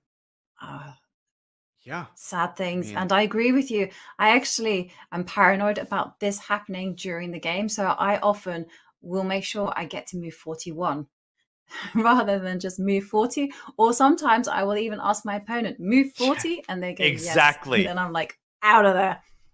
I will do that too. And again, I just want to make it very clear that I think there's an 80 to 90% chance Richard would have won. But it's not just that, it's the psychological just surprise of losing on time. Like, you're not supposed to do that. Grandmasters are supposed to be aware of what the move number is. But Prague, he accepted it calmly. He gets his first 0 on the tournament cross table, and still an amazing performance. That doesn't change, but he will have a tough rest day tomorrow, a tough pill to swallow. Richard Report, that was a great game. It was a fantastic game. And I like the way that Richard just untangled himself from a potentially very tricky middle game. And then he just seized the initiative by castling queenside. And when Prag grabbed those very hot pawns, Richard just launched an initiative, and it was just devastating. Very impressive stuff from Richard. When you get Richard Report into the wrong kind of position, he is absolutely unstoppable. I was floored with the confidence with which he carried out the moves e6 and bishop h5, and you can just sense the energy in his play. A big win for Richard, who is going to try to finish this tournament strong. But speaking of finishing strong, we are monitoring the 2 remaining games as we go to our bird's eye view. Then Foreest and Erigaisi locked into a wildly chaotic struggle. Bishop has just taken on c5. The game that I think is going to end very shortly is Gukesh Magsudlu. So shall we pay a visit to that game before it ends in what I think will be perpetual check of one form or another? Yeah, absolutely. Because at the minute, it looks like Black has a killer position with that knight on f5, threatening this pawn on g3.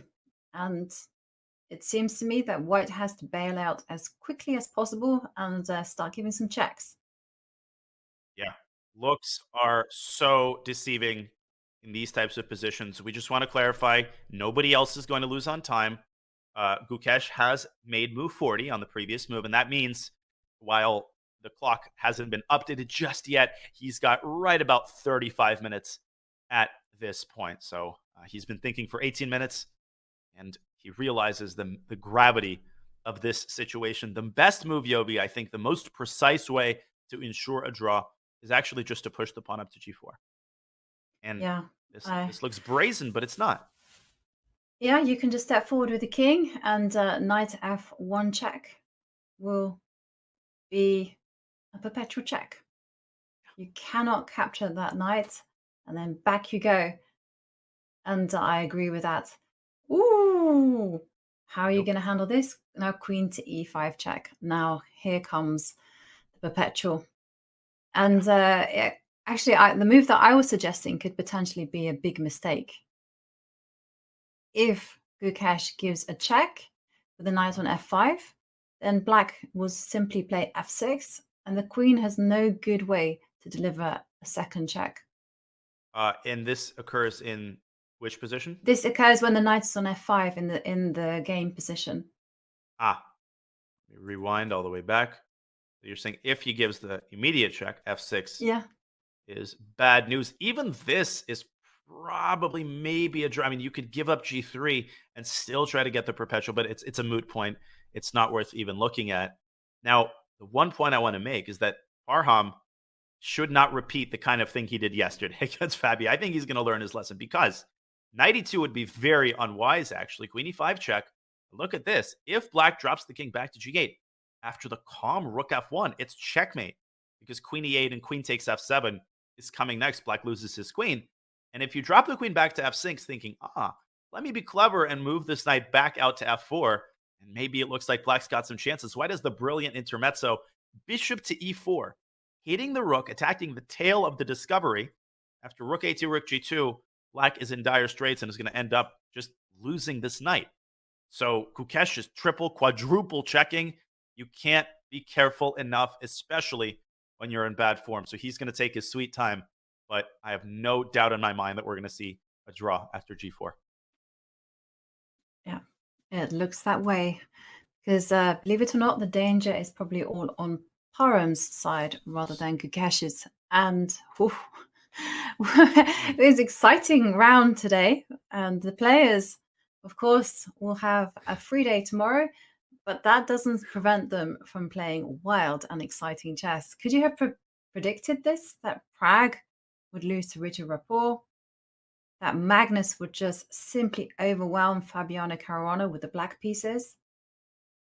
I would have said no. How the landscape of the tournament has changed just in the last 2 games. And we have just seen our fair share, more than our fair share, of crazy chess. fighting chess and just turnarounds and just unpredictable occurrences that all constitute the reason we love this tournament, right? If everything went according to plan and we had tons of boring draws and the standings wouldn't really shift after the first couple of rounds, then Tata Steel would not have the reputation that it has earned and built up over the course of almost a century.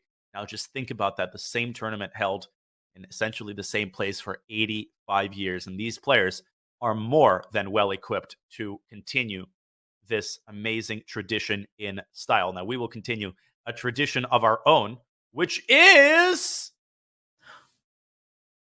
to take a break. Now, Gukesh just made a crazy move. He's played a6. I'm going to ask permission from our producer to spend a little bit of time on this game. We will go on that break, but wait a second. Kill the commercial. A6 is on the board, and you can see the eval bar protesting wildly. Now, the reason Gukesh played it, Yovi, in his mind, he thinks that after knight takes g3, king h2, Maksudlu still has to force the draw because white is 2 moves away from promotion. But apparently, I will admit, I cheated.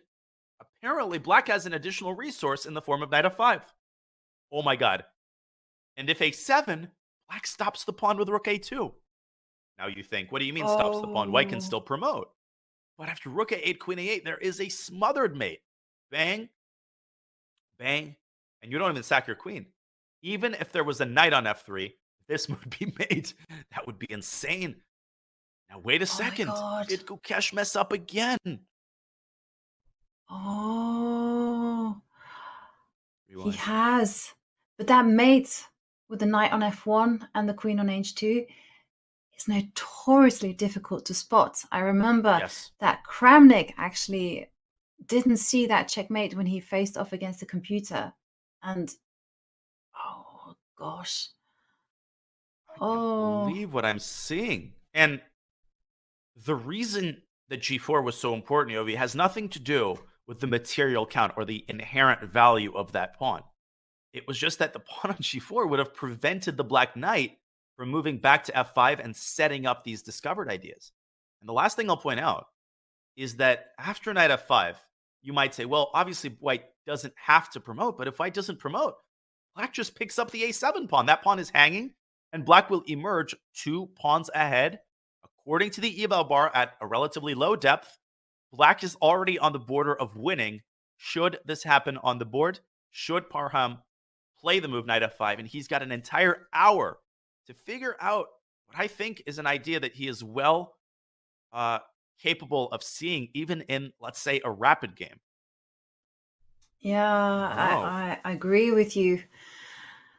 You can just see that Maksudlu, he's been surprised, actually. And a6 feels like a move that's not quite right. Yeah. And, you know, at the very least, as you mentioned, you do have the draw, but he will be looking for more. And dropping that knight back to f5, that's just remarkable. What a move. That's unbelievable stuff. And we've seen these grandmasters, they find the best moves. They understand what needs to be done. And goodness me. If this is the case and if this happens, Gukesh is just going to be devastated because nothing is going his way. I mean, he started this game. He played great. He got a position that was better for him. And somehow or other, in the time scramble, he let his advantage slip. But still, this is very much a draw. And now, if Maksudlu finds the correct way to win, it's just going to be all over. There's just no way that white can survive this position if he loses the A pawn. Yeah, I mean, it's crazy. And Gukesh, if he loses the A pawn, when he loses the A pawn, we'll need a miracle of the magnitude that we almost saw yesterday in order to turn that game around. But one thing is for sure, Parham, he might take on g3 quickly, but on the subsequent move, he is going to take his sweet time because knight f5 is obviously an incredibly committal move. He will have to calculate it very, very deeply. But Parham, he looks surprised. I think he's already spotted that idea on his radar. This, I think, gives us a good chance to go on our post-time control break. Do not go anywhere, because here at round 8 of the Tata Steel chess tournament, we still have 2 fascinating games that are ongoing, and we will bring you more Tata Steel action from this amazing round on the other side of this short break. Your subscription makes shows like this possible, which is why our Twitch subscribers will never see ads on chess.com. Connect your chess.com account and Twitch account at go.chess.com/connect accounts, and bang, boom, voila, you're done. 100% ad-free bliss forevermore. Whether you're following our events on site or on stream, type the command connect in the chat, and thank you for helping bring these shows to life.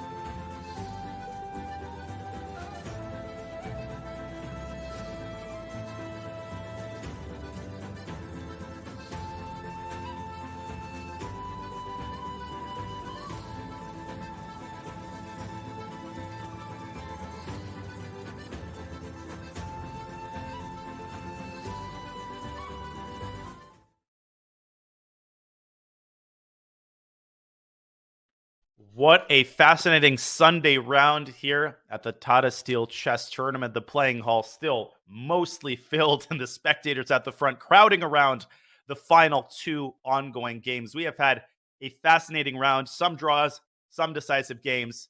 Crazy things happening all around as the world champion demolishes Fabiano Caruana, and Richard Rapport wins on time against Pragnananda in, to be fair, a position that he should have converted anyway, and 3 results ending peacefully. Yovi, we called it in the first 15 minutes. We just saw from the openings and the diversity of structures that we were in for an exciting round. Yeah, we really did see it all. We saw players launching kingside attacks. We saw people grabbing pawns, and it's been entirely unexpected. I could not have believed what has occurred this round. And boy, some things still take my breath away. And there's 2 games that you mentioned, they were just unbelievable. Can you believe Magnus Carlsen just doing a whitewash over Fabiano Caruana, and of course Prague just losing to Richard Rapport? It's just insane. And the best part of it is that the insanity continues because the 2 games that we have still remaining are, again, just crazy. In this game, well, we just saw Gukesh make a shocking error, granting Farham Maksudlu a golden opportunity to take over the advantage, and we'll keep you posted on whether or not Farham seizes that opportunity. But the game that everybody wants to look at is Foreest Erigaisi. This was a complicated game, really from the very opening, but it was a manageable King's Indian position with understandable ideas, and then all hell broke loose when Jordan Van Foreest came up with a brilliant sacrifice on a7. The position remained objectively unclear, but Jordan faced his opponent with what now is clear are insurmountable practical problems. Look at White's 2 pawns on b5 and a7. The pathway is clear, and his last move is the top line of the engine. Black's position is deteriorating rapidly, Yovi, and I think in the long run, and not as much in the long run, really, in the next 4 or 5 moves, White's pawn is going to appear on b7, and White will do anything that it takes and sacrifice anything he needs to ensure that these pawns reach the 7th rank. Yes, absolutely. Those 2 pawns are the North Stars in White's position. It's just a case of pushing them. The White army will help them to their destination. And take a look at Black's extra piece. It's nowhere near in the defense that Black has. I mean, Black's job is to simply blockade them, but that is a thankless task. And let's not forget that the Black King, still exposed, still out there. It looks disastrous for Arjun Erigaisi, and it looks like he's going to stumble to his 2nd defeat in a row. Yes, he is, and he's played the move knight c4. Obviously, Jordan has not missed the fork. He is just going to snap that knight right off the board. He's going to be down an entire rook, but it's not going to matter because even with 2 rooks and a queen, Black does not have sufficient firepower to keep his king protected and keep the pawns confined. Jordan's about to have 2 queens. And I'll just point out that White's king is kind of sitting in its castle, a warm fireplace. You know, the logs are crackling. It's got a nice bottle of expensive wine nearby, just sort of sitting there with his personal assistant helping him out and keeping him safe. A tale of 2 disparate kings. I just want to show on the analysis board how the game is likely to end. Jordan is certainly going to take on c4. If Arjun takes with the bishop, he allows the extra resource rook to d7. So Black is most likely going to take with the rook, and White simply continues to push the pawn. And here's the amazing thing.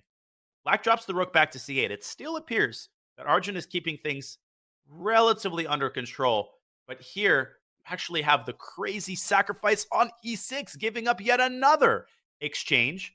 If the queen takes, then White pushes b7 and massacres Black's rooks. And if the rook takes, I think the move knight d6 ends the game. Just look at this position. This is ridiculous, Yovi. This is just ridiculous. Black is a full rook ahead, and it does not matter because as soon as Black sticks a queen on b7, boop, boop, and that's it. Black has to get rid of the queen, and the pawn finally reaches the promised land. Beautiful stuff there. And I can see that Jordan is for sure going to find these moves. And he doesn't capture the knight, but he steps forward with the queen. I still think that this is okay. You can still use the ideas that you've highlighted of just sacrificing your rook for the knight and then just springing forward with the b pawn. Now, it is okay, but I would refrain from one particular line. I'm a little bit worried Jordan might be attracted to it, and that is to give up the a-pawn in order to recapture the knight. Now, obviously, this does not relinquish the entire advantage, but this really does allow black to muddy the waters with the move rook a1. And amazingly, knight f6 check, that looks like it wins the game on the spot, but black has a very pretty tactic that turns the tables. Queen takes f6, and don't forget that white's queen is also hanging. It's not so easy to get rid of this rook, and suddenly white's king. The fireplace has gone out. It's not all that interested in the wine that it's got nearby, and black is able to whip up an inkling of counterplay. So if I'm Jordan, I don't know exactly what to recommend, but maybe rook to c6 is a safer way to keep converting the advantage. Not totally sure, but he rushed it with queen d3. Yeah. He did rush it a little bit. I have to say, if I were playing white, I would probably play a8. Bank it. It's been a wild game, and I feel that it's about time material were restored. And there we see Jordan. He is in the tank. He is thinking. I do like your move, rook c6. That is also a fantastic idea. I mean, black doesn't have a direct threat against any of white's pieces. So just move the rook c6. And remember, the pawn is protected by the bishop that's hiding away on g1. Took me a while to spot that piece. Yeah, it's hiding over there in the corner. It took me a while to spot white's king. Yeah. Oh, my lands. Yeah, but the problem is that there are many tempting choices. Rook c6 and just a8. After playing such a nerve-wracking game, I think this is very tempting. It is, and I checked our Silicon friend, or shall I say our Silicon fiend, and it does appear that I exaggerated the extent of the danger a little bit. A8 queen is right around +4. The simple reason is that rook to a1, it looks scary, but it does not create any threats. The rook all alone in of itself doesn't apply sufficient pressure on that bishop. And white, well, he'll give up the a-pawn, but he still has the b-pawn, and he's got 2 extra pawns to boot. So I think a8 queen should, in fact, do the job if Jordan maintains his composure and exercises the utmost caution with respect to his king. Well, one player that did not exercise the utmost caution is Fabiano Caruana, who got absolutely smashed in less than 30 moves by a resurgent world champion, Magnus Carlsen. He's all of a sudden on +1, sitting pretty, a lot prettier than he was sitting just 2 rounds ago. And Magnus Carlsen caught up with the press right after his sparkling victory. Let's listen in to the world champion. I didn't expect this win, so that's very good. Now I have 5 pretty winnable games left, so I'll just try and keep going. So yeah, it's looking better. I'm not really concerned about winning the tournament, but the chances of actually playing a decent tournament increased a lot, obviously. That was Magnus Carlsen. As we look at the standings really quickly, but we have some breaking news coming in right now. Abdusattorov there, keeping a 1-point lead for the time being. But something crazy has just happened. We have to take you furiously over to the Gukesh Maksudlu game where something absolutely unthinkable has just occurred. Not only did Parham Maksudlu not find the move knight takes g3 check, it would have been forgivable if he didn't see knight back to f5 in that resulting position and gone for the draw. But he has made an absolutely unthinkable blunder. Instead, he has allowed Gukesh to claim victory. With rook a2, he allowed queen a5 check. Now in this position, king g8 is an immediate perpetual. How similar is this, Yovi, to the Caruana narrative? Instead, he's gone forward to g6. And the horrible tactic that he's blundered is that after knight g3 check, queen takes g3. He's put the king on the only square that allows this tactic to work. And after bishop e4 check, black can resign because the queen is picked up with an extra piece. I cannot believe this. And if he can't play knight g3, then he's got to move the knight elsewhere. And bishop to e4 is essentially checkmate as a result. I think he can basically resign. Yeah, I mean, talk about roller coaster. I mean, when we took a break, we left you all on a cliffhanger. We were like, hey, you know, Parham has a winning attempt. Parham didn't spot it because he tried to play too ambitiously. He did not play the obvious move because he did not spot knight f5 as Daniel indicated. And instead, he's just taking too many risks in the desire to win. He should have just accepted. He got away with it yesterday, but today he is being punished. And I love that line. Knight g3, queen takes knight. Oh. Beautiful stuff here. And there we can see Parham with his head in his hands. He is just desperately racking his brains to find some kind of solution, because this, of course, is not the outcome that he expected. And you've highlighted knight going back to g2, g7, and of course the bishop will come out. But this is so easy. f5, you take it. The king has to make its way to h5, but then bishop d5, bishop f7 is a mating procedure. Probably the only chance is knight takes f5, and the eval bar there dropping a little bit. Maybe this still gives Parham some off chances.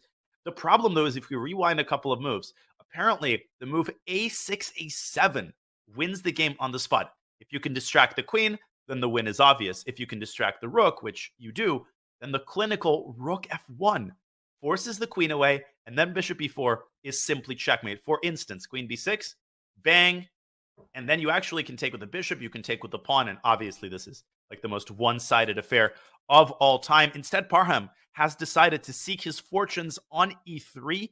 Let's bring us back to the live board. Knight to e3 is on the board, and that actually is a much better version of the knight h4 line, because a7 here doesn't seem to do the trick. Black can actually capture that bishop.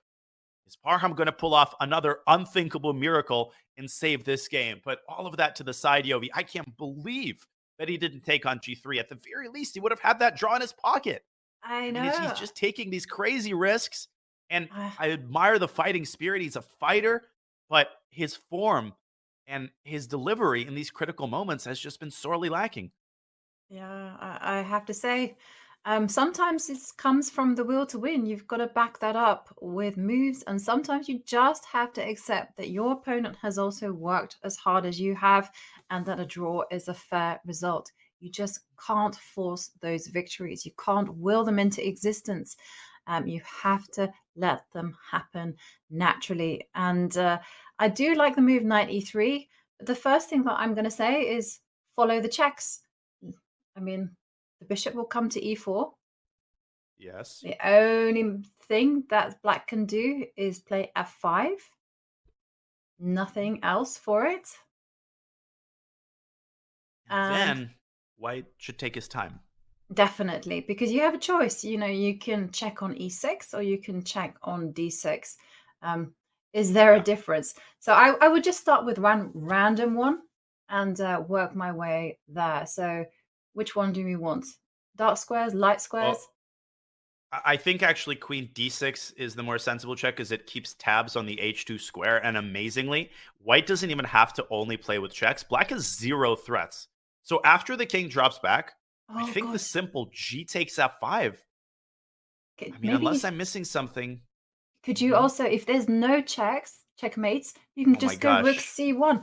Everyone to the party. What a move. Let's have some fun. Look at this move. I mean, this is unbelievable. Black says all 3 pieces are aiming at the white king, and somehow white's got the diagonal control over all of the critical squares. This bishop sacrificing its life for the greater good, and white delivers the ladder check or wins all of black's pieces in the event of queen f7. Yeah. Queen f7. And I guess queen d4, for example. Yeah, queen this is over.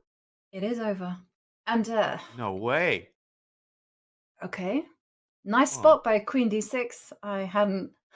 It was nice to see that the queen is an attacker and defender at the same time. So rook c1, the only move I can see is rook c2. That's a nice And so- resource. Yeah. I'm kind of hoping for Don't take with bishop the takes bishop. rook. Wink, wink. Nice. Yeah, juicy why not? rook It's a there. free rook. Yeah, exactly. Wait a second. Don't do this because there's like queen e1 and knight f1 with a perpetual. Gukesh not hesitating. He finds bishop e5, f5 on the board, and okay, now it is crunch time. How is he gonna check the king? So here, rook to b1, just to finish this line, I think is the winning move because you're forcing black to pursue the rook, and now you can give a check on d7. If king f6, you get forked. So you have to go back to f8. And I think here, there must be some like combination of checks that forces the king onto a dark square. I don't see it off the top of my head, though. So maybe you can just check and go rook c1 here. No, you get mated. What am I saying? It's so easy to forget about that. And I mean, I don't see it off the top of my head. This is crazy. Well, you can get Check. queen. Oh, and check. Yeah. That's it. Oh, That's it. yes. Because at this point, the king has no shelter to seek. Either it steps onto this diagonal or you allow liquidation and the rook disappears at the end of the line. Wow. What a line. Oh, gosh, I'm actually... No, and he finds queen d6, of course. Yeah. He understands a minute. exactly what needs to do. He has to keep the h2 square covered. And Oh my gosh. what a turnaround. And we were kind of just thinking, how sorry we were for Gukesh. He's played so well in this tournament, and it just seemed he's been a victim of his own clock. But now looks like he's on his way to securing his very first victory. And The soul. Yeah. it's a heartbreaking loss for Parham, and he will be furious. I would not like to be in his shoes when he finishes this game. And goes to enjoy the rest day. What a miserable rest day it'll be because Parham got one miracle yesterday, one close call, but he's not going to survive a second one. And Gukesh, you have to feel good for him to get this first win. However he got it. When you're in bad form, listen, you just got to take whatever gifts are given to you. And this was a gift. Parham, he's going to be kicking himself for not taking enough time. He played that king g6 move in 2 or 3 minutes. And anytime you put your king on a square like g6, anytime you put your king on a compromised square, especially on the same square, on the same color square as the color of your opponent's bishop, you have to be extra careful. You have to double check that one more time.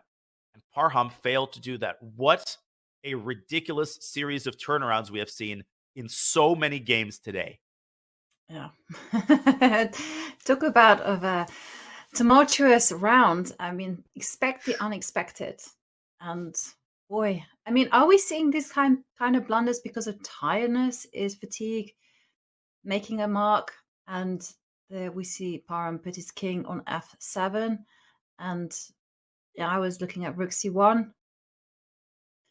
Probably now, it also occurs to me, you can put your rook on b1, and you can just shorten the variation by 2 moves. Yeah, exactly. Sometimes it's funny when you think, no, it is essential that I repeat moves once before going for that line. Rook b1, rook b2. But the key move there is bishop e4 to d5. It can be a little bit jarring to give up, the pride of your position, the game-winning piece. But you just have to clear the shrubbery there on the king side and then tail the king over to a dark square. But Gukesh he's got 22 minutes and, he can take even 15 of them to just quadruple check the winning line, which he's going to do. He doesn't trust himself at this point in the tournament. He has to make sure that there are no hallucinations as he's knocking on the door. Shocking victory over Maksudlu. Yeah. And of course, we have to remind ourselves that Maksudlu actually held a 7-hour game yesterday against Caruana. that obviously must play on your energy reserves when you have such a draining game. I mean, could the errors that we saw that came with King G6, with putting the rook on A2, could that have been as a result of this game? And also, you mustn't forget that we are closing in at the end of this tournament. We are in the second half. This is a grueling time control, very, very long. Mm-hmm. Is this the reason? Or is it just simply he's out of shape? I think this must be the reason, because Maksudlu has had incredible moments this tournament. He's had moments when he's navigated successfully the complexities of positions far more difficult to assess and calculate than the one he had here. This was a relatively simple position. There weren't that many tactical details. You know, there was the queen takes G3 idea that he missed. And then the other idea he missed was the concept of delivering smothered mate with the knight and the queen. I maintain that Parham is such a strong player that a fresh Parham, an energized Parham, would have taken that pawn really without a second thought and would have found knight f5 in, let's say, round 1 of this tournament. So fatigue, not only is it important, it is central to the narrative of this tournament. Who has the stamina? Who has the reserves built up to keep their legs churning as the rounds drag on and the hours drag by and their brain starts to turn into mush? Mm-hmm. Yeah, and I'm glad you kind of said the brains also start to turn to mush, because we mustn't forget as well, the players are actually doing prep in the morning. So it's not just this 6 hours, 4 hours, or 8 hours of play. It's also maybe how many hours would you say preparation do you do on average?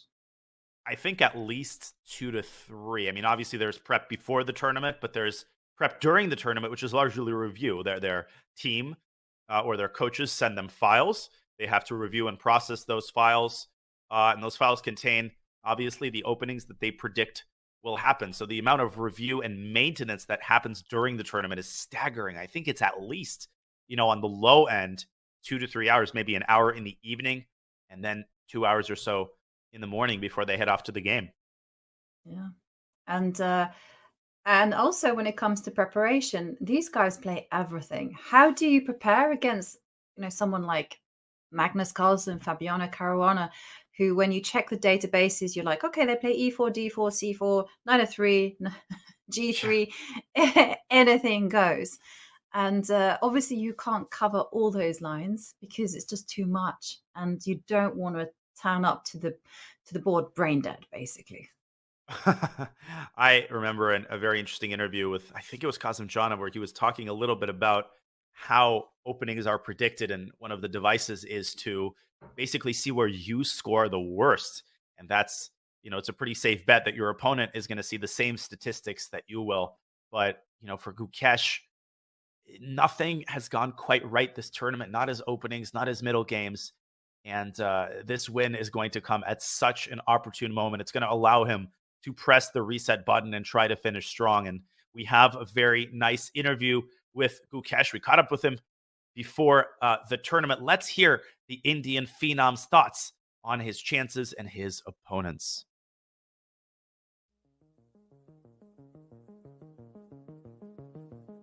This is my first super tournament in classical chess.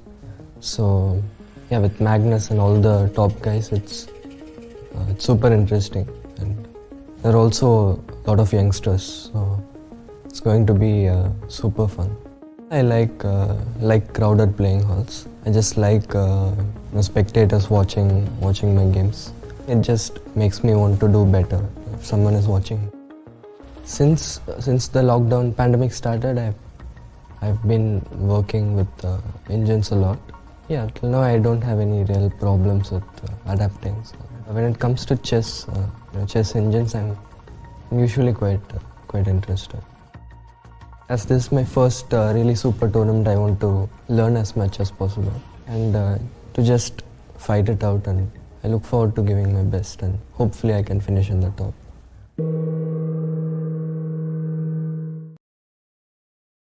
Gukesh, of course, burst onto the scene with an 8 out of 8 start at the last Olympia, talking about how he adapted his style of training and his style of prep.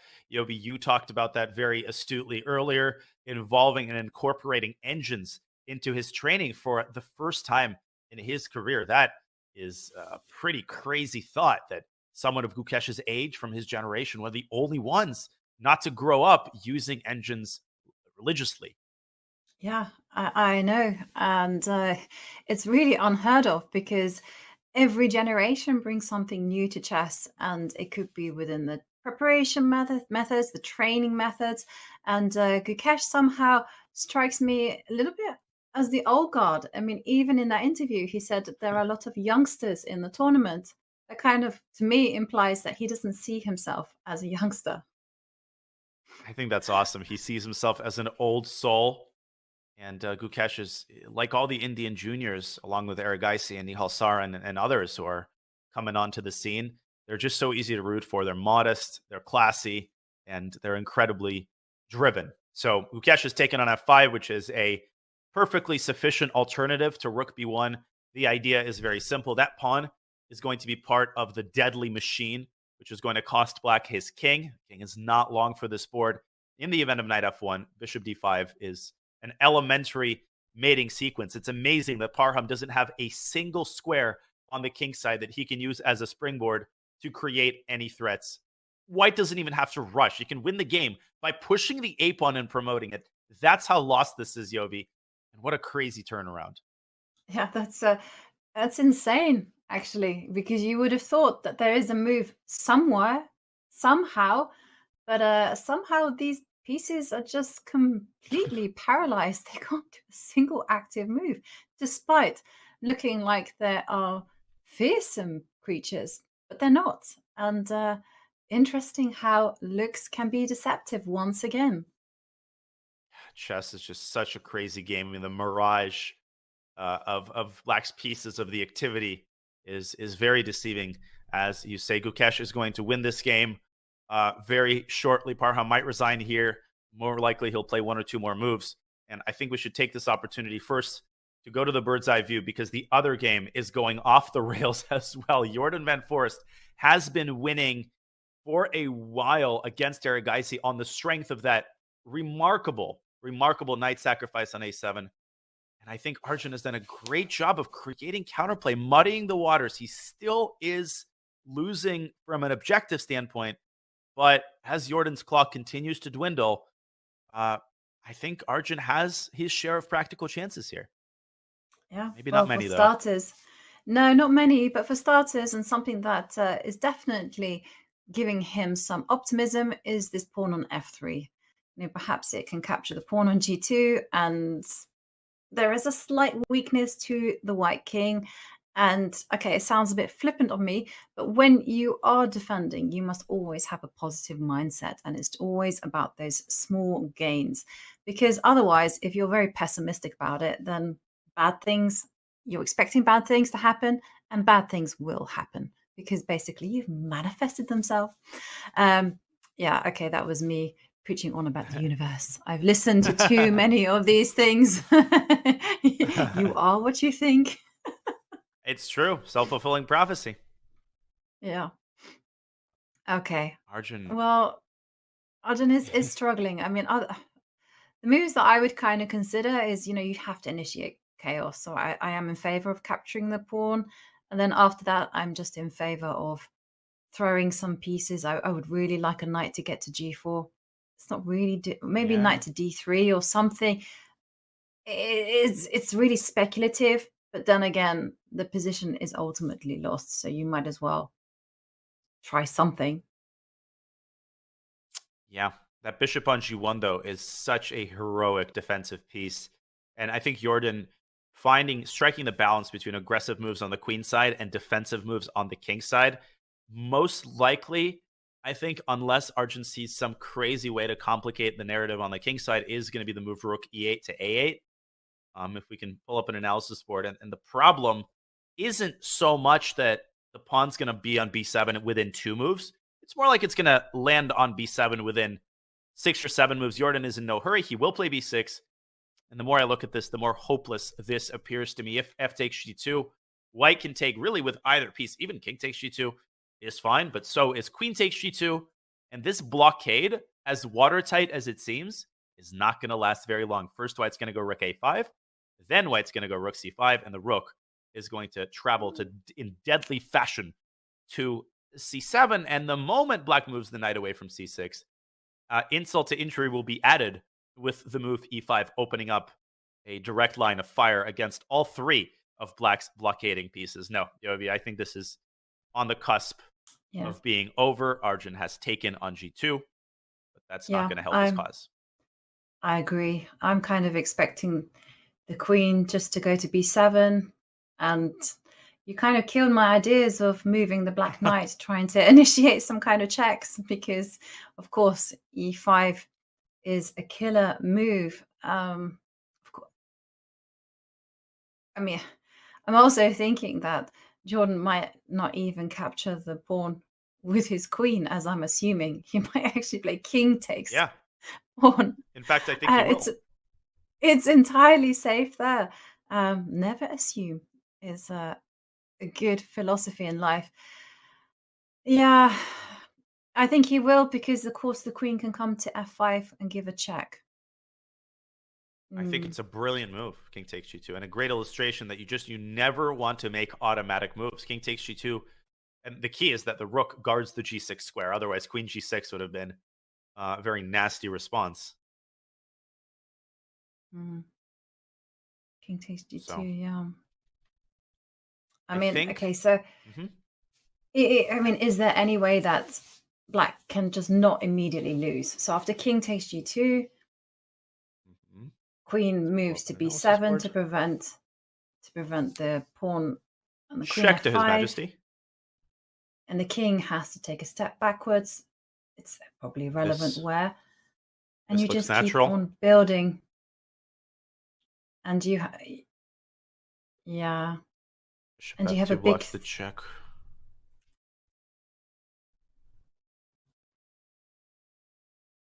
And unfortunately, you have to do something like that, because if you make a nothing kind of move, you're threatening bishop takes knight.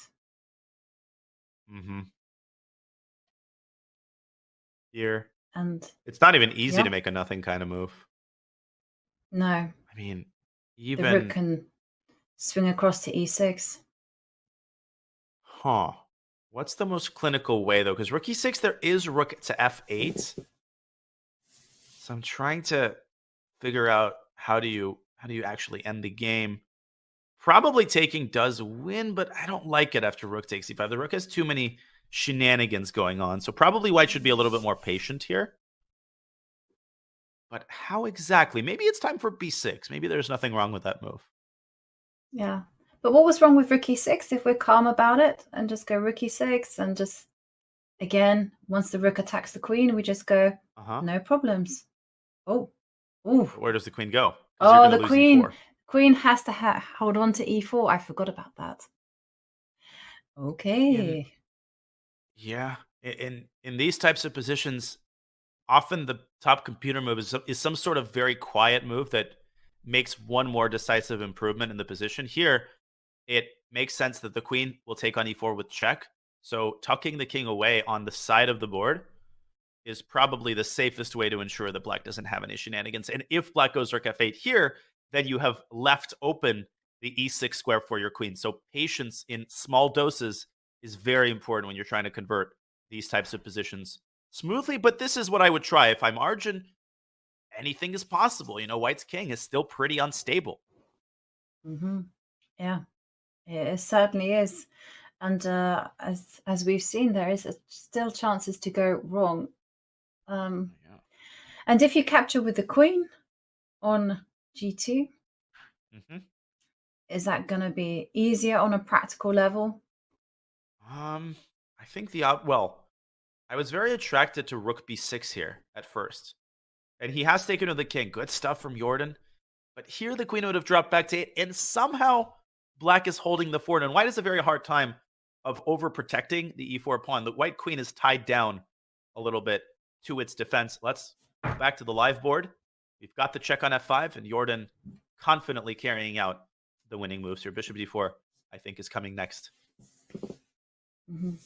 Yeah, this is Bishop d4, this is almost over. Yeah. In the meantime, Is there any other move other than bishop d4? Is this the case that everything is going to win? I don't think there are too many other moves because again, rook e6, there is rook f8. So you need that extra bit, you need a huff and puff on the straw house to blow it down, but you need that big bad wolf to finally reemerge out of its state of defensive dormancy on g1, where it was faithfully assisting the king. But now the king is able to handle himself nicely, and the pressure on that knight is just a little bit too much for black to bear. It's also important that the check on e2 can always be parried with bishop to f2, and the queen on f5 guards all the potential checking squares. Arjun with king to g8 as predicted. Okay. Bishop Here comes the d4, bishop. and then followed by the very clever king h3. That is just too cool for school. Yeah, bishop d4, king h3, and then you'll still have to find the crushing blow. I mean, maybe rook e6 in that position already works. Maybe at that point you take on e5 because queen takes e4 is not check.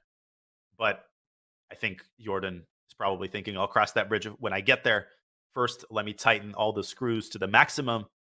And he does just that. Bishop Bishop d4 d4. plays. So Yeah, confident. and he is. And I like this move because it sets up a threat of bishop takes knight. And only one move to stay alive. Queen a8. Got to blockade the pawn with the lady. Mm-hmm. Can't do it with a rook because you drop the knight.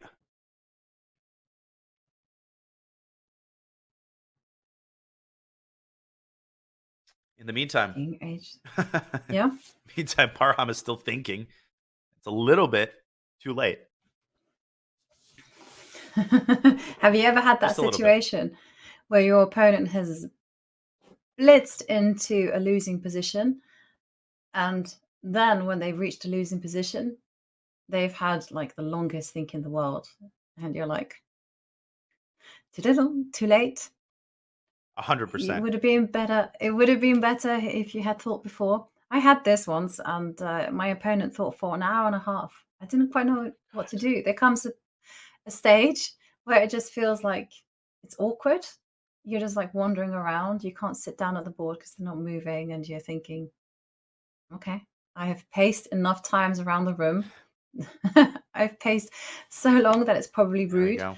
And He's just resigned. He's resigned. Yeah. I mean, that's it. He figures that Jordan has so much time. He's going to figure out king h3. I mean, Jordan is a former Tata Steel champion. I think the resignation is not really premature. I think it makes a lot of sense, actually. He wants to put himself out of his misery and make it to pizza, which I think might close earlier on Sundays. Yeah. I disagree somewhat. I think that after queen a8, let Jordan find king h3, and then you can issue your resignation. Because there was still a lot of tricks on the board. Like, for instance, you can go wrong with bishop takes knight, and after rook takes, it's suddenly white is the one that was on the back foot. Agreed. No, I'll concede the point. I think Arjun was just so dejected by the state of affairs in the position, the way the game has gone. I think it is admirable that he sits at the board and discusses it with his opponent rather than, storming off. It is his second loss in a row. He must feel pretty miserable going into the rest day, but he is a class act. He's a professional, and professionals, they swallow the bitter pill, and they behave in an adequate manner, even when things don't go well. As the players discuss the final fascinating stage of the game, what a brilliant display by Jordan van Foreest. Let's tune into the Gukesh game because he is about to checkmate his opponent. It is forced mate in 3, and what a beautiful mate it is. Yeah, it is. Beautiful mate it is.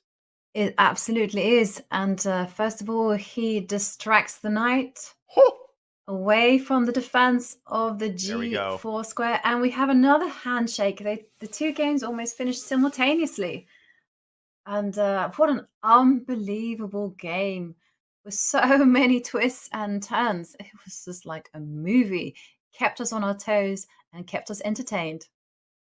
Oh my gosh. And I think Gukesh was pointing at the G3 square And Parham, he can't believe it. He's like, what was I thinking with King G6?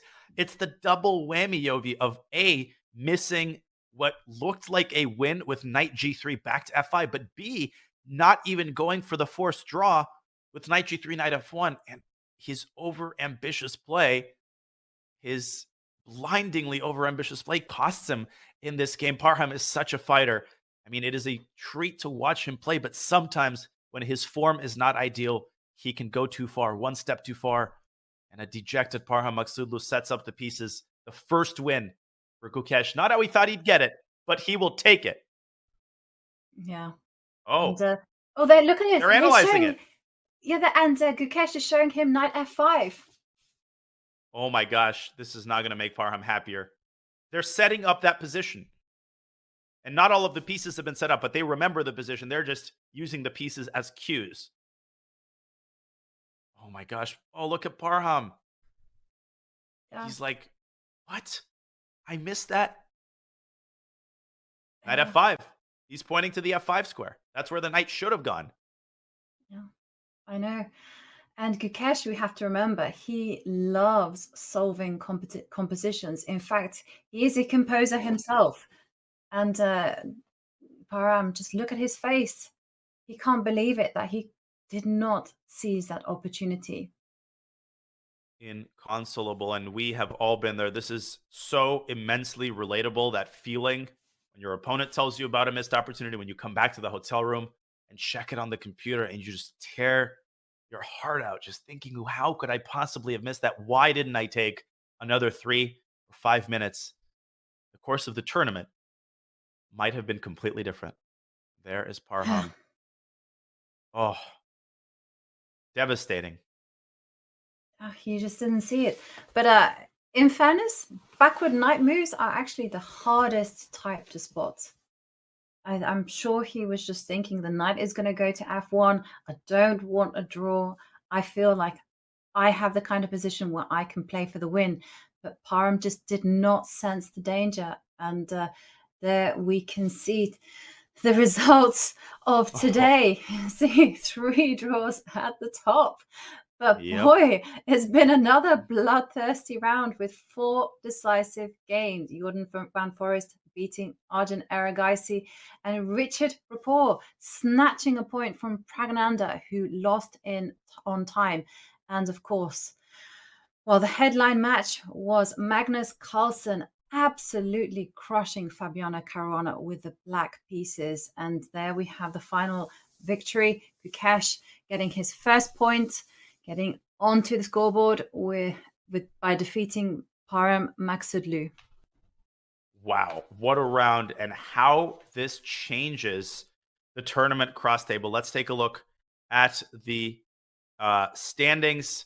We have Nodirbek Abdusattorov, who maintains his 1-point lead despite drawing in this round. Anish Giri, he had minor chances against Vincent Keymer, wasn't able to win. Neither was Wesley So, who did also stand slightly better throughout the game, but Ding Liren was just too watertight. And Fabiano Caruana slips from the ledge. He is now only on +1. He is together with Magnus Carlsen, a tie for 4th place. Unbelievable progress by the world champion in only 2 rounds. He has turned the tournament around completely. He has gone from 11th place to a tie for 4th through 7th, but he will need a couple more wins if he wants to make a serious bid to win this tournament. But for the first time, he has a fighting chance. And unfortunately for Vincent Keymer and for Gukesh, who despite the win still sits tied for last place, we will keep an eye on these young players as they try to climb their way out of the bottom of the tournament standings. Maybe that win will give Gukesh confidence. Let's review the pairings. Tomorrow is a rest day, so do not tune in at 8 a.m. and expect a round. This round will come your way on Tuesday. It'll be round 9 of 13. And Yovi, so many of these pairings catch my eye. Nodirbek, I think, has a good chance with the black pieces to beat a struggling Vincent Keymer. We've got Magnus against Gukesh, which we are going to keep a close eye on as the world champion tries to continue his furious comeback, among many other fascinating pairings. Yeah, absolutely. I mean, so many catch my eye. And you know what we have come to expect? There is simply going to be fights on every single board. And I definitely think there will be a lot of drama, a lot of action, a lot of thrills, and a lot of spills. There will indeed, and that round is coming your way again, not tomorrow, but Tuesday at 8 a.m. Eastern time.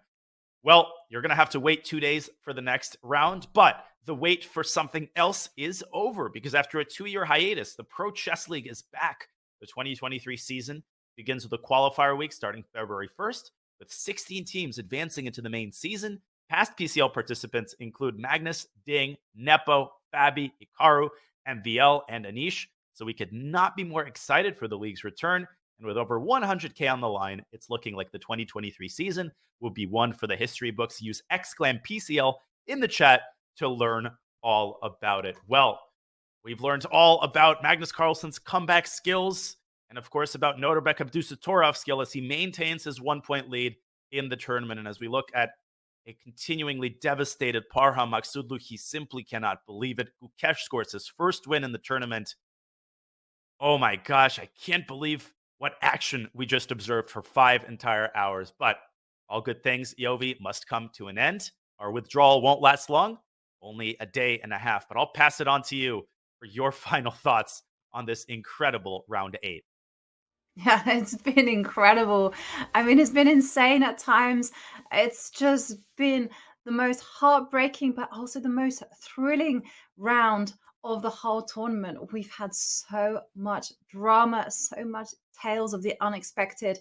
And Daniel, you just made it a pleasure. Boy, has it been a ride. And thank you so much. It's been so much fun.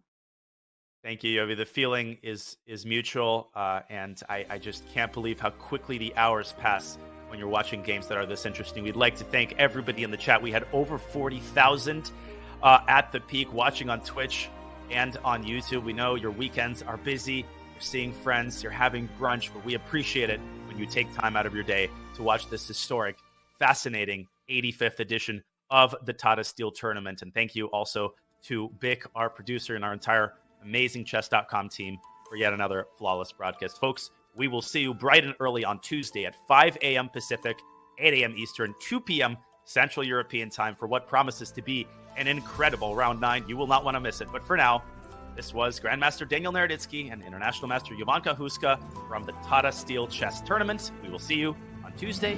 So long.